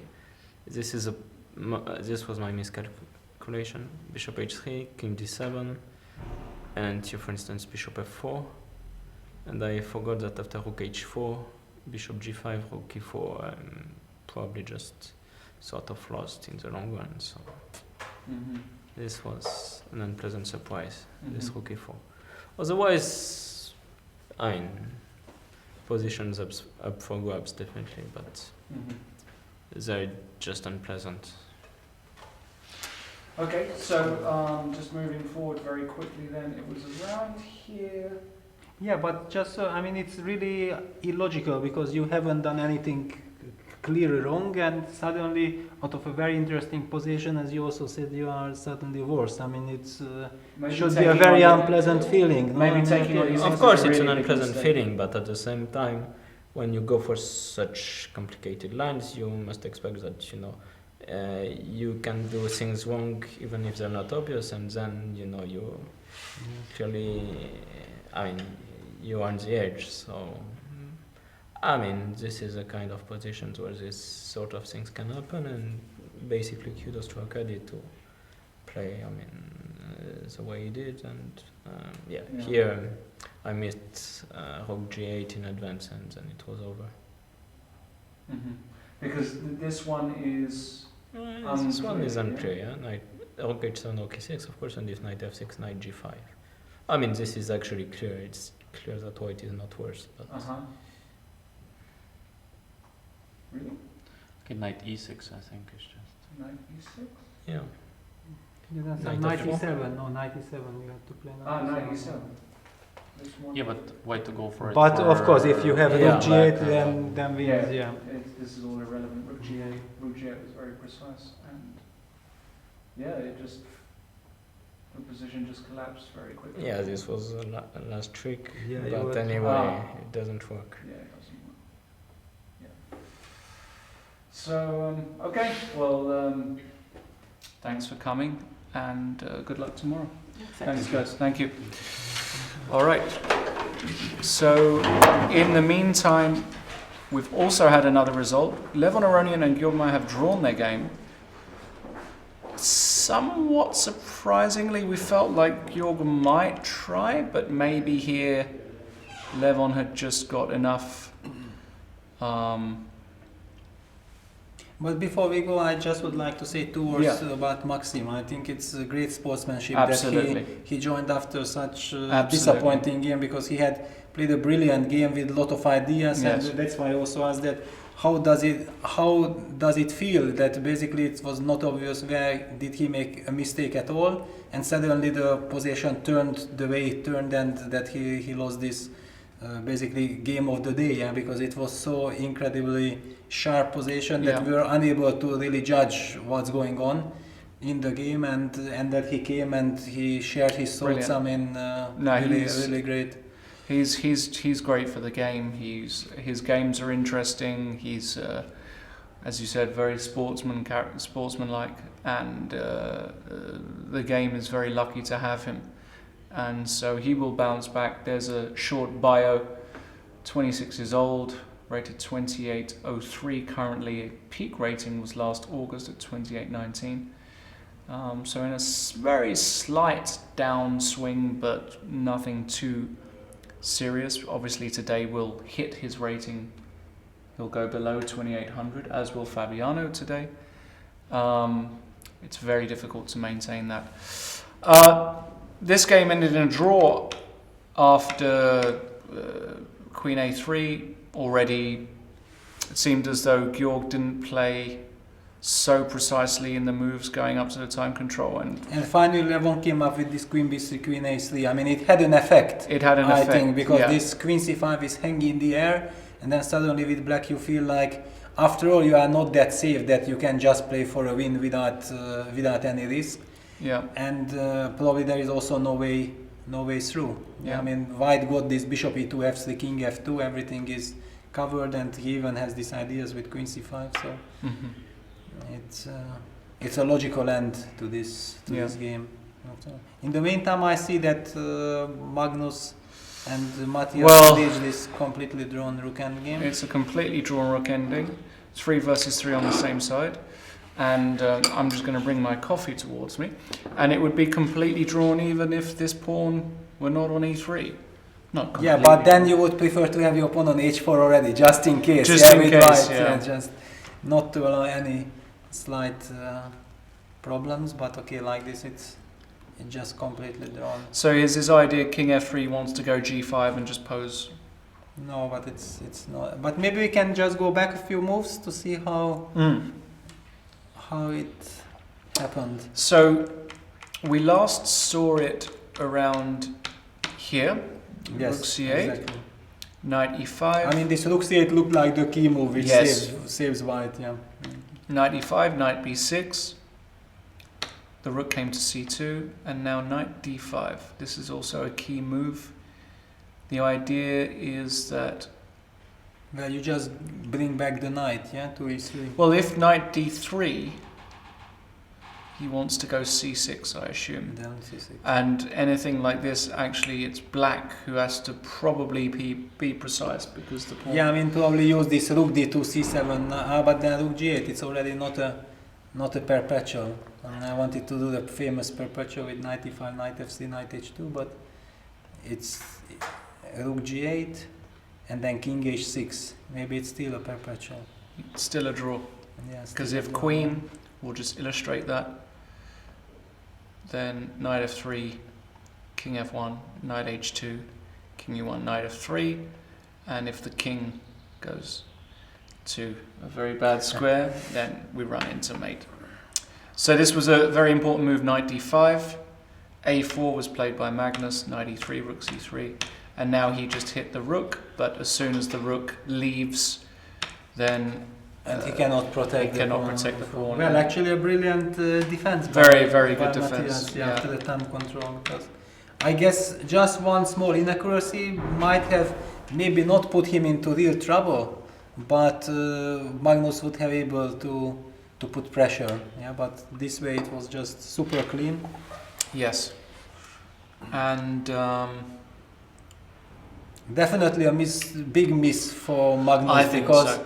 around move 20 with 1 hour on the clock against 1 minute and that extremely promising position, looked like Magnus definitely will win that game. But I mean, Matthias deserves credit. I mean, this was just with 1 minute on the clock to defend like this. Okay, definitely Magnus made a wrong choice with this Definitely. e5 and d takes e4, but nevertheless, I mean, this is a superb defense. Okay, the game is not over yet, but after doing all those great defensive moves, it's hard to imagine exactly that here something happens. well, you never know with Magnus. He has won these positions before, Yeah, he has, yeah. even against players like Matthias Bluebaum, who's only got 11 minutes, I should add. So there's still a bit of pressure here. Yes, How would okay, you- but it's only 6 moves to go to the time control, And then they another get 15 another, minutes. yeah, and 30 seconds also then. What would you play here with White? Because Magnus, you know, there's, for example, just to illustrate, a terrible move here would be the move g4, which I think I've played a number of times in Blitz, allowing... But I'm not sure if it's a terrible move, strange enough.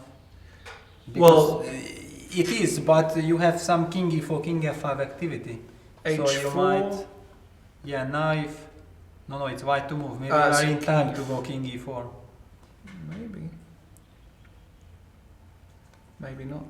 Yes, okay, check. Okay, 7 check. Or not check, I mean first rook a8. I mean just rook a8. Rook a8. Oh, maybe it's... Yeah, first maybe- my thought also was maybe just it's not to still a go draw. g4 because it looks so scary, but Yeah. then I was not 100% sure if really black can... Okay, it's a bit risky. I mean maybe black Yeah. plays a move like king f7 now, Yeah. just to please make a move. Kind of, if king f5, rook f2, king e4, rook h2, king f5, still it seems to draw.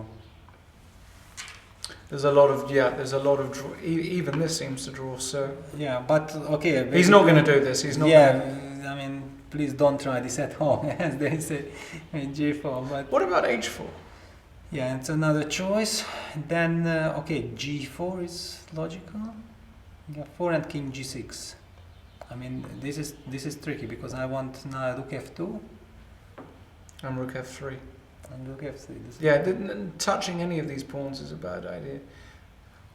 So what do you do here? Well, I actually thought that maybe some move like rook a5 makes sense, just to King G6. king g6, rook a8.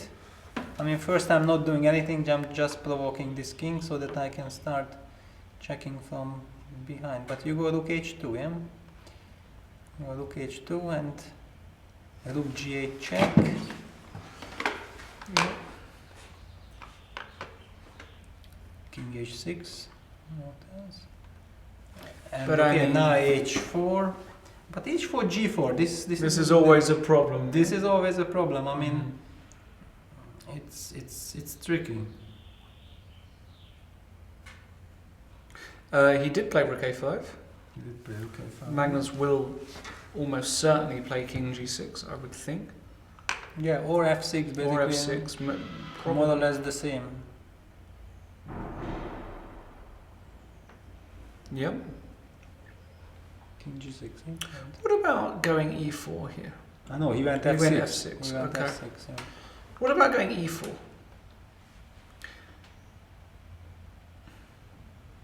Does that make any sense at all? Well, it makes sense. And if rook h2, you want to go. And if rook h2, then I was hoping that... Well, this isn't a threat.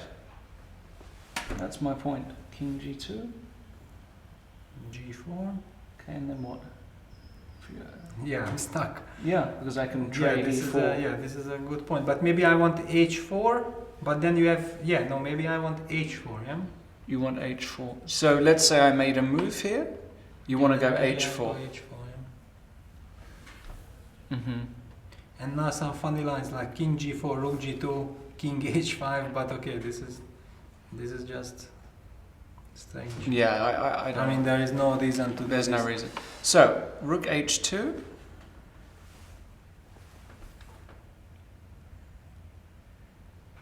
Also, I can just do this. No? Can I just... Yeah, but actually you can just give rook a7 check, king g6, and you go rook a6. And then you are threatening with Then e5. And this is if you want to be very professional. h4. Yeah, and then now Just take g8. it, yeah.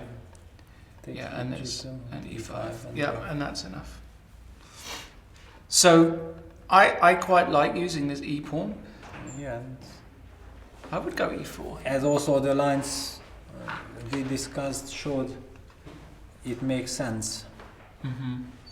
Because always this key idea with you start playing rook a6 against king g6 and Yeah. e5 is a threat. And he played Yeah, e4. he played well e4, done. yeah. Yeah, I think that's a good move. Yeah, that's the good one. And if rook c3, it's important to go king f2, I think, because king g2, rook e3, and Okay, it's still a draw. Then you go It's- h4 now. You can just go h4 now. h4. Ah, because right. But okay, now g8, gh, king g6, and okay, it's 2 against 2, but it's maybe not trivial draw. Let's say it should be draw, but rook a4. okay, 4. Yeah, okay, it should be trivial. Yeah, it should be. And then you just play rook b4. And So rook c3 check, played by Karlsruhe. I expect he'll go king f2, because I or think they might come. Yeah? Well, they might come soon. Let's see, rook c3 check. I expect king f2. I mean, why without rook e3? Just go king f2. Yeah, okay, this soon will end in a draw. Okay, anyway, h4, yeah? Yeah, like if rook c4, just h4 here is. No, but I mean for black, now after rook c3, okay, h4, yeah? But take Takes. here. No, okay, it's a dead draw. That's why I expect that the game will. Not really much to come on. f5, e6 is the idea, and if king f6, we can just go e7, rook c8. Even this position is just dead, because here still a draw. Everything's a draw, and Yeah, not enough material. there's not enough material. So, have we got any interesting tweets or questions today? That's a question while we wait for this to wrap up. Actually, it's coming close to 5 hours so it's quite a short day actually for us, I feel. I don't see how Magnus puts on any pressure here at all. Yeah, but somehow I feel like we had seen a really lot of action. We today. have actually. I mean, We've had 4 games, and yeah. all 4 games were very, very interesting. Okay, the game 11 against Maya, it was a strategical battle, but with full of subtleties. Yeah. So for us, it was a great day. Not all the players really enjoyed this day so much, but for the audience. Rook c2 check on the board. I don't see why he wouldn't play king f3 immediately here. Feels pretty simple. King f3, and I wonder if Magnus will just go for a perpetual check now, just to give check. No, he will not give perpetual check. No? No, he will not give perpetual check. I mean, he will still go, I think he will still try. He'll try rook h2? I don't know if he will try rook h2, but he will not repeat here the moves. Somehow I cannot imagine Magnus. Even like...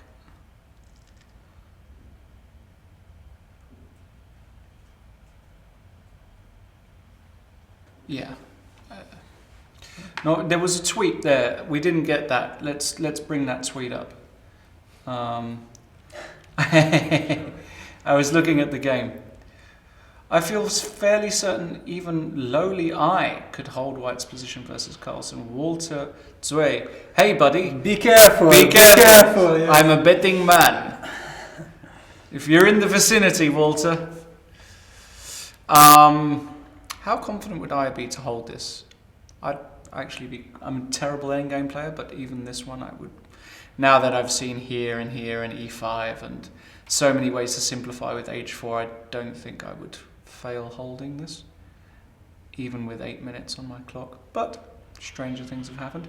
Here is an overview of the playing hall. We can see Carlsen and Bluebaum on the stage there. Fantastic setting. Obviously the open tournament running alongside this classic with over 1,200 players. Unbelievable. Yeah, it's amazing. Yeah, Unbelievable. So congratulations to the team here for organising such an event, and some huge names in the open as well. Rapport, Vichukov, Madlakov, Fedoseev, and so many more. And yeah, tons. It's just an extremely strong open. Great for IM norms, GM norms. 2 rounds a day though, so very difficult. A lot of these top grandmasters don't play 2 games a day. When was the last time Rapport played 2 games in a day? I think when he last time played in the same open. It may be in the same open, but yes, because he had played. Then it was called the Neckar Open. Or right, it was the Neckar. In that is our. Just a fantastic tournament. It's the Open tournament will remain in Karlsruhe, but the Classic tournament will go to Baden-Baden after this. So on Wednesday, I believe, round 4 will be in Baden. You'll be there, Peter? Yes. You'll be there with Jan? I will be during the whole fantastic whole event. And Baden-Baden is a really beautiful city as well. About 30 kilometers, I think, from here. 50 kilometers, 30 kilometers, something like that. From Karlsruhe, down the road, and home of the famous Bundesliga team, Baden-Baden Bundesliga, which has won, I don't know how many. Yes, I also don't dare to. How many years? Name it. But of course, last year the big upset was that Solingen won. Yeah, that was really amazing. But okay, this year it seems already that Baden-Baden is taking it back. It seems as though that is the case. And very proud chess tradition. Rook c3 check. Wow, I think Magnus is. You might be wrong here. I was wrong. I think King f3 is actually. And I'm happy to admit it. I mean, 3 times already. So I don't really know what he wants. If he wants something else here, I think he's probably just wants to go eat something. But no, he will not repeat. I just cannot imagine that he will repeat. As I said before, but his body language clearly indicates that he doesn't believe in any of his chances here anymore. But But somehow I cannot imagine him. I need to ask him about these glasses. That's very important. Are these glasses a fashion statement, or are they a medical requirement? Two different things, but both extremely important. And he looks kind of resigned to just taking the draw here. It's not like Magnus, but I mean, it is 3 versus 3. Yeah. Okay, and that's it. He's getting older, you know. It's a draw. Magnus Carlsen draws against Matthias Blaubam. Doesn't even make a move and offer a draw. Just says, "This is a draw. I'm the world champion. Take the draw." And a great result for Matthias, who was under extreme pressure, time pressure, everything. Maybe we'll get Matthias in here. Maybe we'll get Magnus in here. I'm not sure. Probably Magnus will. Well, we'll see. Yeah, somehow on the screen I saw Magnus was showing e5, e4 squares. I think he was also pointing out that he shouldn't have played this e5, d4 so quickly. Yeah, because they're discussing the game. But incredible save by Matthias. Incredible! What a result for him to draw against Magnus. With 1 minute on the clock after move 20 in an unpleasant position. Yeah, you would have bet a game lot of against- money on Magnus to win that position. So this has been a pretty astonishing day, actually. If we look at the results, none of the favourites have won today, and 2 of the favourites have lost, and big favourites. Fabiano losing with black to Ho Yifan, and vachier-lagrave losing with white to Arkady. You would have got great odds on these results today. And I believe they are coming, which is good. I don't know if we can get a pairings for tomorrow or a graphic in order after their interview as well. That would be nice. So we can go over the pairings. Still some games in the Open we can see being played.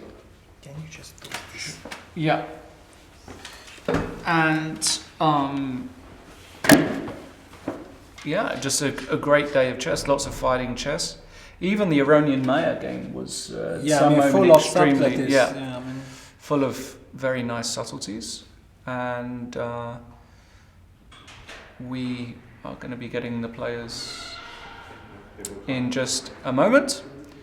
Perhaps we can get a quick look at the pairings. No, we will get that a bit later, hopefully. You can, of course, see it on your browser in the Chess24.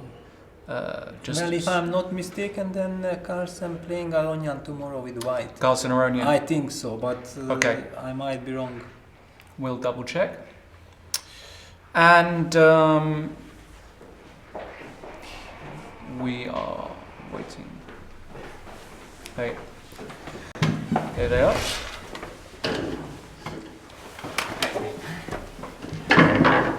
Okay, so this was a I don't know how to describe this one. It felt like, Magnus, you had just a dream scenario around Move 20? yeah, around here. Yeah, basically here. I mean, it's gone very, very wrong for him. So I can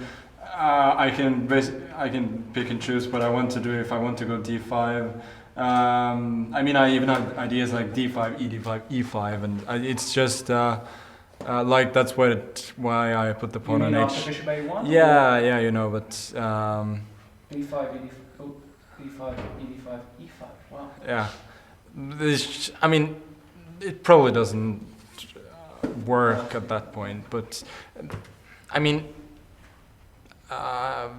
with this time pressure and everything, I thought I would just try and strengthen my position with knight d7. I try and provoke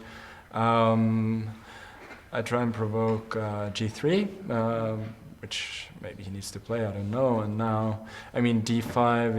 If he takes, his king will probably be too weak. Yeah. And I mean, basically here I didn't even consider bishop g2 because I thought in general after bishop g2 I just take on c4 and then, you know, it's Yeah, we were very surprised you didn't take on. No, basically, I mean, when I went e5, it was just a complete brain fart. So I mean, I thought knight c2, d4, and he goes away. You didn't consider knight d5? No.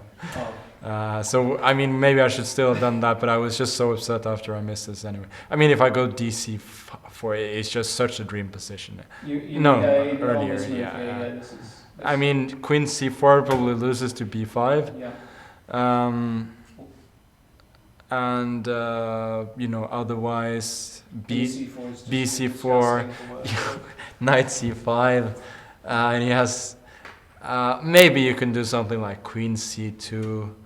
Well, probably e5 wins a pawn for starters. Well, he can do f3 instead of queen e2, then I go h4, and yeah. Okay, it's hard to get. 1 minute on the clock. Yeah, it's okay. Maybe you can still sort of resist, you know, gh, knight h5, queen f2.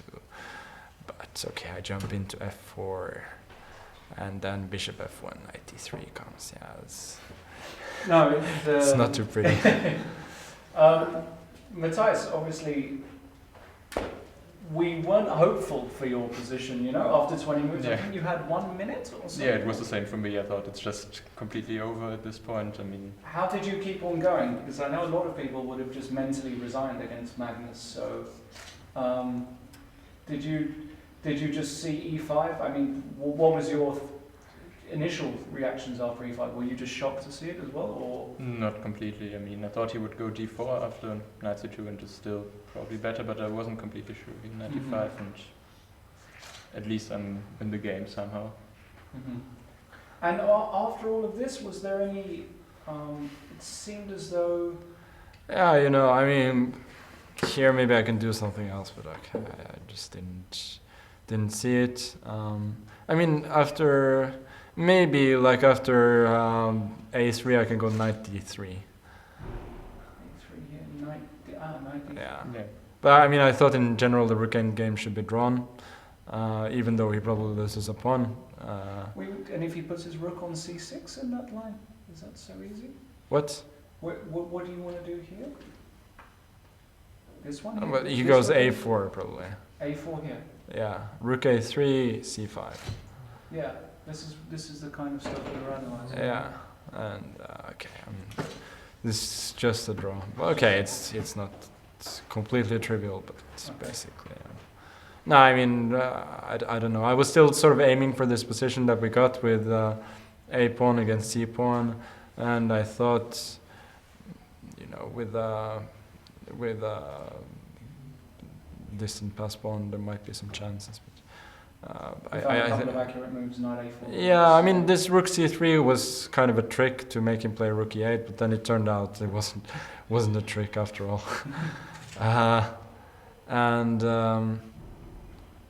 And yeah, so I could have gotten a knight ending, but I don't see why that should be. Which one was that, quickly? Yeah, rook c4, rook rook c8, c4, 97. rook c, yes. Sorry, knight a4. Knight a4, rook c4, rook c8, 97. Knight e7. Yeah, knight b6. Knight b6. Yeah. This one we looked at. Yeah, a4. Maybe king f3, king f3, king f6, king e4, king e6, king d4, and I think after, let's say, knight e7, he just goes knight b6 and keeps my king out of the key squares. Okay. Okay, it looks very drawn. Okay. Like, well, one line I was looking at was knight e7, knight b6, a3, king c3, king e5, king b3, king d4, and maybe king e4 is a better try there. But I don't believe it really. Looks dangerous, no? Yeah, maybe I should have tried this. Who knows? Okay. But okay, I mean, at this point, I was sort of still hoping for some trick in the knight e5 line, but there wasn't. I mean, knight e5 is very good, probably the only move. Yeah, 95, knight b6. Knight b6, rook c2, knight d5. That's probably a tumor as well. And now here, I mean, I don't really have This any move. doesn't work. Yeah, knight d3 doesn't work, and This just one, push the yeah, pawn. yeah. And I mean, I can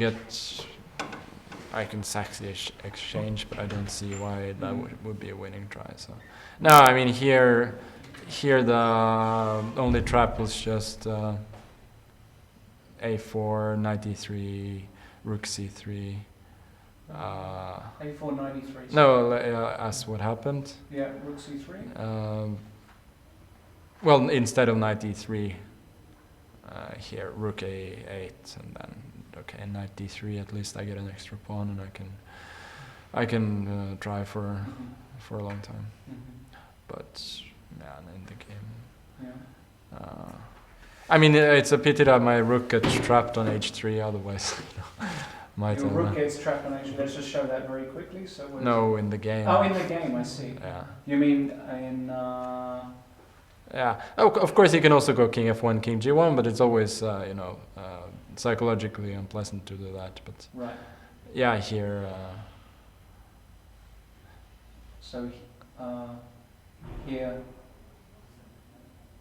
Yeah, f6. No, I mean, okay. Anything cross, anything cross, of course. All right. Well, what can we say? Hopefully you guys are both firing and well tomorrow. Thanks very much for joining us. Glasses. Yeah. The glasses. Very quickly, the glasses. I was going to ask. Yeah, I took a test recently. I mean, I always had this kind of. I was always a little bit nearsighted, and then, but I was always told that you can use glasses or you cannot. It's your choice. You don't need to. And then I took. Then I'd be getting some kind of headaches recently, and I took a new test, and it turned out that all sorts of things were wrong. So I didn't have a choice anymore. Because I was going to say you don't need the glasses to seem smarter. Like you've got the right title to show that you're intelligent and stuff. No, I think it's not like you're a reality TV star on Survivor, like you're a world chess champion. So the whole intelligence thing you don't need. Yeah, no, I just need to see better. That's there you go. Magnus Carlsen needs to see better, ladies and gentlemen. I would be very worried if I was his opponent, because he already sees quite well, sees quite a lot. So imagine now he sees much better. You know, it's an unfair advantage almost. Like shouldn't be allowed them. All right, that's us. Here are the pairings for tomorrow. We've got Carlsen Aronian as the standout game. They've played each other, God knows how many times, 10 years now, more, playing each other in elite tournaments, both on half a point. We've got Vachier. He's got a white against Bluebaum. He'll be looking to bounce back, but Matthias shown that he is able to cope with these guys. Fantastic result for him today. Georg Meyer white against Ho Yifan, who has come off a brilliant win against Fabiano. And then Arkady also buzzing from a win against Maxim. He's going to play white against Fabiano, so that's going to be a really testing match also for Fabi. He's going to need to steady the ship. Yeah, and actually quite an unlucky moment for Fabi, because usually when you lose with black, you really look forward to the next game with white to bounce back, and now suddenly he has to play with black again. It's not an easy moment, but okay, he has done it before already. Of course he has. I remember the Dortmund tournament where he lost the first round and then he went on winning 5 games in a row or something. 2 years ago when I first started working with him, So Fabi has got the resilience. Will he have it tomorrow? We'll see. Join us here I think we're going to start at 3 o'clock tomorrow. Today was slightly earlier, but why don't you tune in? 10 to 3. We'll be here 10 to 3 Central European time. And that's it for us. Enjoy your evening. We'll see you tomorrow and take care.